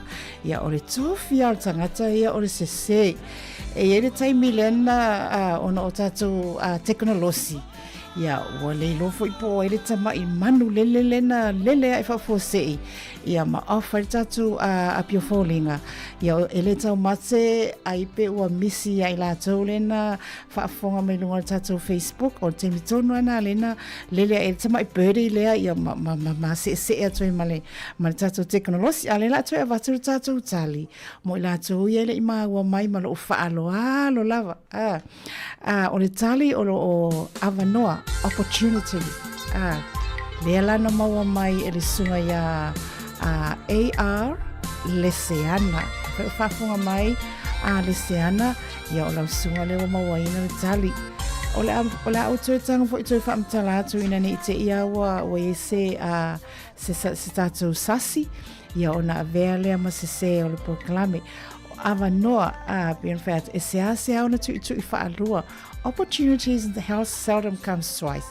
Tasi ale sa o le avanoa ia pu e loa lona lua o te tai ale o va atu ia tātou taulelei wa tātou manuia fortune ia e se ala me whaamisi ia le apo. Apo mai loa mafusi mau alo le avanoa o le avanoa mau ai manuia opo mai. Ine te e watoi mau atu ne i vale tu ulima fo isia avanoa. Ma le leina lona tolu. O te taia fo i leo o mea a o vevela. Ma seni ana whaafonga iai i tala fo ia vahenga i whaia latu public speaking. Tonu fo i o aonga, tonu o whawhenga luenga. Strike the iron while it's hot. Inene i te iwa aolo na maalili le ua mea lea i uwhenga tā lava. Pefo la le avanoa. Sau lo le avanoa po e vai mai le avanoa. Au avanoa fo i la ia. E le lau maua, a whailai te maua le avanoa, maua le apalai skolosipi, maua le apalai mo le singa luenga, po le alawa se isi moe mitinga o e ai. E mawhaia le nā avanoa o na whanau mai ai ni whamanuianga, lau saa mai a manuia. Ia wafo i le wai whaanga te tau le avanoa. Ia o se vaivainga nā tātou porkalame ia ai, mo le taiminei mo le atu whaafitai, ai la tau mana tau pati mai lau sunga le seana o elewa maua le maua le kakao price ia pima whai ona whaase e mai lau telefoni e wala awa tuai mo lau price ia ele lei al whaali atu o tato o le price ona na fina amatai na fio lolo o manatu lo la tue sisi o le tato price ia e maua lau tino i tupe e tasi le afe tala maua se lau tala nei vo i weekend e lua lau au options either e vatu lau tupe online sa o tua i lau accounts lua o lea fo i lea o tato voucher voucher cards le mai ia Pack and Save e worth it is lau tala fili la e lau sunga. Give me the money, or give me the vouchers, or galo ya Pack and Save. E worth is lau tala. Ia whaamole lau sunga le seana, pinwhaina mai lau telefoni. Talo whai mo la tu, ia e wala au mai whafopi Australia, America. America. Ia, e whaina le, e momoli atu olo whaanga, ma le whatu mo oe, ia wa a whaapea, ia o whio Australia, la whatu i lau voucher. Rona lua, e o atu tātu pēna, ia wa haru i lalo le rates. Ioi, ai se o tui mawhawhau atili. Pe o te oso le wa alele o te alu atu i momoli atu se surprise. O ia, a le taimi ua 52 minuti o te aile tulai tolu. O lea, patipati atu mo ila atu na whaiona walau mai. Ioi, ai le seana whawe whafonga mai, wha se e mai lau telefoni, ia pe whawiona wha o atu, ia on tatatala noa ila ia, for your price, either the voucher, ia, or the give me the money, online. Ia, e mole atu whawhitai, mano le atu no, lo whaafonga mai, oi mana ia tele. Ia o le seana o nei lava i mira oi, ia o le pule le malai valele i mira maa le seana, ia ta nota o se mulmuli e wha o atula price. Le foi na ia isa tato prices na maua mua na online atu lava. E le tato sui na manu malo i le isi foi e tato talonga. E alalai o i Martin o Marston, ia le na o lava ia ilana lana whailonga. E alolofa tele mātou, le siufonga lau moa ia auto. E me malo le atunu, langa le to se whaafonga mai, ia matou nau tai. Alo le mafofau, la to, ia, pese me mo tau, Raw techno power. Here is 4 tons of raw techno power. Ladies and gentlemen, here is DJ Spunky.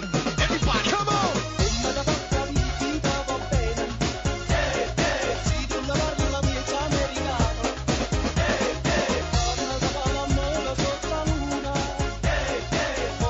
Au tato iei lava I lea a vaenga o whaiva o mawhauwhaunga.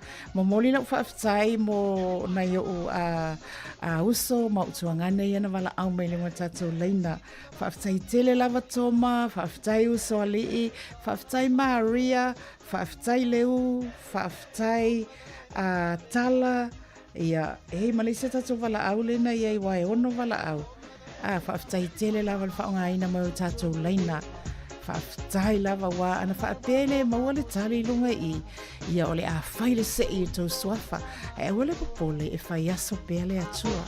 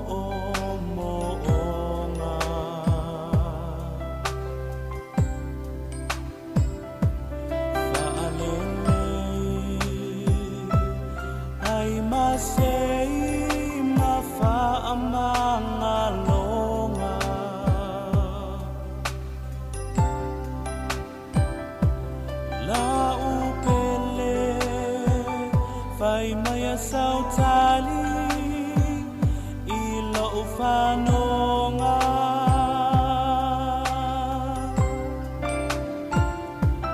la upele fai maya sautali ilo ufanonga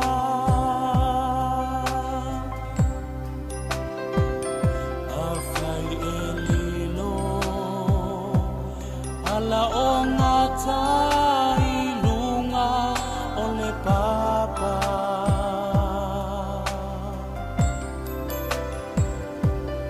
o aeto ile langi mavaa ilunga o vasa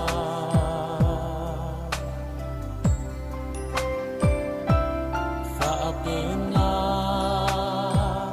le ala o tane ile tausala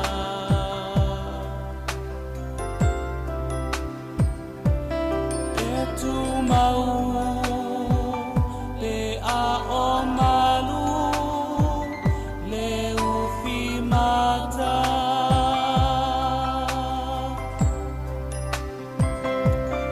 e tu mau le a o malu le ufi mata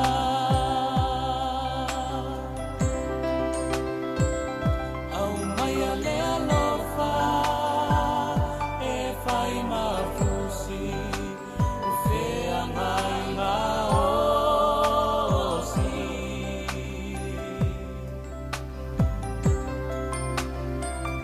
Hei ona fai mai ai o ruta ia na oni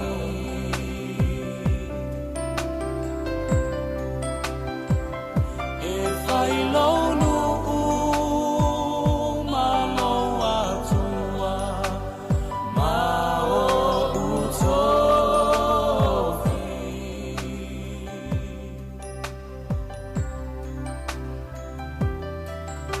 ele te te a taua vangana leoti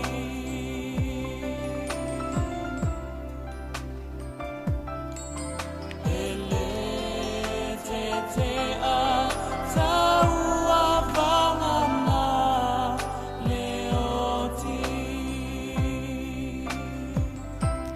Le siufonga le na le punia lava au lo pespesial le fo ivaenga o le auli ia ofenga iai ia mau tiute fita i tunga ia o tiute le ngata i tono sos company sos farfenga luenga ia au whapena foi i tono o lo tui fale nei o tato wainga tono foi o lo sa o lo pasi o lo ta vale na lo e whafonga mai ai mo le atu wha malo ma le whaaftai tele whaaftai mo lo tapua inga ai ona o le tātou taimi.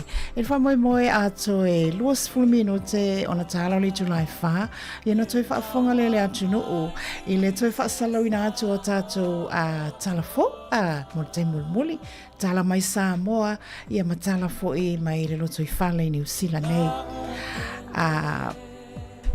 Tālo le wha, ia ona sui atu lo lea o le tātou te o le whaanga i atu te mwhapena ia ona ofo i lea ia tātou proclaim masani o fiafios whaile pese pesenga pese lolo ia iau langona pese pesenga mo le au mātutua ia ma le au whaafonga ia le ngata fo le au mātua ia le au middle aged wale whaafonga mai fo isi pese māneia le a pese atu e fo i tama pese leo tu fue walu i luma le o na si ufonga ai ola o pese o leo lo tam fai lava la apalai ia pe pasi lo leo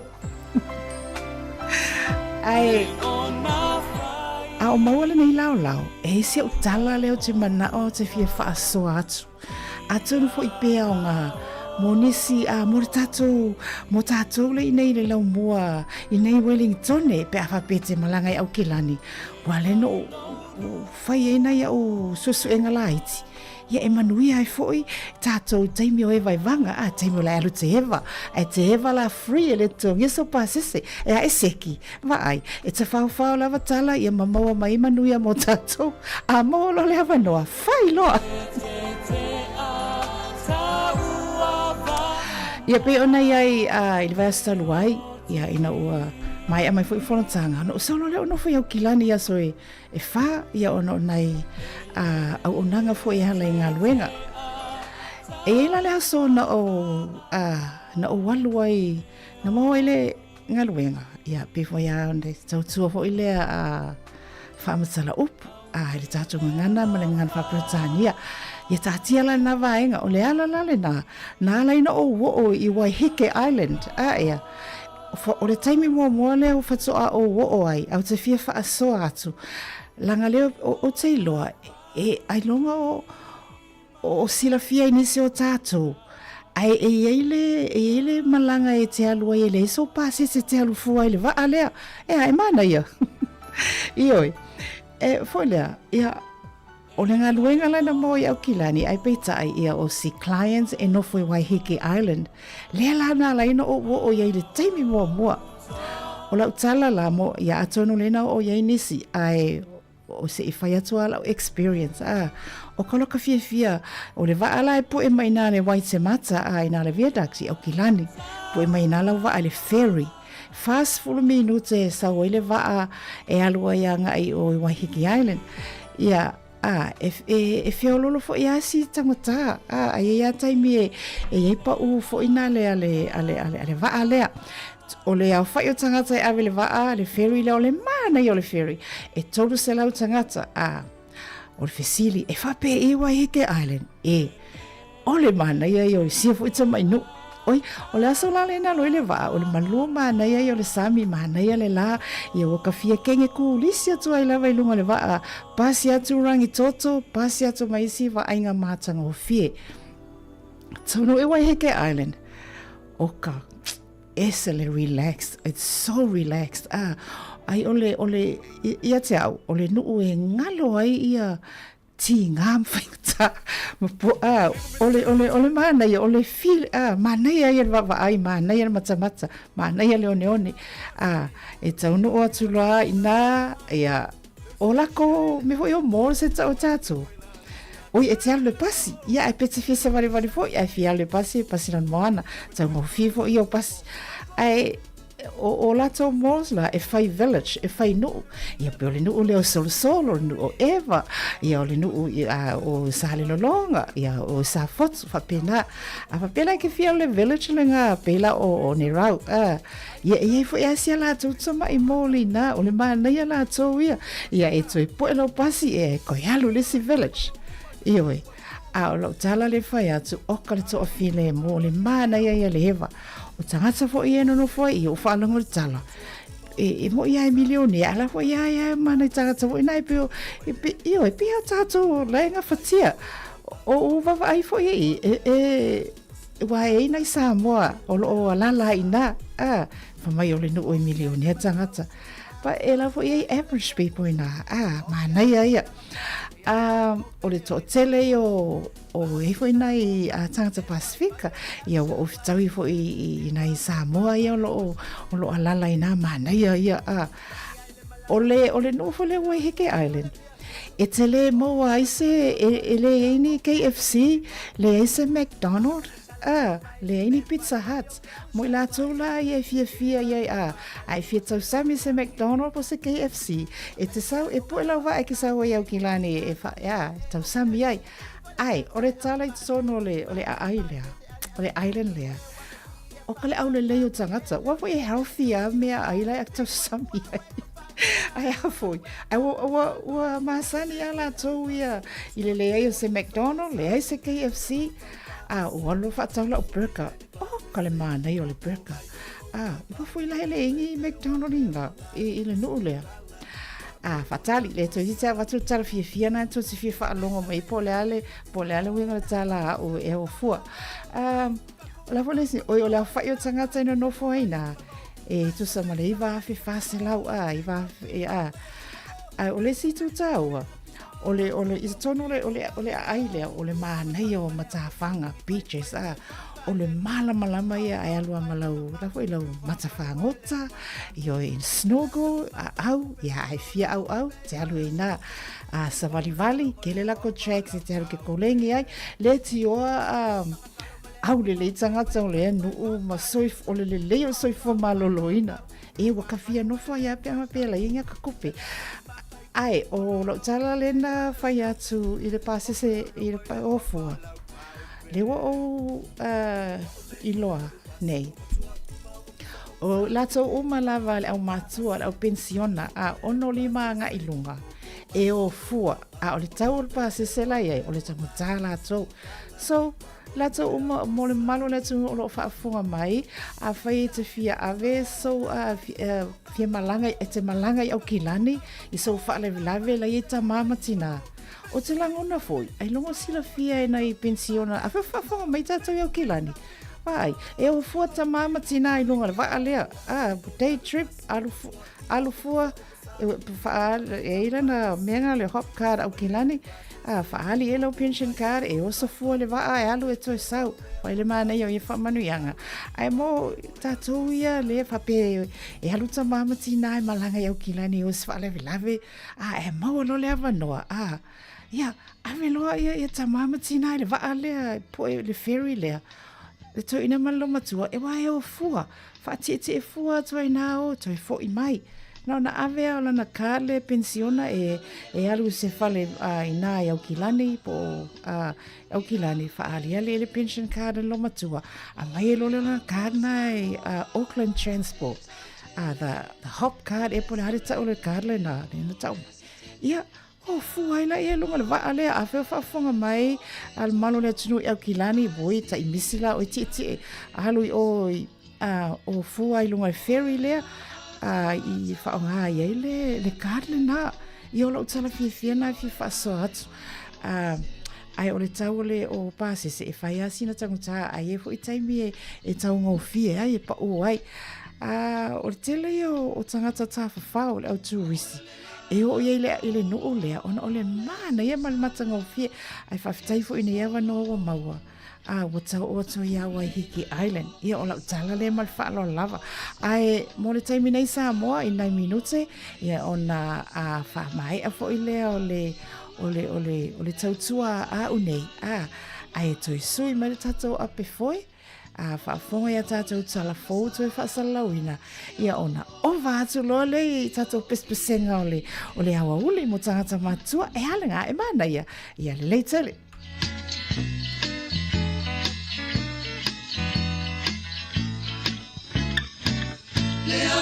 Fia moa na o no poa I na pula loa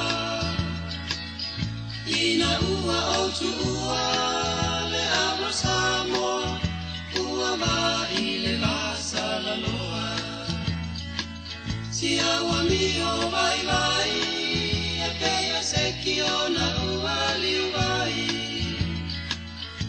Ua lama fo I lea Ai ma mea ai, e ngalo ai la manethia wa ai.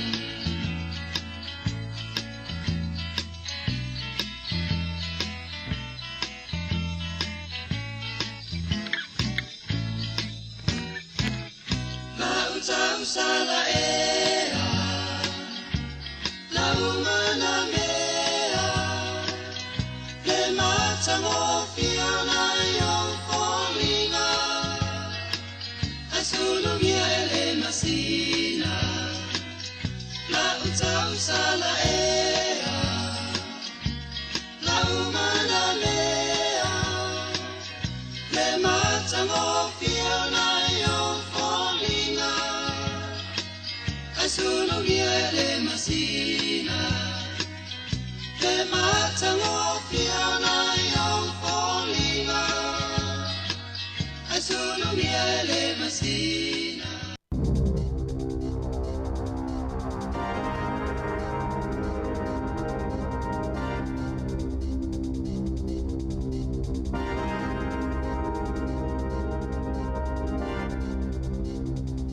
E toi whatalo whātore whaupopunga o tala fōu mo le nea o auli. Ua whaasalaina se tamata la vau e nofo vaavaia ina ua ia sawaina lo natali I pepe. Mananga ui ai ona iwi aso a toa ima manuanga ilo na tino mafoolinga ona ole le lavae le tamata tali ole umi ona tangi o lo natali I se fuluvalo masina. Ole tinata la vau ole pepe feanga ima mafatianga ole mafaufau maina te whaonga ina fuala au e fesoso ani ai ina ia mafai ona moe. Ele o whailoa ina le swafa o lea tau le alea mana whailoa le tina ole pepe e ai taimi ole na whaalongo atu ai o e le talavou ilo nā talii. Matau mawhai e whaana o na uati ngā o na talinga. Muli ane na ia maua manuanga I le tino o lana tama whaapea mau na fōlinga a o na o le 5 vai aso le matua o le pepe. O le aso ana na fina fofonga ina ai I luma le whaamasinonga whaaitu māloa New Plymouth a afianga o le pepe mai inga I o inga lo na tama. Uofo I nātu porkalame fesoso ani mō puipuinga mai I sauanga I lea tau le alea pei ona whaalia I lipoti a le leiti o New Zealand. E ai sui o keni na maua o fola tauto ninga o keni I no fuanga lautele ma ua soli ai le saa le malo. O lo o finau set te rata o se sui o le mangrove mop I le whaamasinonga ina ia toi whaafo I mai o na tō ninga na ave esea ina ua maua o ofulo na tō ninga mangrove mop I no fuanga lautele. O lo o finau le lo ia te rata ina ia toi whaafo I atu o na ele o manino le tula fono pe avatu tō ninga whaaleaonga ina le whaamasinonga pe la foai pe ave ese atu ai mawhai ona toi whaafo I mai, whaopopo ai mai e inga, ia awana I toi la e ina ino whaanga lautele. E ai fo I leisi mata upu tai fōlinga tutusa ma le whinaunga lea, na wala au ina I le whaamasinonga whaitu malo a Palmerston. Ua whaasilasila I le TVNZ ma le South Pacific Pictures, le mawhai ai ona toi whaalia o lea ta whaasolo New Zealand le Shortland Street I le tausanga fau. Ua whaamaunia le mawhai ona toi whaatupe e le New Zealand On Air o lea polo kalame, whaatasi ai ma leanga waa mo screen production rebate. Na yaini popolenga mo le lumanai o lea ta whaasolo, ina ua whaititia le whaatupenga o ala televise whaasalalau I le tausanga taluai. O iulai lua whelua wha na whaasilasila ai, e na o le tolu aso le vai aso e whaali ai le Shortland Street, mai le 5 na masani ai. A o le I o mai le lua whelua tolu, na whaalu lava lea ta whaasolo, e au noa ma se fesosoani I le whaatupenga mo le lua se fuluvalu tausanga. O loo whaanga solo nei suenga I se mata upu whasio ti tangata pa I walea ina ua maliu se tau lele ai se vevesi na tula I mai I Westport. Na tā ua ele leo sa tini o Jackie Corner na o atu se wala au I le ofiso leo o no se vevesi na lipotia na tula I mai I le whaletali maa loi Palmerston I Westport. Pe tusa o le te o le tolu I lawa uli o le asolulu. E to atasi le tangata na manu ati ngā ina mana na ti atu le whale mai peitai ele I mawhai o na whaasao ina lona soifua.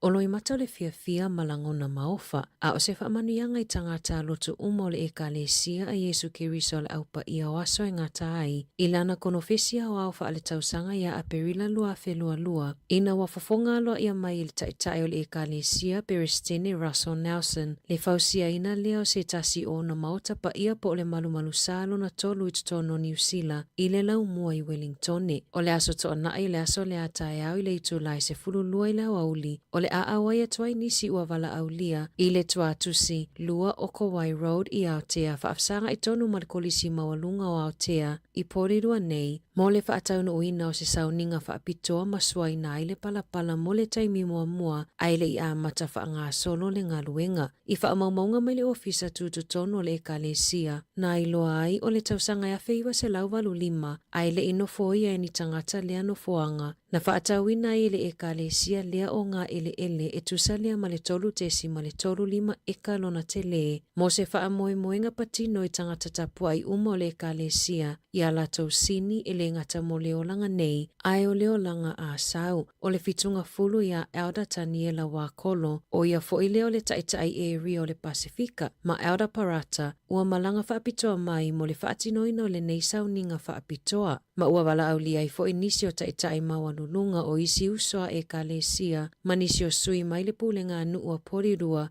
whaapea ma Peristine o Stake taitasi mai Hawke's Bay e o atu le motu I saute lato te moli mawina le nei aso taua. Ai o le tala whaasolopito fia lea mo le ekalesia o le lipotina tu whaatasia se tasi o le au whaingaluenga le si ufofonga le laumua le susunga ia Yeremia tapu maanaia.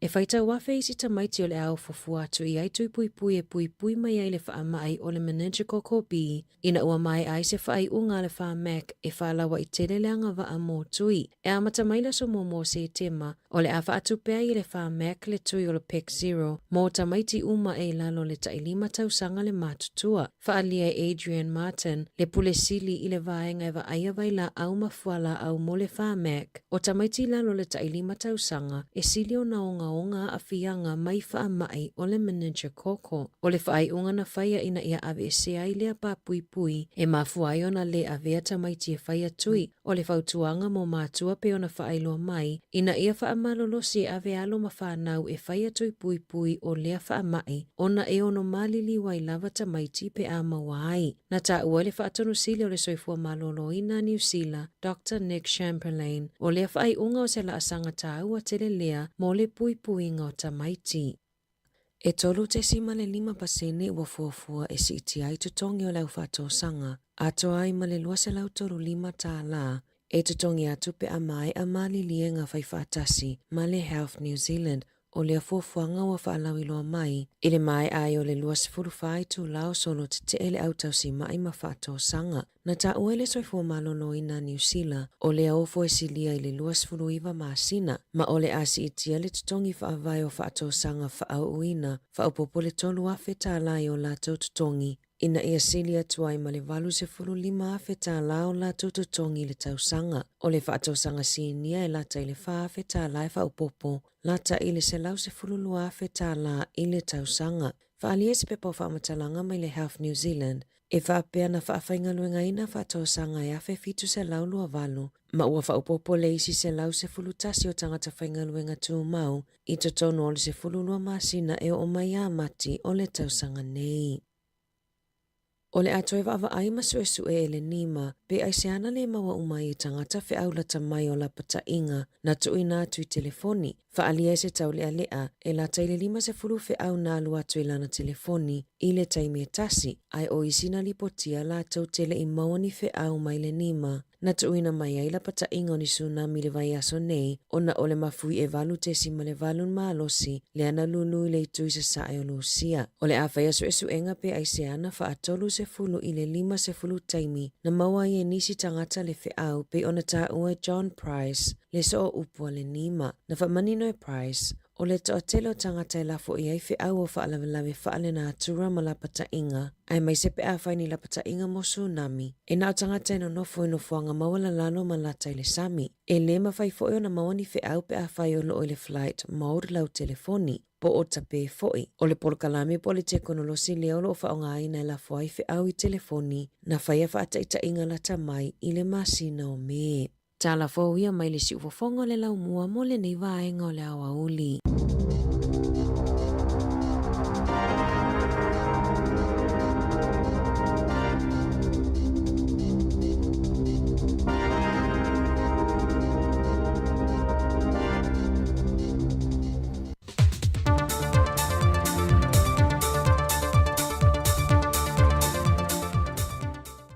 Via le tua le whae unga le yaso wau lia lo tātua tino, e ala le tau singa le leo lo tātua mtai, e usi meia le whaafonga se wha upopongo tala mai Sāmoa, manisi o mea lo tutupu ai.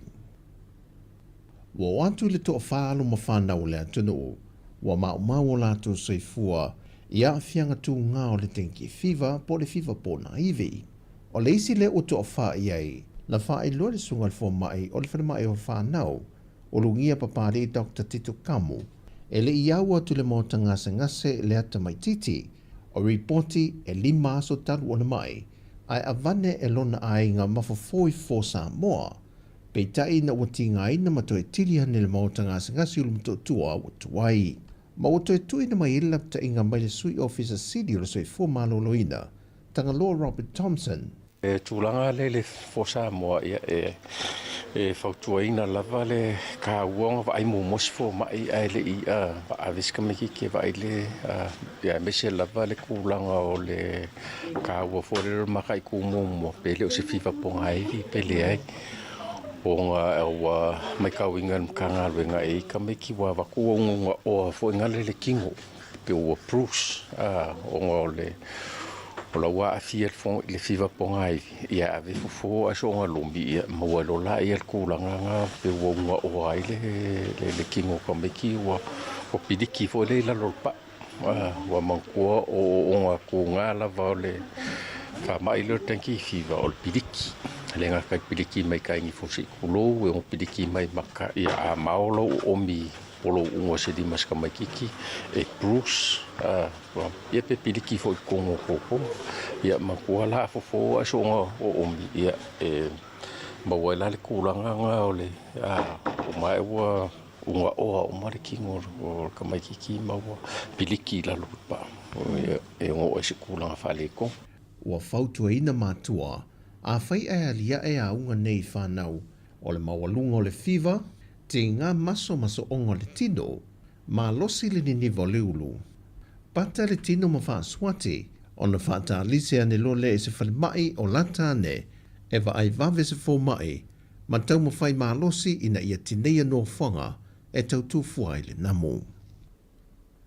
Wa whafonga ina le whai unga le wha amsinonga, e te alusanga nisio sui tau wha, mai le whale ata wha ma le whale ata tolu, na wha asanga ia Pepe Christian Fruin, fa pe foile ala le pule rimoni ai afi, e fesiringi ai le ato aso suitau va ie to lua, na au mawai Sāmoa e anga va ai mo le whaingapa lota. Pei te ina fo le siel wha msinunga le ato to mawe langolango ai ala tālu sanga, ale fionga ia ale ven ale, ma pa loa lue Star Wars, e au fi ai le ai ni wha amtalanga wha tautoa i mai nisi tangata, e mawhai ona la langolango ina ai ala mau. Na afue lo ona tāna sanga le ala le pule ma Pepe Fruin, e tawala atu le la lo ia ia fui maono sefo ai no u, e wha leo ngai na loatangi ai na ua ia. Mai ua talia ina i le whaam sinonga le tāna sanga le tu te te, ma te ina i le isi tāna sanga le tu tangi, mo se awa noe tu e whai eise te uteunga, i vaenga i le ato tōn tā peno le tāna sanga. A toai ma le whaatanuina e le whaamsina silio e sui e to lua mai le vang whaapufai le fast, la te tutongi nātu le tai lua awheta la ia Pepe Christian Fruin, a toai ma le ala le pule rimoni a iafi. Walapta ia le whaamsinonga mawalunga na minister tau se usoi fua maloloina, wa lasi lua pito whanua tāwhitu sele sele. A whai wale tala whengai mo ia le aso le na whaatati atu, e le whaamsinonga ilo i na aila na lui e whaasanga i le sui o le whaatua le tua Sāmoa o tasi, e te tau lo na toi ave tuala na tāno sanga. O le whafonga i o le mata opo i la ua toa lua, le fionga wa lasi lua pita whanuta whito sele sele, ma le fionga tuala Josefo Poni Fasio, e toi ilo se teimi tāna whianga i pe a fua i le uti le teimi le olo whaanga solo i whaamsinonga, e na ia mawhai o na whaataunu ina le teimi tonu, a wa le aso se fulma le limo le masina nei e te tau no o toi ua maea tālu sanga uma. O le tangi tuala Josefo Bonifacio e whaasanga i a wa au salu malo alo fipo, mo whaatulanga i le aso ngafua o le vai aso fau. O waalasi o lo tangi e whaasanga i a tanga loa le ilua tupou afa, e whina ngalo le whaamasinonga i te tau o nei ilo le aso tofi le vai aso fau le amata opu, e se mai le aso se fulma le lua, na whaatulanga le fionga i le whaamsin sili. Peita i o le tālu sanga le loi o lo tula i mo wālasi, ia fui maono sa rona poni whaasio. E ono yeise fite na ingo aso o whaatatia mai, ma fuafanga le sui, ono o whaatatia le lato polkalame le pāti, o le aso tonu lea e whaia i le lato whaalau i loa i lona i tuma lo. Peita i e le italia ngofie le fionga ia vui Clarence Nelson, pe o neia wha ai loa, e le whai ngō whia le whetu na inga waso, wa tu i nā tu male teimi uti le o lo tau mawhai ei ngā ruenga i te tonu. Mai o lo wha ngā solo fo i le lui e le fionga i a le atinu Wayne so i alo, e whaasanga i le isi sui tau wā le vāinga wha upwhai le fast, ia mua au wha lele Mary wha whawina ta eu. O le lui e le atinu, o lo ia fsilingia i nai le montanga wha le ka le sia ma le nuu, a mua au wha lele, e manatu le atinu, e leo ato montanga a le suitau wā. O tala i mo le wha iunga le neiva yaso, wha manuia le atua i lo tātua tino, wha soifuia.